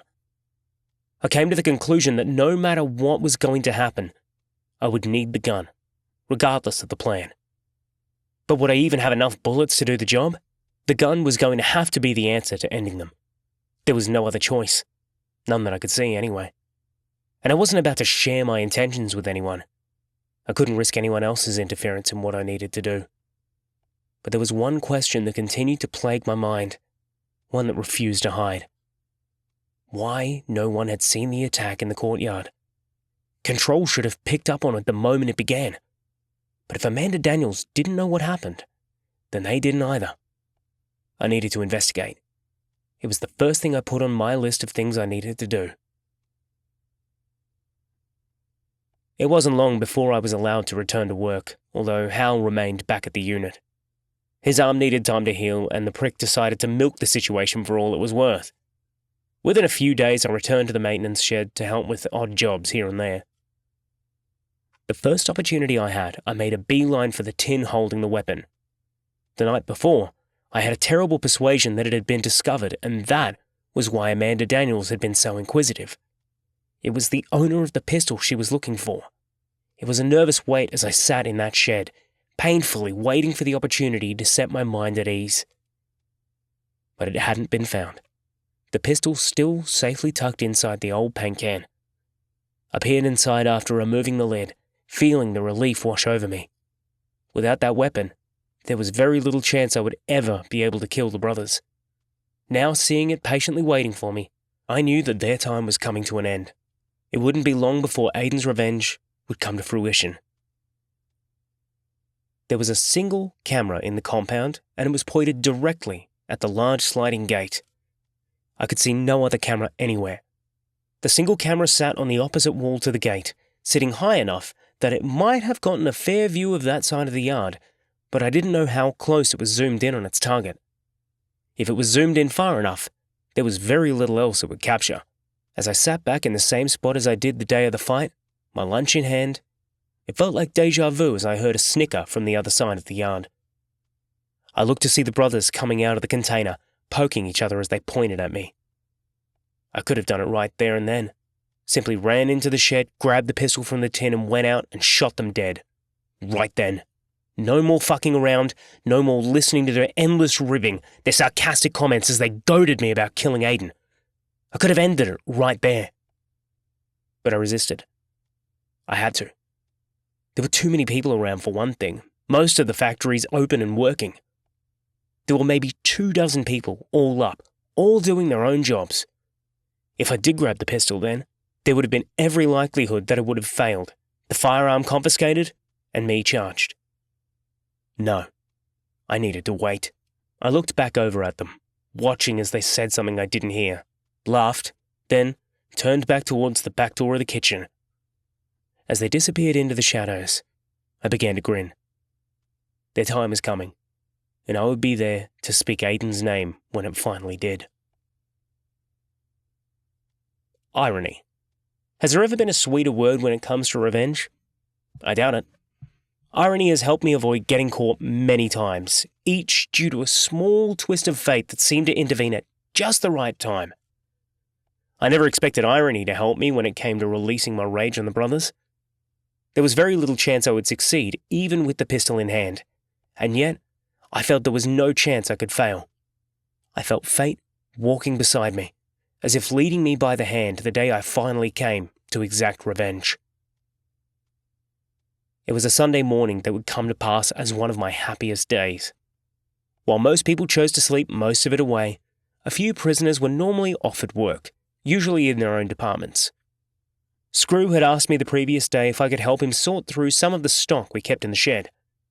There was a lot of gear that seemed to accumulate, and once a month, he needed someone to help him sort through it, to mostly carry the junk out to the dumpster.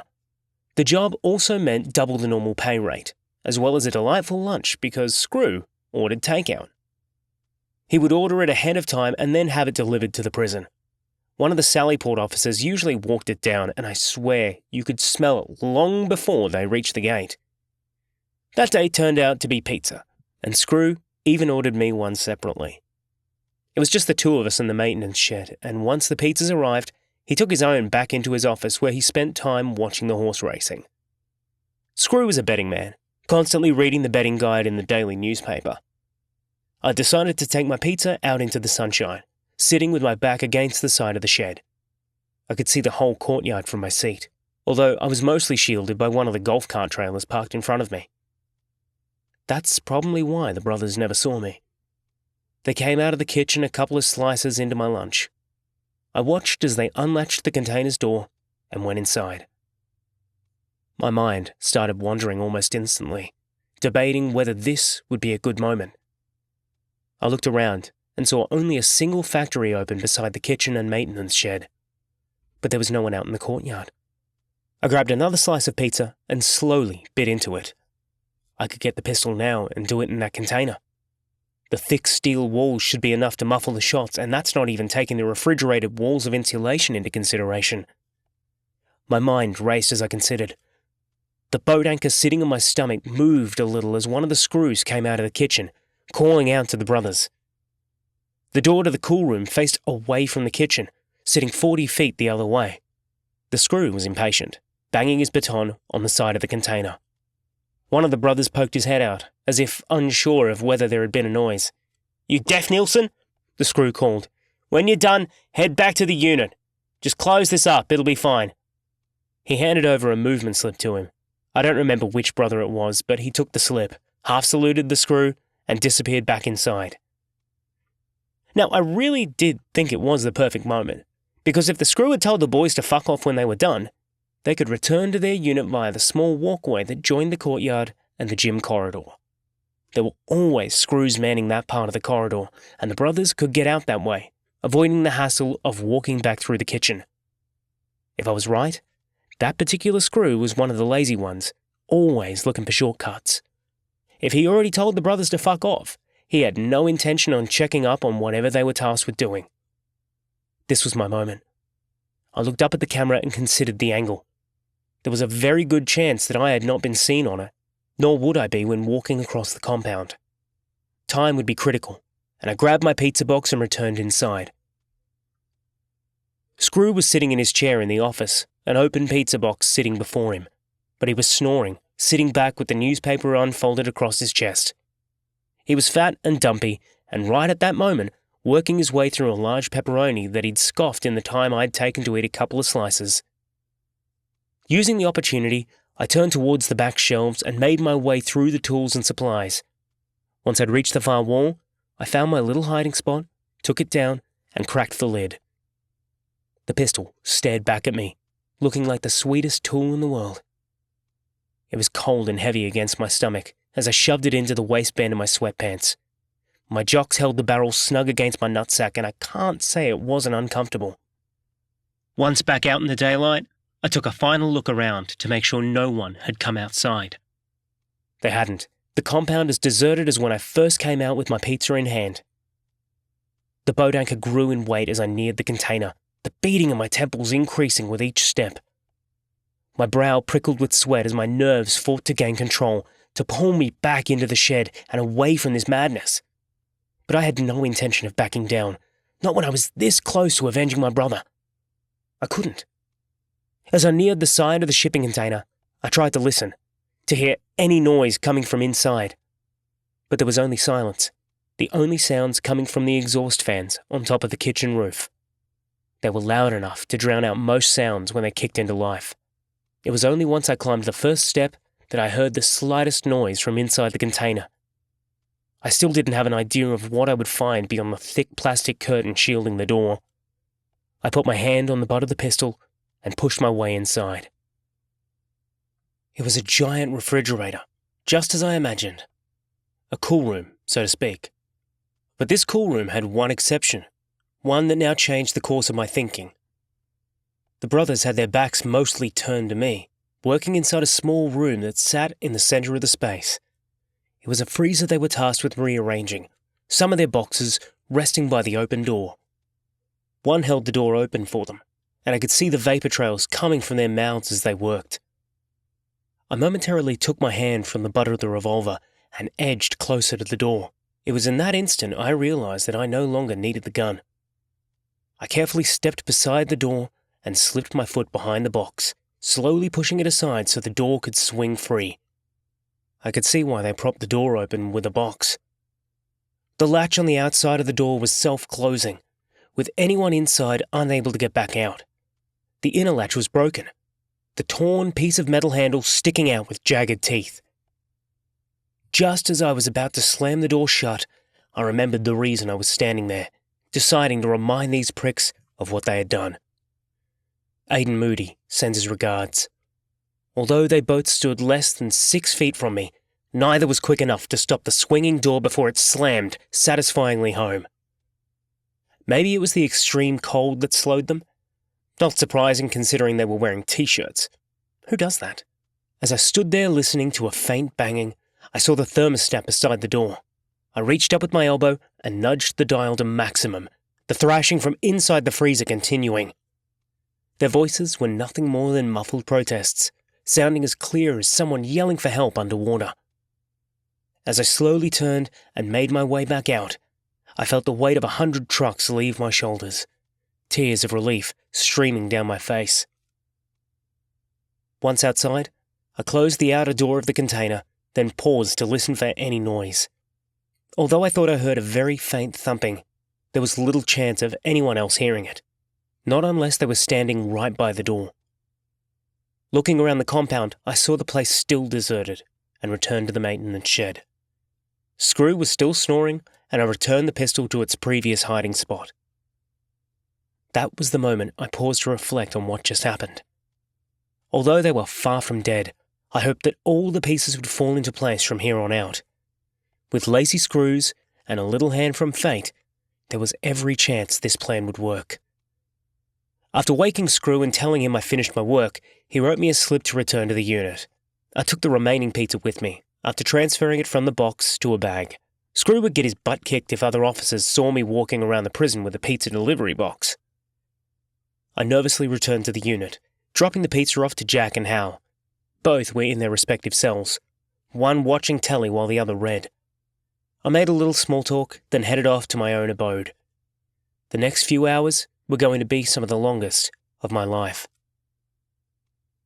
I knew that the maximum time I would have before the Screws knew of their missing prisoners was 4 hours, and if no one clued on to them immediately during muster, maybe another hour on top. I also knew from vague memory that a person could freeze to death in under 1.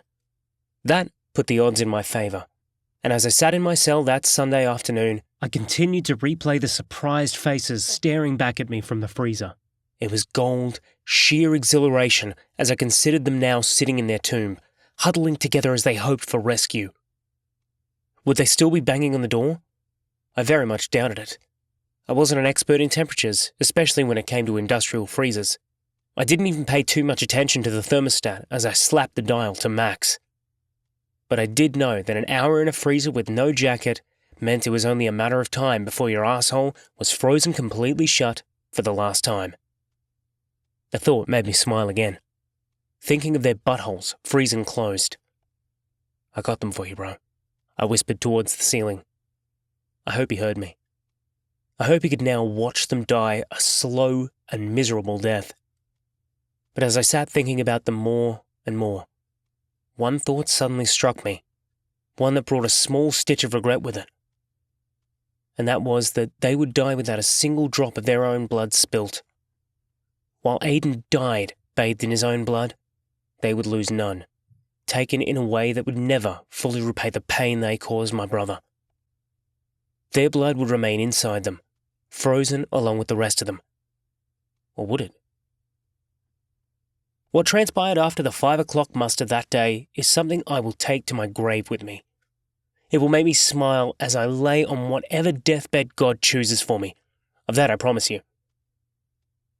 It didn't take the Screws very long to find their missing prisoners, and it didn't surprise me much. A few of the other crooks in their unit knew they were missing. None had raised any suspicion to the Screws until the first recount.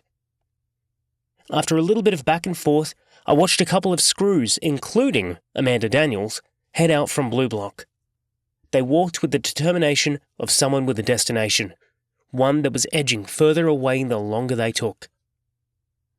Without needing to watch it personally unfold, I knew where they were headed. It was the only logical place, and I crossed my fingers as I watched them head to the gym corridor gate, desperately hoping they'd be too late. The prison was called into complete lockdown about 5 minutes later. 15 minutes after that, I heard the very faint whisper of a siren through the top grille of my window. Whatever they had found warranted an ambulance. It was Durran himself that came to get me the next morning. He was flanked by a couple of other officers, and they cuffed me through the trap before leading me out. As we crossed the unit's common area, Hal called out to me. "Dylan, where are you going, dude?" "Dunno, Screws want to talk to me." It was all I could say. "Where you taking him, boss?" Hal called out, but none of the officers bothered to answer him. The Screws had me out through the airlock in seconds. They led me up to the area called Government Functions. It had only been built the previous year and served as an area that held several makeshift courtrooms, all linked to actual courts in the city via CCTV. There were a few offices in the building, one of which these guys took me to. Not surprised, I was greeted by a couple of cops sitting in the room. They looked as if they'd already spoken to crooks before me, as there were several folders on the table, each with names on them. Mine was at the very top.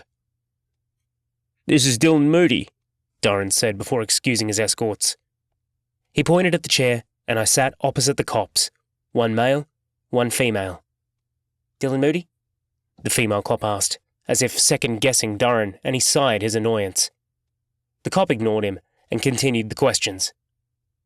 "We understand you did some work in the maintenance shed yesterday morning." I nodded. "What time did you finish?" "About 1, I said, careful not to lie. The cameras would have already confirmed my return to the unit. "Did you return straight to the unit afterwards?" she continued, and I nodded again. "Notice anything strange while working?" the other cop chimed in. "Strange?" I asked, trying my hardest to sound confused. "Yeah, like any yelling or screaming, maybe a commotion of some sort." I pursed my lips as I shook my head again. "No, nothing. It was a quiet morning. Not much happens on a Sunday," I said. "We've got 2 dead prisoners, Dylan, and we need to know how it happened. Are you sure you didn't hear or see anything out of the ordinary?" They were dead. It was the confirmation I needed, and you have no idea how hard I had to fight myself not to jump and begin cheering. The cunts were dead. Dead! As I sat and desperately tried to keep my emotions in check, Doran sat forward. "Dylan, there's a mother who phoned me this morning asking why both her sons lay dead in a hospital morgue. I'd like to give her the answers she needs. Can you remember anything at all?" I felt for the mother. I really did. But her precious boys had caused irreparable damage to my family, so excuse me for not offering myself up. "Well, there is," I began, and all 3 looked at me. "Anything at all?" the female cop said. I remember hearing an officer yelling out to whoever was out by the fridge. You know, the shipping container behind the kitchen. "What time was that?" the male cop asked. "Just before I returned to the unit. I'm sorry. I know I'm not supposed to say, but..." I paused again, mainly for dramatic effect. "Go on," Doran said. "I don't want to get anyone in trouble. Screw brought us pizza, and I was sitting outside eating mine when the officer came out from the kitchen. He told one of the guys that once they were done to just return to the unit. I saw him hand them a movement slip. I swear, that's all I saw." "What happened then?" the male cop asked. "Nothing. I ate my pizza, went back into my boss, then returned to the unit." "That's all?" the woman asked. "Yeah, that's it." They bought it. The 2 cops thanked me, and Doran motioned for me to get up and follow him out. "Thank you, Dylan," the woman said as I stood. I offered her a brief smile, then followed Doran out. But my celebrations were short-lived as Doran led me into another room instead of back to my unit. After closing the door behind us, he motioned for me to sit down. We sat staring at each other for an uncomfortable minute before he finally began to talk. "How long have I known you, Dylan?" I shook my head a little, thinking back to the first time we met. "Few years?" I finally said. "More than a few. And in all your time, you have never offered up information as easily as you just did." I swallowed, maybe a little too hard as he watched me. He knew I was lying. I was sure of it. They were assholes. I get it. But they were also the assholes that murdered your brother. That I haven't forgotten. So, what happened? See an opportunity? Make it look like an accident? I could have kicked myself as I realised what I just did. They had nothing, and from what I could make out, they thought it could have been accidental. The inside handle of the freezer was broken after all. Why the fuck would I tell them anything? Because that's what guilty people did. Those trying to cover their tracks.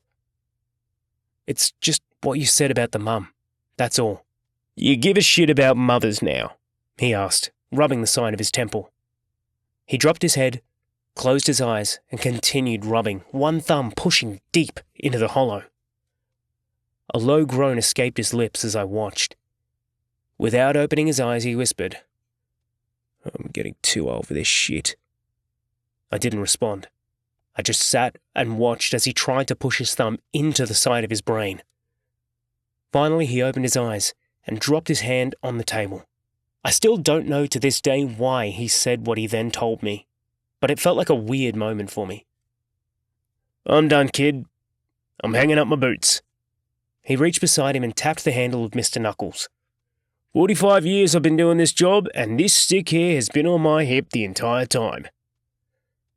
I'm not sure whether he meant to, but what happened next surprised me in a way few had ever been capable of. "You should have never been here, kid. Your brother was a junkie and he took you down with him. The cop that you guys supposedly killed was the son-in-law of the correctional minister's brother. And when you have connections that high, it don't matter how many relatives away you are, you will always call on them for help. I want you to know that it wasn't my call to keep you from your brother's funeral. The call came from the minister himself. If it had been my decision, I would have driven you there myself. Because I don't think you should have been here at all. You got shit-canned, kid. You got caught up in shit with your pants around your ankles and ended up the only one left to pay for it." I was stunned, not only by his revelation, but more so by the fact he told me it all. It took the wind out of me, and I will forever be grateful to him for telling me. And then he did something that was completely off the charts, something no screw would ever do. He held his hand out like a man offering to seal a deal. I looked at him for a moment, not to ignore it, but from utter shock. When I reached out and shook with him, he gripped my hand tight. "I'm sorry, kid." He let go, then called for the escorts. They opened the door a second later, as if waiting directly outside. It was the last time I saw Darren. He left the prison that afternoon for the final time and retired, effective immediately. They say he had almost a year's worth of leave owed to him, and take it, he did. He was the only screw I ever shook hands with, and one that I can honestly call genuine. Regardless of the differences we may have had, sitting on opposite sides of this strange fence, he was genuine, honest, and a true human. If ever you read this, Mr. Darren, thank you. The prison was unlocked Tuesday morning, and one of the first phone calls I made was to Melanie. She sounded upbeat, unaware of anything happening. We'd only spoken a few days before, and it wasn't unusual to go days without chatting. But listening to her now, I wondered whether there was something else. I could sense something bothering her, despite her jovial voice. I didn't want to encroach on her too much and thus let it be. She did share her ever-growing plan for the business, though. From the sounds of it, the money would more than build her a comfortable life.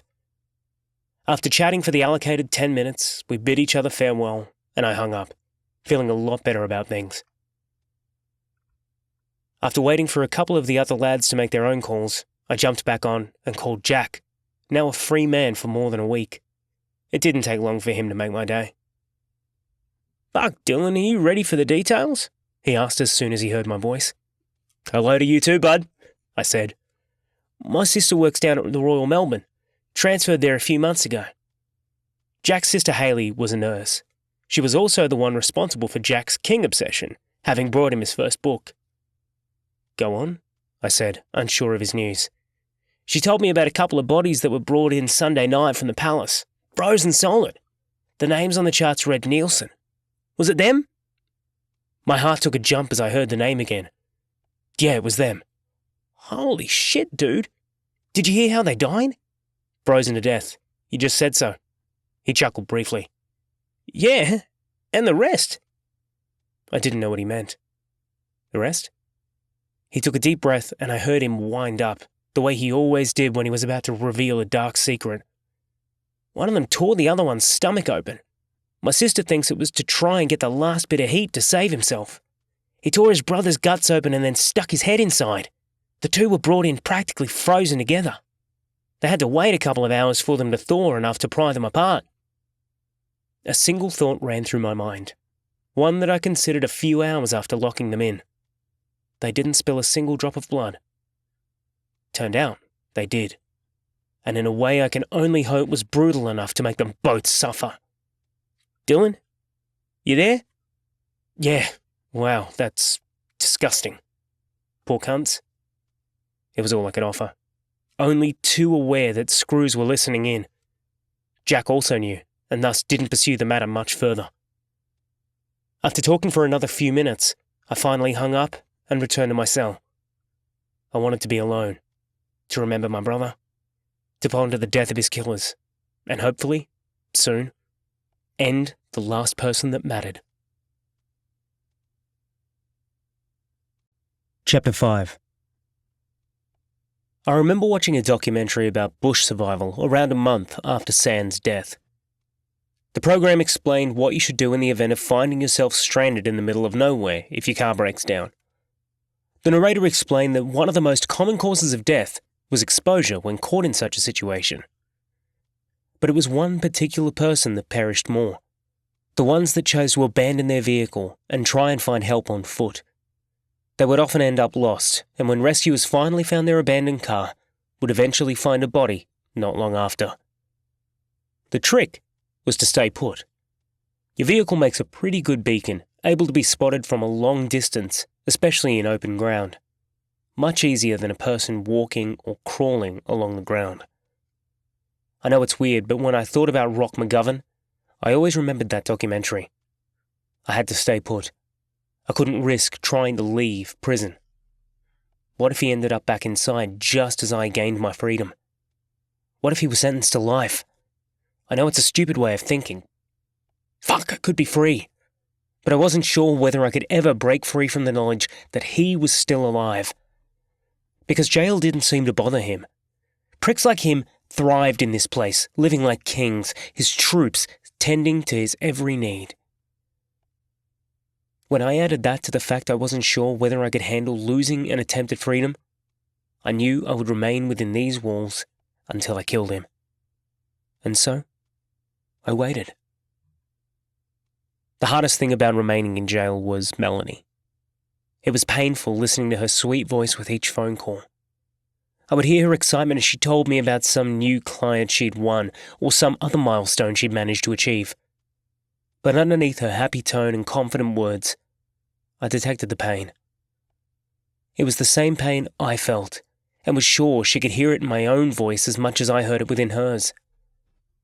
I knew what she wanted to say, but didn't. I knew what she wanted to scream at me, the words to hit me with. But she never did. As much as she wanted me to fight for my freedom, she never did.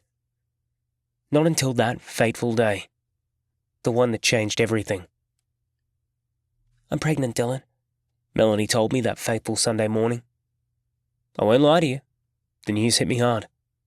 It caught me so completely off guard because it came out of nowhere.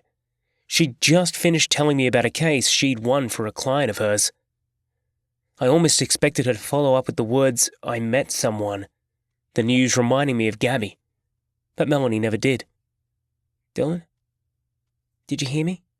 She asked after I didn't answer for a long time. Yeah, babe, I did. I'm just what? Shocked? Surprised? Yeah, that's a given. Confused? Another fat yes. Baby, I promise it's yours. I haven't been with anyone else. If you want to do a DNA test, No, babe, I totally believe you. When? When are you due? I suddenly realized that it had been almost 6 months since our only real, intimate moment. She must have been keeping the news from me for a long time. I suddenly knew what the underlying hesitation in her voice had been. She was pregnant, with the father of her baby in jail. I cannot begin to imagine how hard those months must have been for her. To be carrying a child conceived with a prisoner. A baby who would be born alone, possibly raised as a single child because the father was a dumbass, too caught up in his own plans for vengeance. November, towards the end. The doctor said around the 29th. Dylan, she began, but, like me, lost her words. It was as if both of us had words to say, but neither found them at that point. I don't want to sound like an uncaring prick, but I was caught off guard at that moment. She was carrying my baby, and I couldn't do a damn thing for her, nor the bub. I felt like I'd been tied to a post and told the news, then watched as my love sailed off across the ocean. I promise we'll work this out, babe. I'll fix this. After getting off the phone that morning, I did a lot of soul-searching. I had to. There were new things at play now, and I no longer had just my future to consider. Now there was the life of my unborn baby. I know what you're thinking. Why wouldn't I just use the money and get myself out of there already? Of course, I should have. Melanie didn't have much of a family. Just herself and her mum that raised her. She once told me about her father during one of our many phone calls. It didn't surprise me to learn that our childhoods were very similar to each other, complete with a dad that upped and left without notice. Her mum was a sweet thing that worked double jobs to put Melanie through the best possible schools. That's why my girl was so obsessed with getting the very best career she could, to repay her mum for the years of life she sacrificed for her. I want you to know about Melanie's life because of something I would find out the following week, just before I was about to set my plan for release in motion. Melanie had mailed me documents to fill out that would begin my legal battle for release. The envelope arrived one Tuesday morning, and as soon as Officer Williams handed it to me, I phoned her straight up.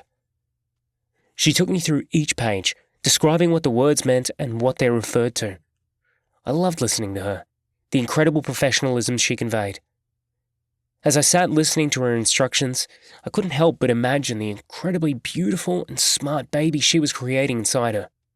Once she'd taken me through the entire 14-page document, Melanie gave me instructions on where to sign each, which I would do back in my cell. We only had a couple of minutes left for that day's call, and I wanted to hear about how she was. The tone in her voice changed as soon as she began to talk about the baby. Peanut is what she called it, still unsure of what sex it was. She didn't want to know, preferring to find out the way nature had intended. I didn't mind either way. She would describe how it felt feeling Peanut move in her, the strange sensation of another life living inside her. There had been very little morning sickness, and Melanie said she'd never felt better. She told me she'd read somewhere that it meant a healthy pregnancy. After hearing the 30-second warning tone come over the line, we bid each other our usual goodbyes, sent audible kisses down the line, and hung up. I felt warm inside, like a man bathed in sunshine. Despite sitting in the middle of yellow block, I never felt more happy than that moment. I don't know whether it was the thought of getting my freedom back, becoming a father, or being in love, but I felt alive for the very first time in my life. I felt as if there was so much more to live for now that I had Melanie and the baby in my life. I was full of hope and excitement as I returned to my cell, positive that things were finally looking up. The next few weeks passed with a new sense of hope in my world. I returned the documents to Melanie, who lodged them with the courts.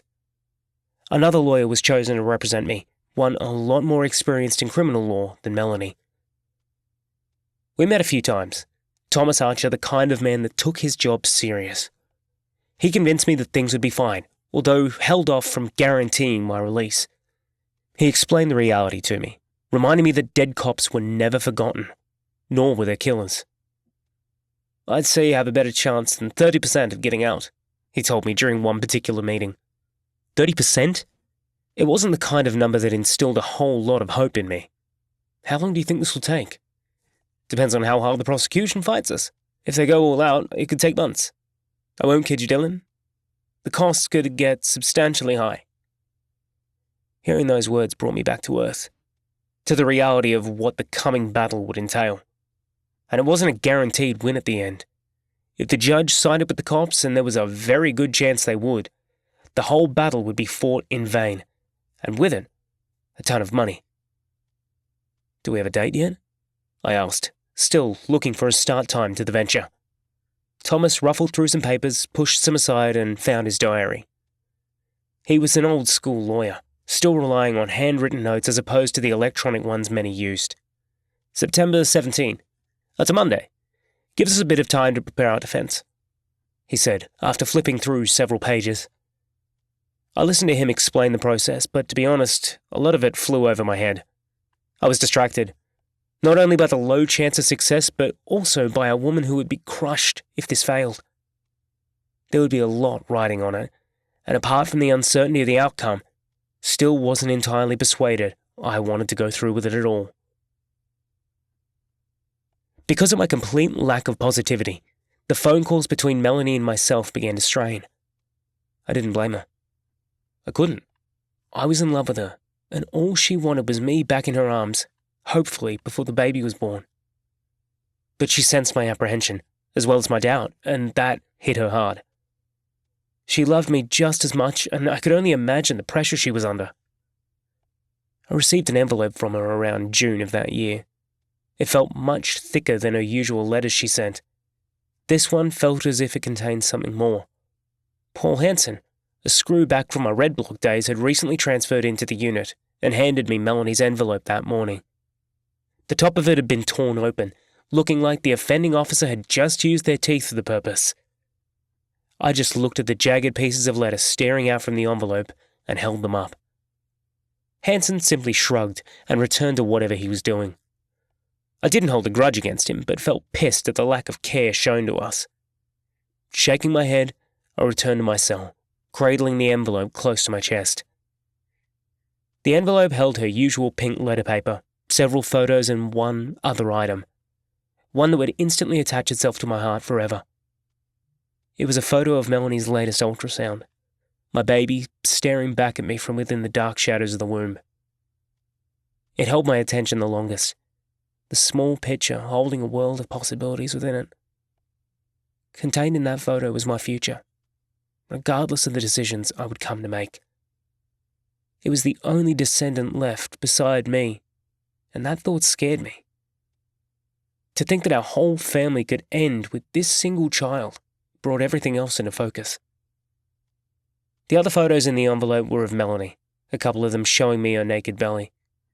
Prison rules outlawed any form of nudity mailed in, and so Melanie had made sure to wear a bikini in a few photos. But regardless of what she wore, she was beautiful. More beautiful than I remembered. I couldn't take my eyes off one, the expression the same as the one she'd had when she stared into my eyes the one time we made love.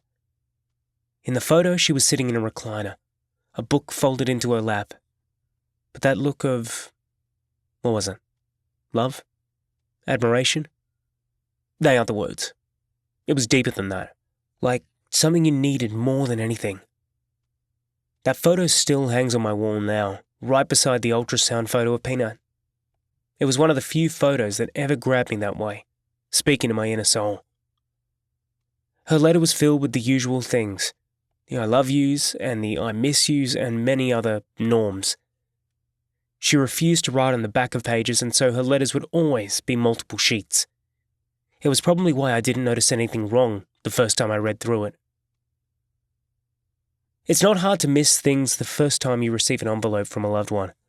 The excitement of receiving it is usually enough to divert your attention from little things, like messages scrawled on the back of photos, or on the backs of letters you know to only contain writing on one side. That's why I didn't see the other messages until later that day. It wasn't until I returned from the maintenance shed that I went back to the envelope. Dinner had already been served and there would be no reason to leave my cell again. My plan was to read through her letter again, to look at each photo and take in everything there was to see. To have a moment, if you will. But what I had instead was a nightmare of epic proportions. I noticed the writing on the reverse side of the sheets as I unfolded them a second time. They were scrawled across every page. Slut, mole, whore. On the back of each photo were more messages, some just names, but others more personal messages aimed at me. How wet did she get?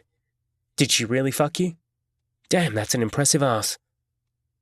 Not every photo had something written on it. The one I paused on with that certain expression was one of the few left alone. But it was when I turned to the back of the ultrasound that I found the worst of it. Think this rat will make it to November 29th? I screamed. The anger, rage, and helplessness gripped me within claws I was helpless to escape. I saw red. My body began to shake as another scream tore out of my throat. My cell door suddenly slammed open and 2 screws came in, one being Paul Hansen. "What?" the other one shouted. "Who did this?" I screamed, unable to contain my fear. "Who the fuck did this?" And as I held up the envelope for them to see, I saw the last piece of my future fall away, the only thing that mattered, staring back at me. Across the back of the envelope, in her sweet and curvy handwriting that always reminded me of high school reports, Melanie had written her return address. They knew. The Jesters knew about Melanie, the baby, and worst of all, where she lived. They knew, and there wasn't a fucking thing I could do about it. They had me by the balls, now able to control me for whatever they wanted. "Sit the fuck down," the other screw said, pointing at my bed. "They know! Look what they wrote!" I screamed, but they didn't care. "Sit down!" The other screw screamed again, and that was when I lost it. He took a step towards me, probably to intimidate me, but it didn't work. Instead, I matched his step forward, swung a fist, and landed it square in the middle of his face. That tomato punch instantly painted both sides of my cell as the screw screamed in pain. Hansen stepped sideways, grabbed me by the arm, and swung me out through the door as my balance was still caught in the punch. I faintly heard a radio call made by a third officer as Hansen followed me out into the unit, kicked me in the back of the knee, and brought me down. The next thing I knew, I was face planted into the linoleum floor with 2 officers on my back. The screw dripping claret over the floor looked down at me, grinned as he held his nostrils gingerly with 2 fingers, then landed his boot into the side of my face. Stars instantly filled my vision as more officers landed on top of me. His second kick ended my day. There's not a lot I remember from the walk up to Black Block, the prison's bad boy unit. It was known as the Cave. Every cell a single, dark hole with a bed, toilet, and sink. 2 rather large tactical officers dragged me to the cave, with me suspended between them. There was a neat little maneuver they did when dragging you, aimed at causing as much discomfort to you as possible. Your arms were held out away from your body, and the screws twisted their own arms around you, under your armpit and back around to rest on their other arm. You were also forced to bend over during the walk, which made it awkward. But what made the whole thing truly memorable was that the whole process saw you dragged backwards, the journey extremely painful and energy draining. By the time I was thrown into the cell, I was well and truly fucked. The fight all but evaporated from me, but that was only the beginning. The lead screw then following up with a full-body strip. Those that didn't comply had their clothes cut from their bodies with ligature knives that had a blade which curved inwards, no sharp point to cause injury. Because I was still concussed from the 2 well-placed boots that smacked me in the head, their instructions weren't very clear to me. Before I knew it, they had cut every piece of clothing from me, then left me lying naked on the cold concrete floor. As the party of 4 began to exit my new cell, one had the pleasure of leaving half a lung on my face as he spat a wad of phlegm on me. "Try blowing bubbles with that cunt," he snickered before slamming the door shut. That was my first moment in the cave, a unit I had only heard rumours about. I could already hear the endless screaming from other inmates cursing those that ran the unit. It reminded me of those first nights back during our trial, Aidan and I listening to the other prisoners. I was freezing, the solitary window to the world already dark with nightfall. There was a single speaker on the wall, my only communication to the outside. I managed to rise to my knees and grabbed a piece of toilet paper. After gagging a couple of times while removing the phlegm, I finally managed to fall onto the mattress. There was no bedding, not even a pillow. But that didn't stop me from dropping into the shadows almost immediately, the pain in my head still throbbing. Officers didn't take kindly to prisoners that attacked them. Asking for anything took a long time, and if it was acknowledged at all, took days to arrive. Anyone entering the cave was subjected to a course of behavioural standards that were reinforced vigorously. Being a new arrival meant I was banned from any outside contact for the first week. During the second week, I was permitted to a single phone call once a week, as well as an hour out in one of 6 tiny exercise yards. It wasn't until the second month that daily phone calls were allowed, and then only if pre-booked. Pre-booking was done by the intercom speaker next to my bed. Unfortunately for me, several of my bookings were conveniently lost by the screws, leaving me with no way to contact Melanie. The times we did manage to talk were filled with tension, nerves, and questions, many of which remained unanswered. There wasn't a lot either one of us could do, and so I simply waited for the time to pass.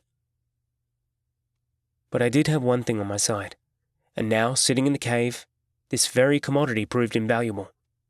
I had time. Time to think about what happened. Time to consider the future. But more importantly, I had time to evaluate the threat made against the lives of my child and its mother. They knew where she lived, and that put them in the greatest danger.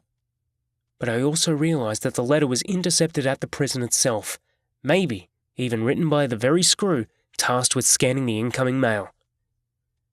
It meant I not only had the Jesters to consider, but also the screws on their payroll. If I didn't do as they wanted, they would hurt Melanie. Or even worse, kill her before she gave birth. I thought back to Gabby, and how scared she looked after the Jesters had paid her a visit. Although San had opened my eyes to the real Gabby, I couldn't help but remember the terror in her eyes during that visit long ago. Would they turn Melanie into a drug mule as well? If I decided to fight my way out, Thomas Archer had already said the chance of success was slim. The fight was a long one. A long fight. Plenty of time for the Jesters to convince me to give up. If I did manage to win the battle, how quickly could we escape? They'd have plenty of opportunity to take action well ahead of time, and if they sensed a release pending, what would stop them from killing her beforehand? The more time I had to consider my options, the more I dreaded having the time to begin with. It made my decisions so much more difficult, forcing me to rethink it almost hourly. But regardless of how many ways I tried to twist the situation, it always ended with a single answer, one I knew I needed to make sooner rather than later. It was Thomas Archer that I phoned one afternoon, during my only run out of the day. It was his secretary that answered, telling me he was held up at court. I asked for her to arrange for him to come and meet me, without letting anyone else know. The last thing I wanted was for Melanie to find out. I also asked her to get Thomas to bring a very specific form with him. He came to see me the very next day, and I could see the weight of the world weighing heavy on his shoulders. Even before speaking to me, I knew he'd spoken to Melanie, something confirmed with a slight head nod. It doesn't matter now anyway, I said, looking down at my hands resting on the table. I'm sorry, Dylan. I need you to cancel the appeal. His eyes widened in disbelief as the words registered in his mind. Cancel? What on earth for? You have a baby on the way. He sounded disgruntled, like I'd pissed in his coffee. I'm well aware of what I have. I also have other things to consider, like Melanie's life and that of the baby. He didn't seem to understand the words at first, his confusion still evident. There's things that have been going on for years, Thomas. Can I call you Tom? He nodded. I looked past him, over his shoulder at the window in the door behind him. People kept passing back and forth, and I wasn't sure if anyone was eavesdropping. But we can, he began, but I cut him off. No, we can't, Tom. They know where she lives. He froze, the words finally hitting home. Who knows where she lives? The ones that murdered my brother. The ones that raped my childhood girlfriend. The ones that run this entire prison. He saw me look past him and turned to see what was holding my attention. After finding nothing of interest, he turned back to me. We can arrange for you to be moved to another facility. We can protect you. And Melanie can find somewhere to live while we set up your appeal. There's ways around this. While his suggestions all registered, none were enough to convince me she'd be safe. Tom, they have half the staff on their payroll. They live at every other facility. There's no way around it. Did you bring the form with you? He didn't answer for a long time, the man processing the words behind his eyes. When he did finally answer, he did so with another simple nod, before reaching into his briefcase and retrieving the form. As I took it and turned to read the cover letter, he reached out and squeezed my hand. This will tear her apart, Dylan.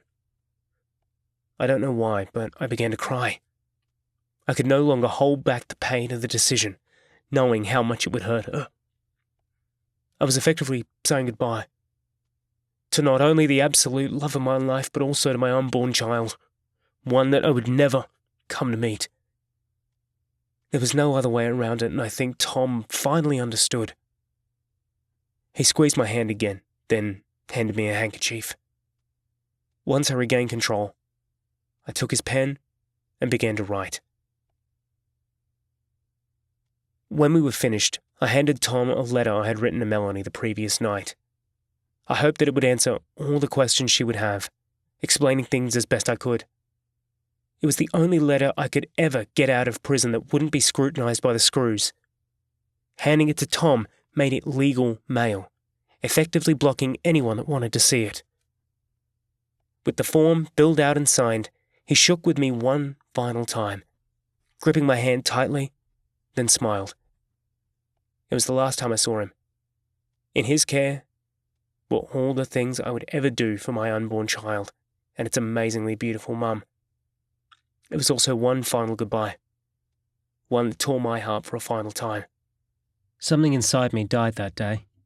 I think looking back that it was the last bit of Dylan Moody I remembered from my childhood.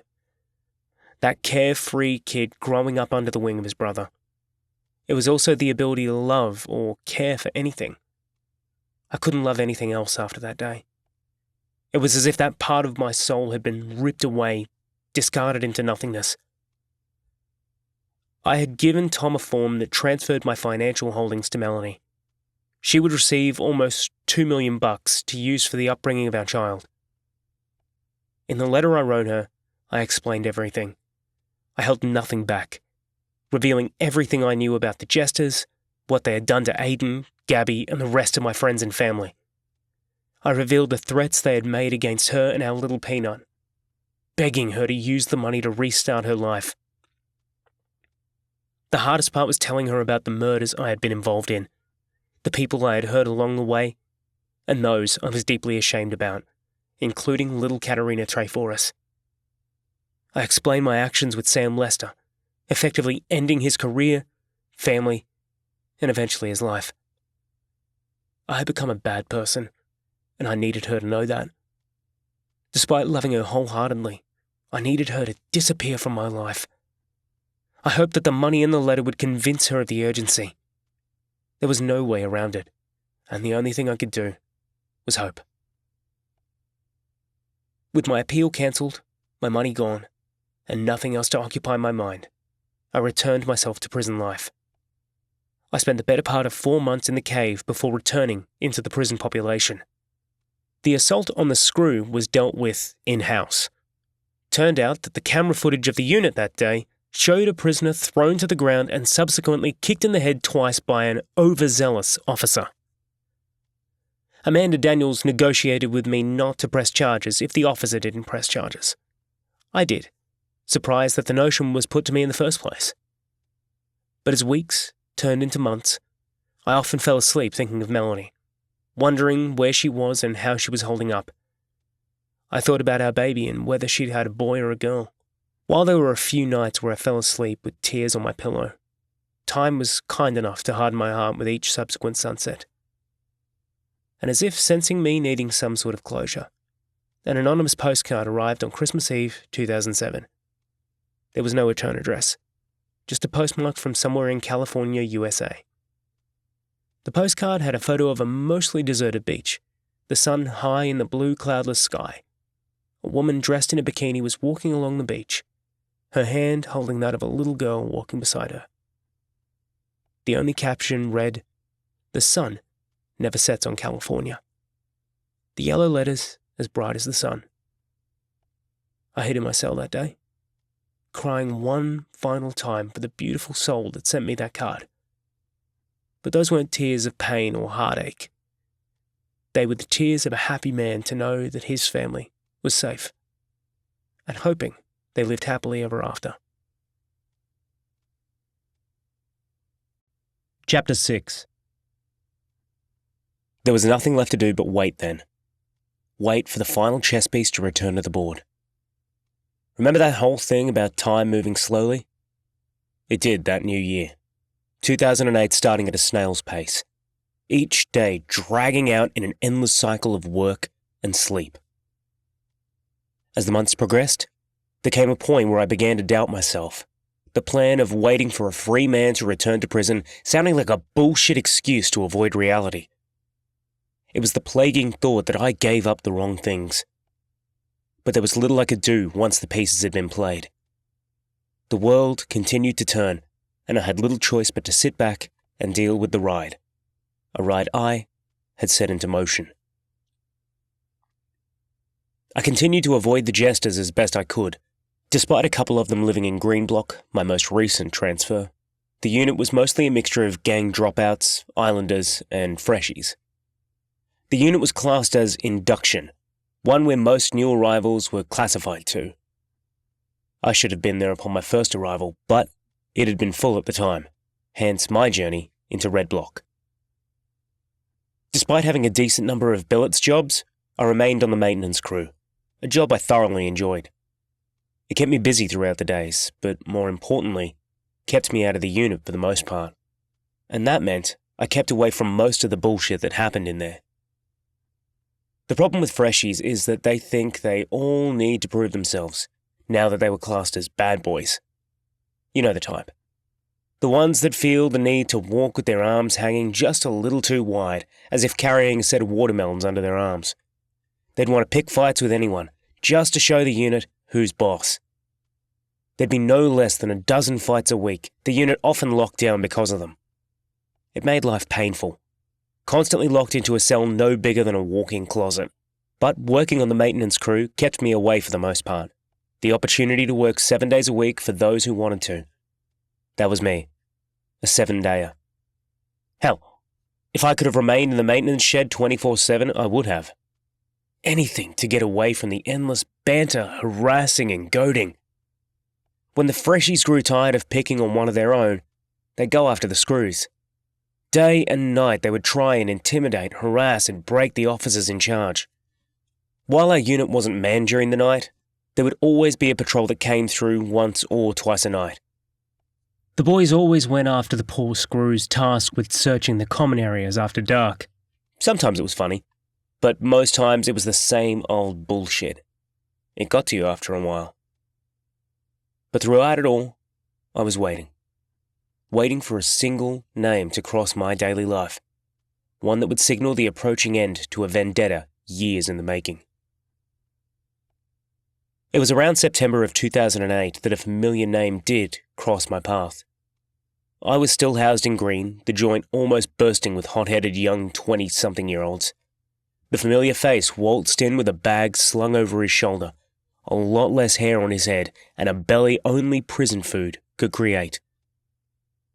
Nick Treforez had been transferred back to the palace after failing to win a release with his latest parole hearing. It meant that he'd won himself another transfer, back to the place he'd lost a brother and a daughter. I can't imagine how it must have affected him on the inside, but on the outside, he was as cheery as ever. We passed each other in the airlock, him arriving while I was heading out to work. "Dylan, you live here," he said, clapping me on the back. I nodded, unsure of whether he would readdress my involvement in his past losses. "Good. Now I do too. Welcome. Just heading out to work, but we can catch up soon," I said, and he gave a thumbs up as the medical trolley approached the airlock. "Better go. They'll want to come in." Nick nodded, and we parted ways. As I walked to maintenance, I pondered his own journey, comparing it to mine, and wondered how many prisoners suffered life-altering events within this supposed rehabilitation environment. We didn't speak for nearly 2 days, the unit close to lock-up each night I returned from work. But I had a painting job come up in Greenblock one Saturday, and whilst I worked, got to listen to the latest chapter of Nick the Greek's life. While he talked, a few of the other lads would shuffle past, vaguely familiar with the unit's latest arrival. He'd made a name for himself over the years, and while many didn't know fact from fiction, it was enough to give Nick somewhat of a status that could take him either way. Statuses in prison can also mean another thing: targets.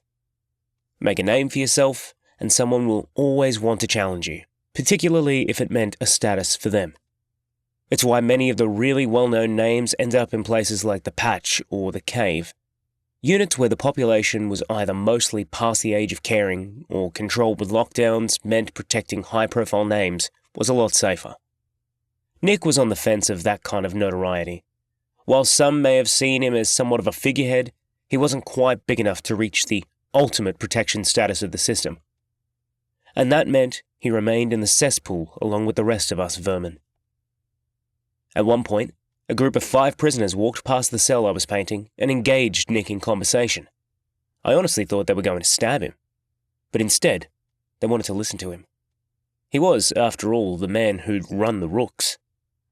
Despite the gang eventually crumbling the way the Cruds did, they wanted to listen to the man tell his story.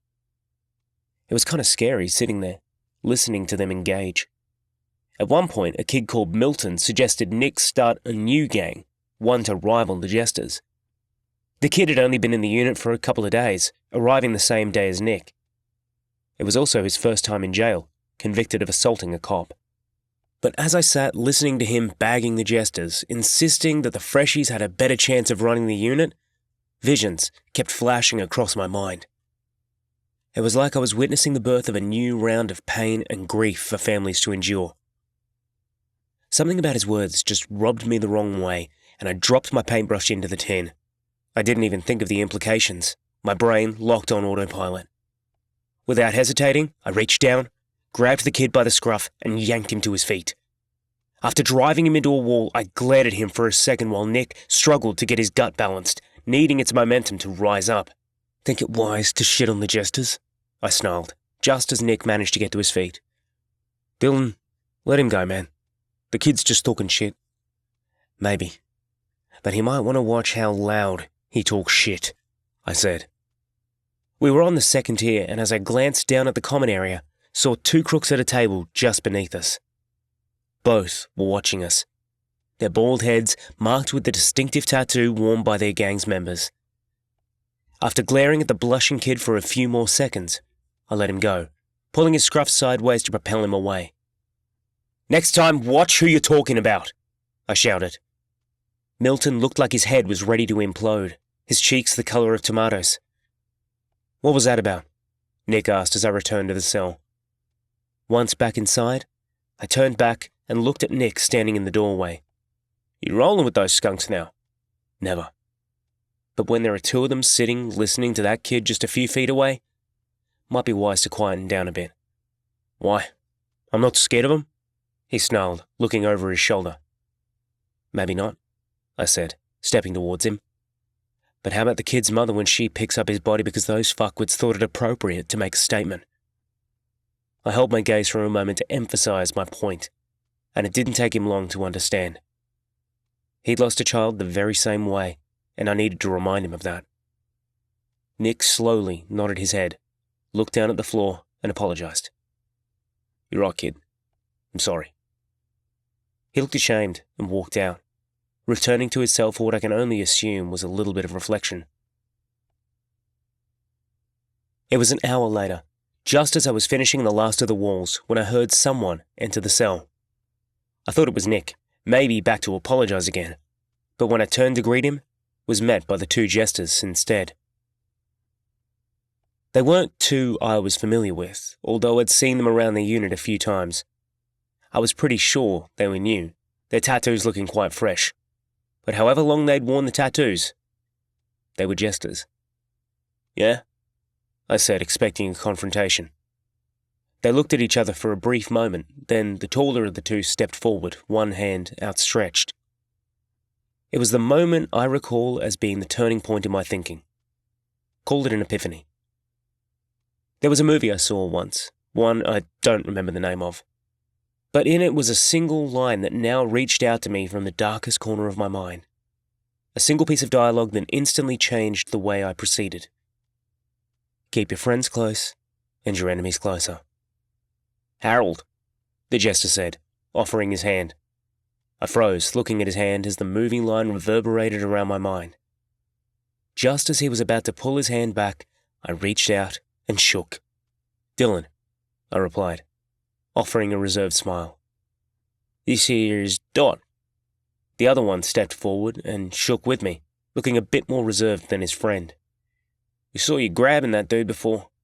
Talking shit about us, was he?" "Nah, just a dumb kid talking crap. You know how it is." I didn't want them pursuing the matter and hoped to downplay the event. Just needed a bit of a slap, that's all. "Appreciate you stepping in. You're Dylan Moody, yeah?" I'm not sure whether he saw me hesitate, but I suddenly felt as if I was betraying Aiden's very memory. I was engaging with the enemy, talking with them as if we were equals. "Yeah, I thought so. I remember Dozer telling us about you. Something about your brother copping it for ratting on Rock." I wanted to rip his throat out, right there and then. First him, then his comrade. Rip their throats out and piss on their corpses. That was a long time ago. And then, as if to throw them off track, added, "He was just a junkie." It hurt me to say that. But at that moment, I felt the need to offer them something to hide my true emotions. It worked.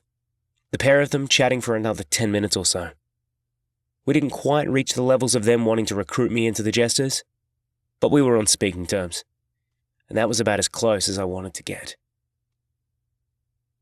Although I had managed to engage with 2 of the Jesters, it didn't mean I was completely out of their sights.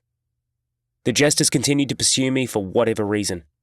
They were still pissed at me for losing the med gig ahead of time, but living in Greenblock kept me mostly shielded from their focus.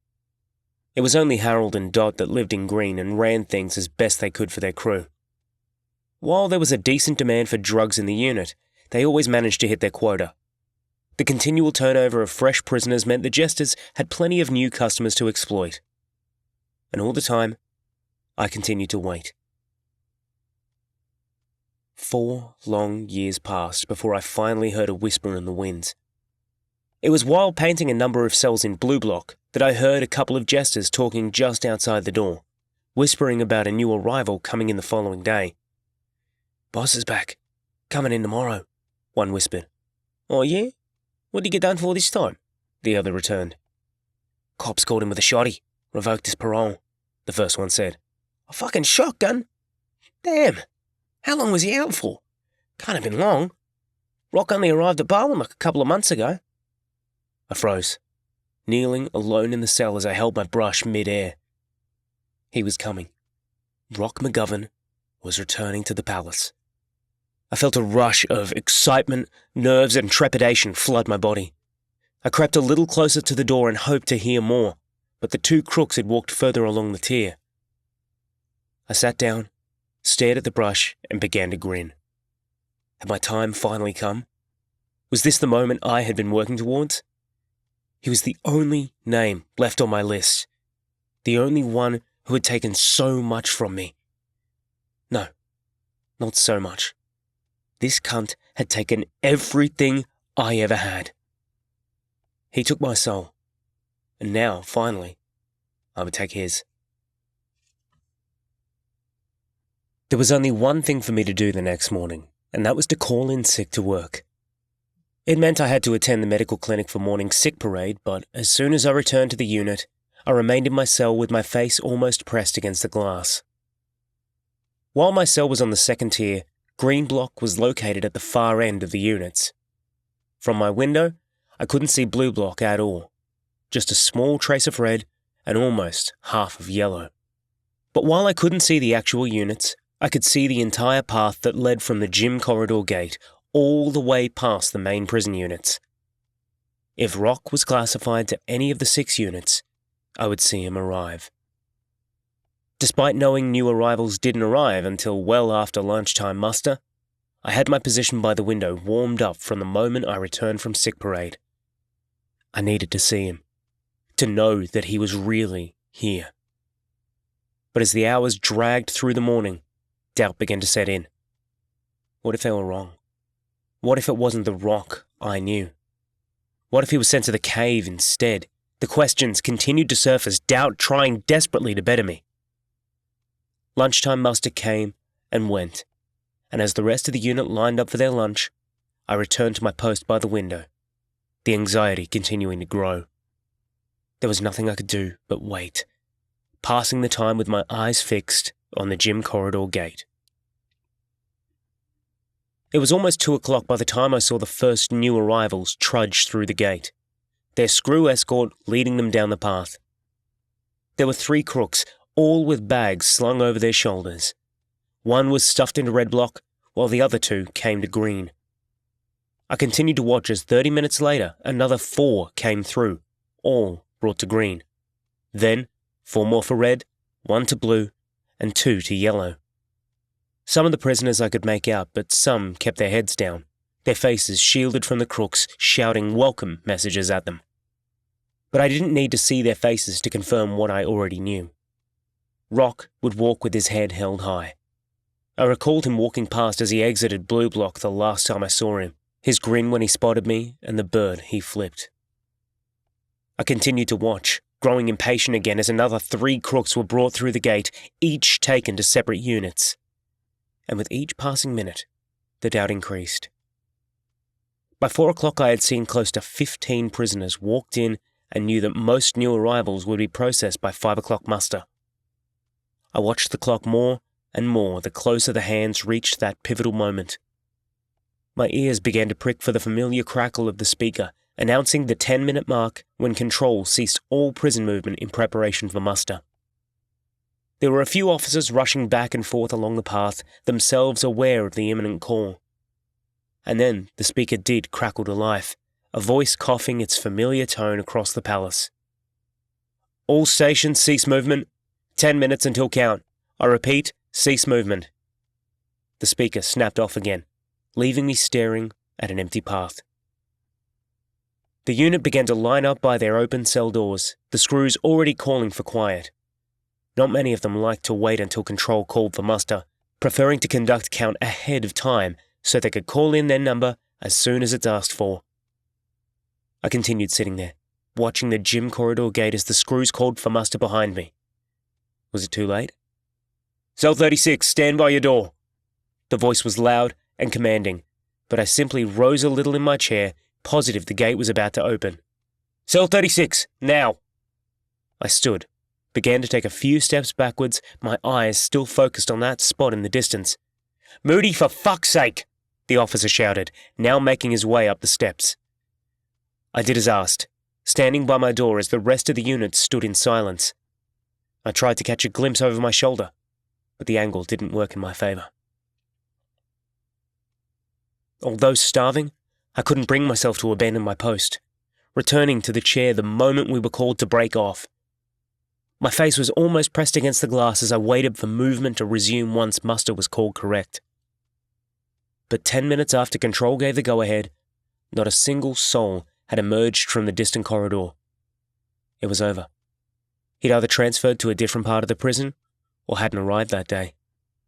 Maybe they did get it wrong. I was about to get up for a piss when an officer emerged from the corridor. He wasn't wearing the normal uniform, instead the distinctive blue of the tactical squad. A second later, another officer followed, and then a third. Finally, a familiar bald-headed prisoner, walking upright with his chin high above his chest, emerged from the shadows of the corridor. A final officer brought up the rear, locked the gate, and hurried to catch up with his squad. Rock McGovern was being led along the path, a single bag strung over his shoulder. I stood, bringing my face closer to the window.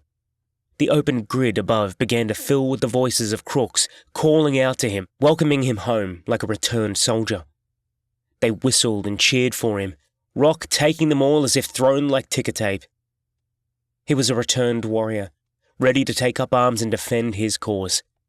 None would stand in his way, his troops ready to fight for him to the death. And as I watched, my anticipation grew with each step as he came closer to his own destiny. "Lockdown!"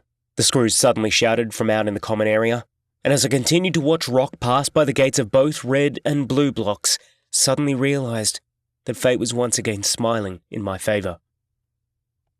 I heard the familiar groans from the crooks out in the unit, the jingle of keys and the rattling of closed doors. Rock McGovern was headed for Green Block. His arrival now being prepared for by the unit screws. My door slammed shut, the jingle of keys locking it into place. I watched as Rock entered the yard, the boys in blue opening and closing the gates in rapid succession. And when he finally disappeared from view, just a few yards from Greenblock's airlock, I dropped to my knees and thanked God. That night, as I listened to the boys welcome Rock McGovern into the unit, I contemplated my plan. The boys were shouting all sorts of compliments and gratitude as I lay on my bunk, the prick now sealed inside my lair. I needed to act fast. Of that I had no doubt. I still had the pistol in the paint can, hidden in the back of the maintenance shed, and now thought about smuggling it back into the unit. The problem was, if I didn't take care of business fast enough, things might again escape my capabilities. Rock McGovern had a reputation that preceded him wherever he went. It wouldn't surprise me if one or two of the dickheads in this unit might not try and make a name for themselves during the first few days of his arrival. If they did, it was highly likely Rock would be transferred to another unit. I couldn't let that happen. I'd waited 12 long years for this opportunity, and there was no way I would let this opportunity slide from my grip. If I was really going to do this, I needed to do it now. I went back to work the following day to finally return the pistol to daylight that I hadn't seen in years. I was nervous walking into the shed that morning, my stomach a knotted-up ball of nerves, as if to highlight my nervous apprehension. I'd shit diarrhea that morning, and as I walked into maintenance, felt the familiar cramps signalling a second round. But all of my thoughts were instantly dispelled as I stared at the empty shelves along the back wall. The tins were gone. All of them. I turned to look at the office just as Screw was coming out. "Where are they gone?" I said, unable to rein in my nerves. He didn't pick up on my tone, instead smiling at his handiwork. "Oh, those? Yeah, long overdue for a decent clean. You missed out on a great morning of cleaning yesterday." "But where are the tins?" I asked again. "Gone, thank God. Tossed in the dumpster. My guess is they'd be at the junkyard by now." I ran outside and stared at the row of dumpsters. All the lids were closed, and I ran to each, lifting one side of the lids to reveal a horrifying emptiness inside. It was gone. I barely heard Screw calling after me as I stood in shock. The pistol was gone. No longer my saving grace. As I slowly walked back into the shed, I began to shiver, my body shaking with an uncomfortable coolness. "Dylan, you okay?" Screw asked. I wasn't. Not even close. How the hell was I going to end the life of a dude as protected as Rock McGovern? He was the size of the Nielsen brothers, and I could barely lay a glove on them. Rock was another story entirely. "Yeah, I'll be okay," I whispered, but I wasn't sure I was right.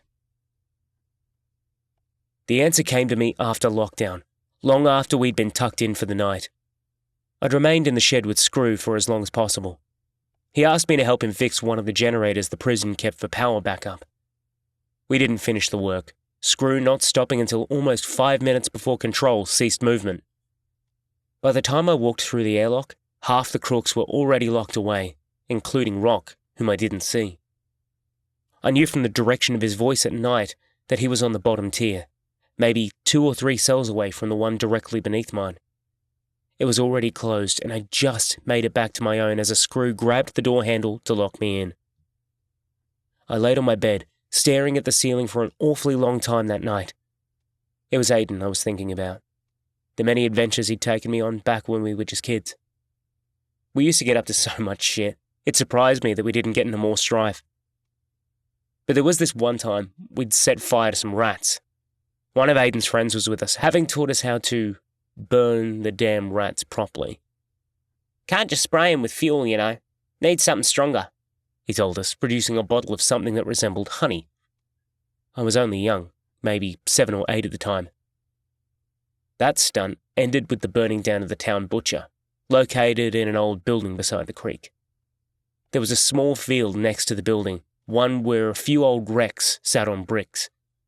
Rats made nests for themselves inside them, and it was those we aimed to evict. "Just 3 things is all you need," that friend had told Aiden, and as I remembered the memory, sat bolt upright in bed, Just 3 things. I whispered into the darkness. Petrol, styrofoam cups, and a dash of engine oil. The memory flooded back as I recalled how the kid had sprayed the rats from a soda pop bottle.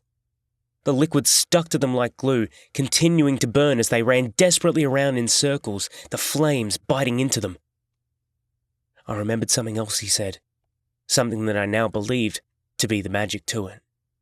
Diesel works best. I returned to the maintenance shed the very next day, instantly eyeing off the fuel containers guarded by the cage door. Diesel, oil, petrol. It was all right in front of me. I looked over to our coffee facilities and spied the foam cups sitting there. I wasn't sure whether they would suffice, but knew of an old box, as old as the tins Screw had disposed of, hiding way back in one of the storage cupboards. They were still there, and I grabbed a few out, inspecting them. I wasn't sure whether they would be any different, but decided that they would do. If Screw continued working on the generator today, there would be ample opportunity to siphon the liquids I needed. All I could hope for was for fate to smile a little more on me. Smile she did, in more ways than one.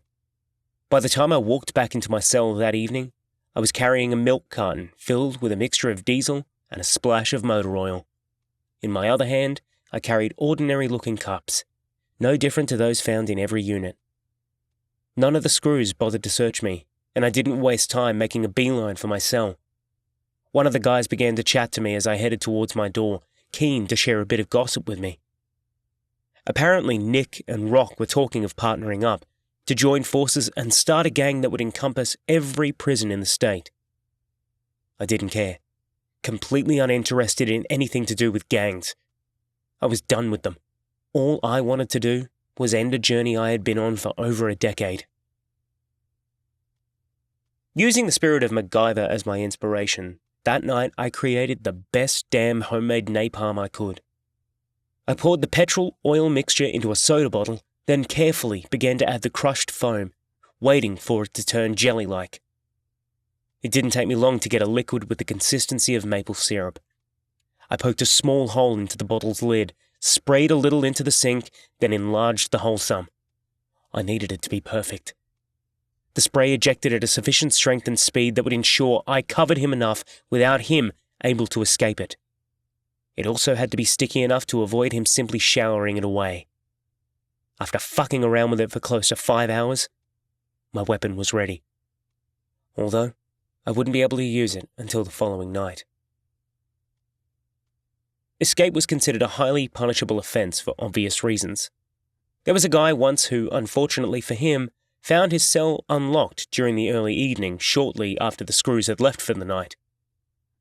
The crook thought all his Christmases had come at once. He left his cell and proceeded to raid the unlocked kitchen, handing food through the traps to other crooks. It had always been common for Screws to leave traps unlocked, especially in a mainstream unit. There was no real reason to lock them, not unless the cell was locked down during the day for punishment. Anyway, this crook had forgotten to remove a sponge he'd attached to his door frame. It's common for crooks to use sponges on cell doors to stop them from slamming. The sponge cushioned the door from the frame, often attached with sticky tape. The Screw who locked him away simply forgot to double-check the door after locking the handle in place, the latch not properly released. Even if someone could get out of their cell though, they were still locked in the unit by 2 sophisticated airlocks. Cameras alerted control of the escapee. They would simply notify patrol staff who would attend the unit and rehouse the crook into the cave. That particular prisoner was charged with attempted escape and, on top of his 18-month sentence, received a further 3 years. It wasn't that uncommon for Screws to accidentally fail to properly lock cell doors either. But no one was interested in getting caught for simply raiding the unit kitchen, and so no one ever acted on it. Most of the time. If you found your door unlocked, you'd call control via your intercom and alert them. The officer responsible would get a severe reprimand from management and life would go on. It really wasn't worth the hassle otherwise. It wasn't as if you had any chance of gaining access to the outside. I now counted on this lack of security to help me one final time. The next day was one of the longest days of my life. I considered going to work, but at the last minute decided to attend sick parade instead. For the better part of that day, I remained in my cell, not lining up for any of the meals. During both the 12 o'clock and 5 o'clock musters, I stood by my door like everybody else. Rock stood somewhere beneath me, and the only time I saw him was when I took a bag of rubbish to one of the unit bins. I circled around the tier to the opposite wall and saw Rock sitting alone in front of the unit television. He was seated like a king, one leg folded across the other, one arm stretched across 2 other seats. I didn't feel anything seeing him. I was empty, like a shell sitting in a cannon barrel and waiting to explode. Although I was primed, my nerves held strong. Shortly after 5 o'clock muster, I wedged a screw I found in maintenance into the door's deadbolt. They were locked in the internal position for the duration of the day, and only unlocked again at lockup. All I could do was pray that whoever was tasked with locking my door didn't notice. I sat on my bed during the final muster and waited for the officers to come around. I heard them close my neighbour's door, wishing him a good night. When a face popped through my own door, I smiled back. As they swung the door closed, I jumped to my feet quick as a flash and pulled the door in as it closed. I also held the handle as hard as I could. I knew that shortly after the first screw locked my door, a second would follow to check the doors, ensuring all were secure. With the first screw already moved on to the next, the final test approached. I waited, frozen in both time and space as I listened for the familiar rattle of the handles being tested. They were coming, closer and closer, each door checked. I held my breath as my neighbour's door rattled, then held strong, desperately pulling the door closed. There was a pause as someone shouted something, then I felt the handle twist in my hands. A second later, the screw continued along the line. Was it really that simple? I knew that the screws would remain in the unit until count was called correct, and although I would have an empty unit, I knew that the first night patrol would arrive within an hour after they left. But the second night patrol normally didn't arrive until well after midnight, and that gave me several hours. When I finally heard the screws leave, I released my hold, slowly pushed my door open the slightest bit to make sure my plan worked, then sighed with relief as I closed it again.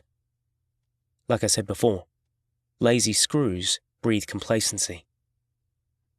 I returned to my bed and laid down, patiently waiting for the final act to begin. Wherever things took me after that, I didn't care. All that mattered then was for a piece of shit to burn. After listening to the first night patrol search the unit, my heart began to beat faster as I listened to the familiar snap of the airlock closing. They were gone, and now nothing remained in my way. I waited another half hour to make sure the screws were well enough away before I moved.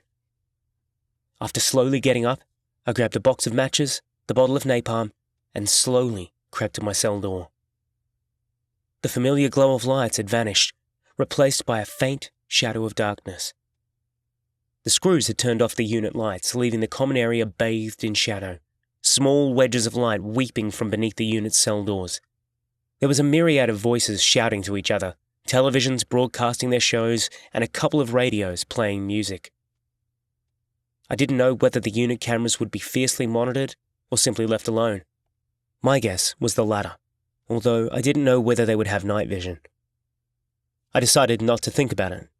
If I did, my plan would end there and then. Instead, I slowly crept along the tier, making my way slowly toward the stairs as I listened to the evening lives of several dozen prisoners. I nearly dropped the bottle as one crook began to laugh hysterically, another shouting for him to shut the fuck up. My heart was pounding, and I could feel my fingers shaking. I almost dropped the bottle as I stepped off the stairs, but managed to save it from falling to the linoleum floor. Moving as close to the doors as possible, I felt my way around to where I thought his cell was. I knew I was shielded from the only 2 cameras by the overhang of the top tier. As long as I kept in the shadows, I hoped I would be fine. As I neared what I thought to be his door, I tried to read the name on the door plate. It was dark, and I almost lit a match to see, but turning my head slightly away proved to work.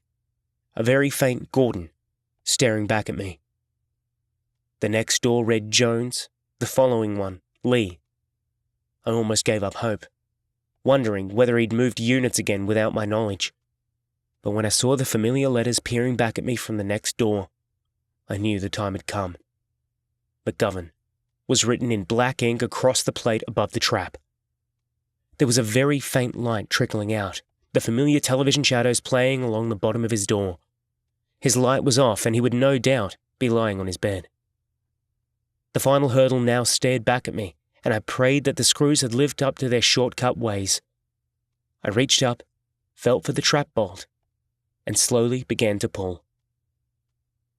My apprehension all but disappeared as I felt the bolt begin to slide back.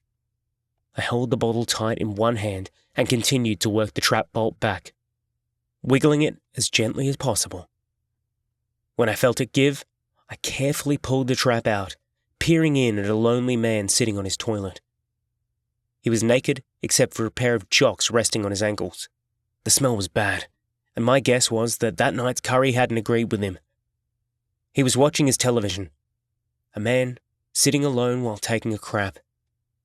It would be the final thing he ever did, and it felt poetic. I tapped the trap just enough to get his attention, then ducked down a little. What? He said, his voice gruff with authority. Can't a man take a shit? I didn't move, hoping for him to take the bait. I knew from experience that an open trap was enough to pique any crook's curiosity. He paused for a moment, shuffled something around, then stepped towards the door. When I heard him speak again directly above me, I swung my arm up and began to squirt. The napalm hit him in the face. It must have caught him in the eyes because he began to yell in pain, rubbing his palms into his face as he backed away. I continued to squeeze the bottle, holding it half inside the trap. It must have covered a good portion of him and the rest of the cell, the way I worked the spray back and forth. And then, after dropping the empty bottle, I grabbed the matches, oblivious to anything else that was happening around me as his yelling intensified. "Remember Aiden Moody, you son of a bitch," I said, my voice surprisingly calm. The match spat sparks as I raked it across the flint, held its flame steady for a brief moment, then ignited the man still, moaning in his cell as I flicked it through the trap. The scream was instant, the flames exploding in a satisfying whoosh. I felt the heat blast through the trap, itself alight around its edge. But while the flames erupted into a raging inferno, it was the screams from inside the cell I soaked up. I could smell him burning. First, the unmistakable stink of hair as his chest and pubes evaporated. Then, the familiar odor of cooking meat. He was burning. The motherfucker barbecued alive. I hoped he still had the indignity of shit clinging to his ass as I tried to watch him burn. The rest of the unit erupted into screams as people called for information. "The fuck is going on?" someone shouted close by. I didn't care. The heat was so intense it made watching near impossible. I slowly began to return to my cell as the continuing operatic screams filled the unit. They were music to my ears, and I hoped they continued for a long time to come. As I reached the top of the stairs with a grin stretching my face, I heard someone talking to control on their intercom. I knew then that the screws wouldn't be far away, but as I listened to the screams begin to subside a little, I knew that my killing wasn't yet over. You probably assumed this was my confession, and for that you can be forgiven. It certainly reads as one, and with all the deeds that I've done now laid out before you, I can understand why. But in thinking this is my confession, I can only award you half the points, because you are only half right. You see, this is my suicide note, so to speak. One final message to those interested enough to hear it. Did you really think this could end any other way? I've thought long and hard about this moment, and there's one thing I keep coming back to. It's a memory of my mum back when I was around 11 or 12 years old. She'd awoken me late one night and asked if I wanted to watch a movie with her. I remember it was a school night, the middle of winter, and our heater had been broken. But like any bad situation, my mum had a knack for turning them into good ones, wrapping the pair of us up in a blanket on the couch and putting a hot cup of chocolate in my hands. As the movie's opening credits played out on the small Sony television we had, she told me one of her own childhood memories. One of the few nice ones she had of her father, a man I never met. He had awoken her just as she did with me, taken her into the living room and sat with her as they watched this very same movie. She told me that it was one of her favourite memories, not just of her father, but her entire childhood, sitting there and sharing something that felt almost magical. But it's not that memory I wanted to share with you. Rather, something from the movie itself, something I'm hoping will explain this situation to you. The movie was called Spartacus, starring a young Kirk Douglas. In it, he plays a slave caught in an endless struggle against the tyranny of the Roman Empire. There is one scene near the end where all hope seems lost as his army faces impossible odds and their end is almost guaranteed. Spartacus is offered a way out, an escape, if you wish, but he refuses, trying to explain to the man what it means for a slave to die. When a rich man dies, he loses the pleasure of life, but when a slave dies, he loses his pain. I think that's how it goes, and it's enough to get my point across. When I take my final breath, now just a few moments away, I too will lose my pain. I've lost everybody who I ever loved, all taken from me by men who thought themselves better. But I've managed to have my vengeance against each of them now. Because of that vengeance, there is no other way out now. My final crime filmed for all to see. They will convict me for every one of them, and then I will sit in a cell for the rest of my life. For what? I've done what I set out to do and now happily accept the fate I bestow on myself. Despite being locked up for a crime I don't think I was responsible for, I am now what you'd call a killer. It's time for me to face judgment from a higher power. My eternal fate now in God's hands. I hope you can forgive me for all that I've done wrong and pray one final time for God, if there is one, to do likewise. As I sit here looking at the noose already hanging above me, I wonder whether this has all just been a dream. And I will wake in the back of that car, my brother helping me out and into my bed, taking care of me the way he always had. And with my final words, it's to him I want to leave my final message. Because it's for him I grieve the most. Aiden, my brother. I love you, bro. P.S. I hope you'll understand a small bit of information I must share with you. Dylan didn't actually write this. He never was good at writing, more of a reader, really. It's me, Jack, he entrusted with this story, one he hoped I would write well from all the notes he left for me. I promised Dylan there would be other stories, of other prisoners with tales to share. I hope you enjoy those further tales, as it was Dylan's hope that more stories would follow. Ones that revealed the madness from behind the walls. Please forgive him for this small detail. And thank you for taking the time to listen. Author's note. Wow, I just finished the final few words of the first book in the Max series, and I must say, I was as surprised by that ending as I'm sure you will be. I really hope you enjoyed it. There were a few moments there where I was caught in a kind of typing frenzy, unsure of where things were headed. But now that this particular ride is over with, I think it went where it should have. Now that Brothers in Crime is finished, why not get ready for the next chapter? Brothers in Chaos is already available with the subsequent releases not too far away. My website has all the latest updates and announcements for upcoming news and information at www.booksbysimonkking.com. If you have any comments or feel like a chat, why not reach out to me at prisondays@yahoo.com. I'm also available on Facebook if you'd like to come and hang out.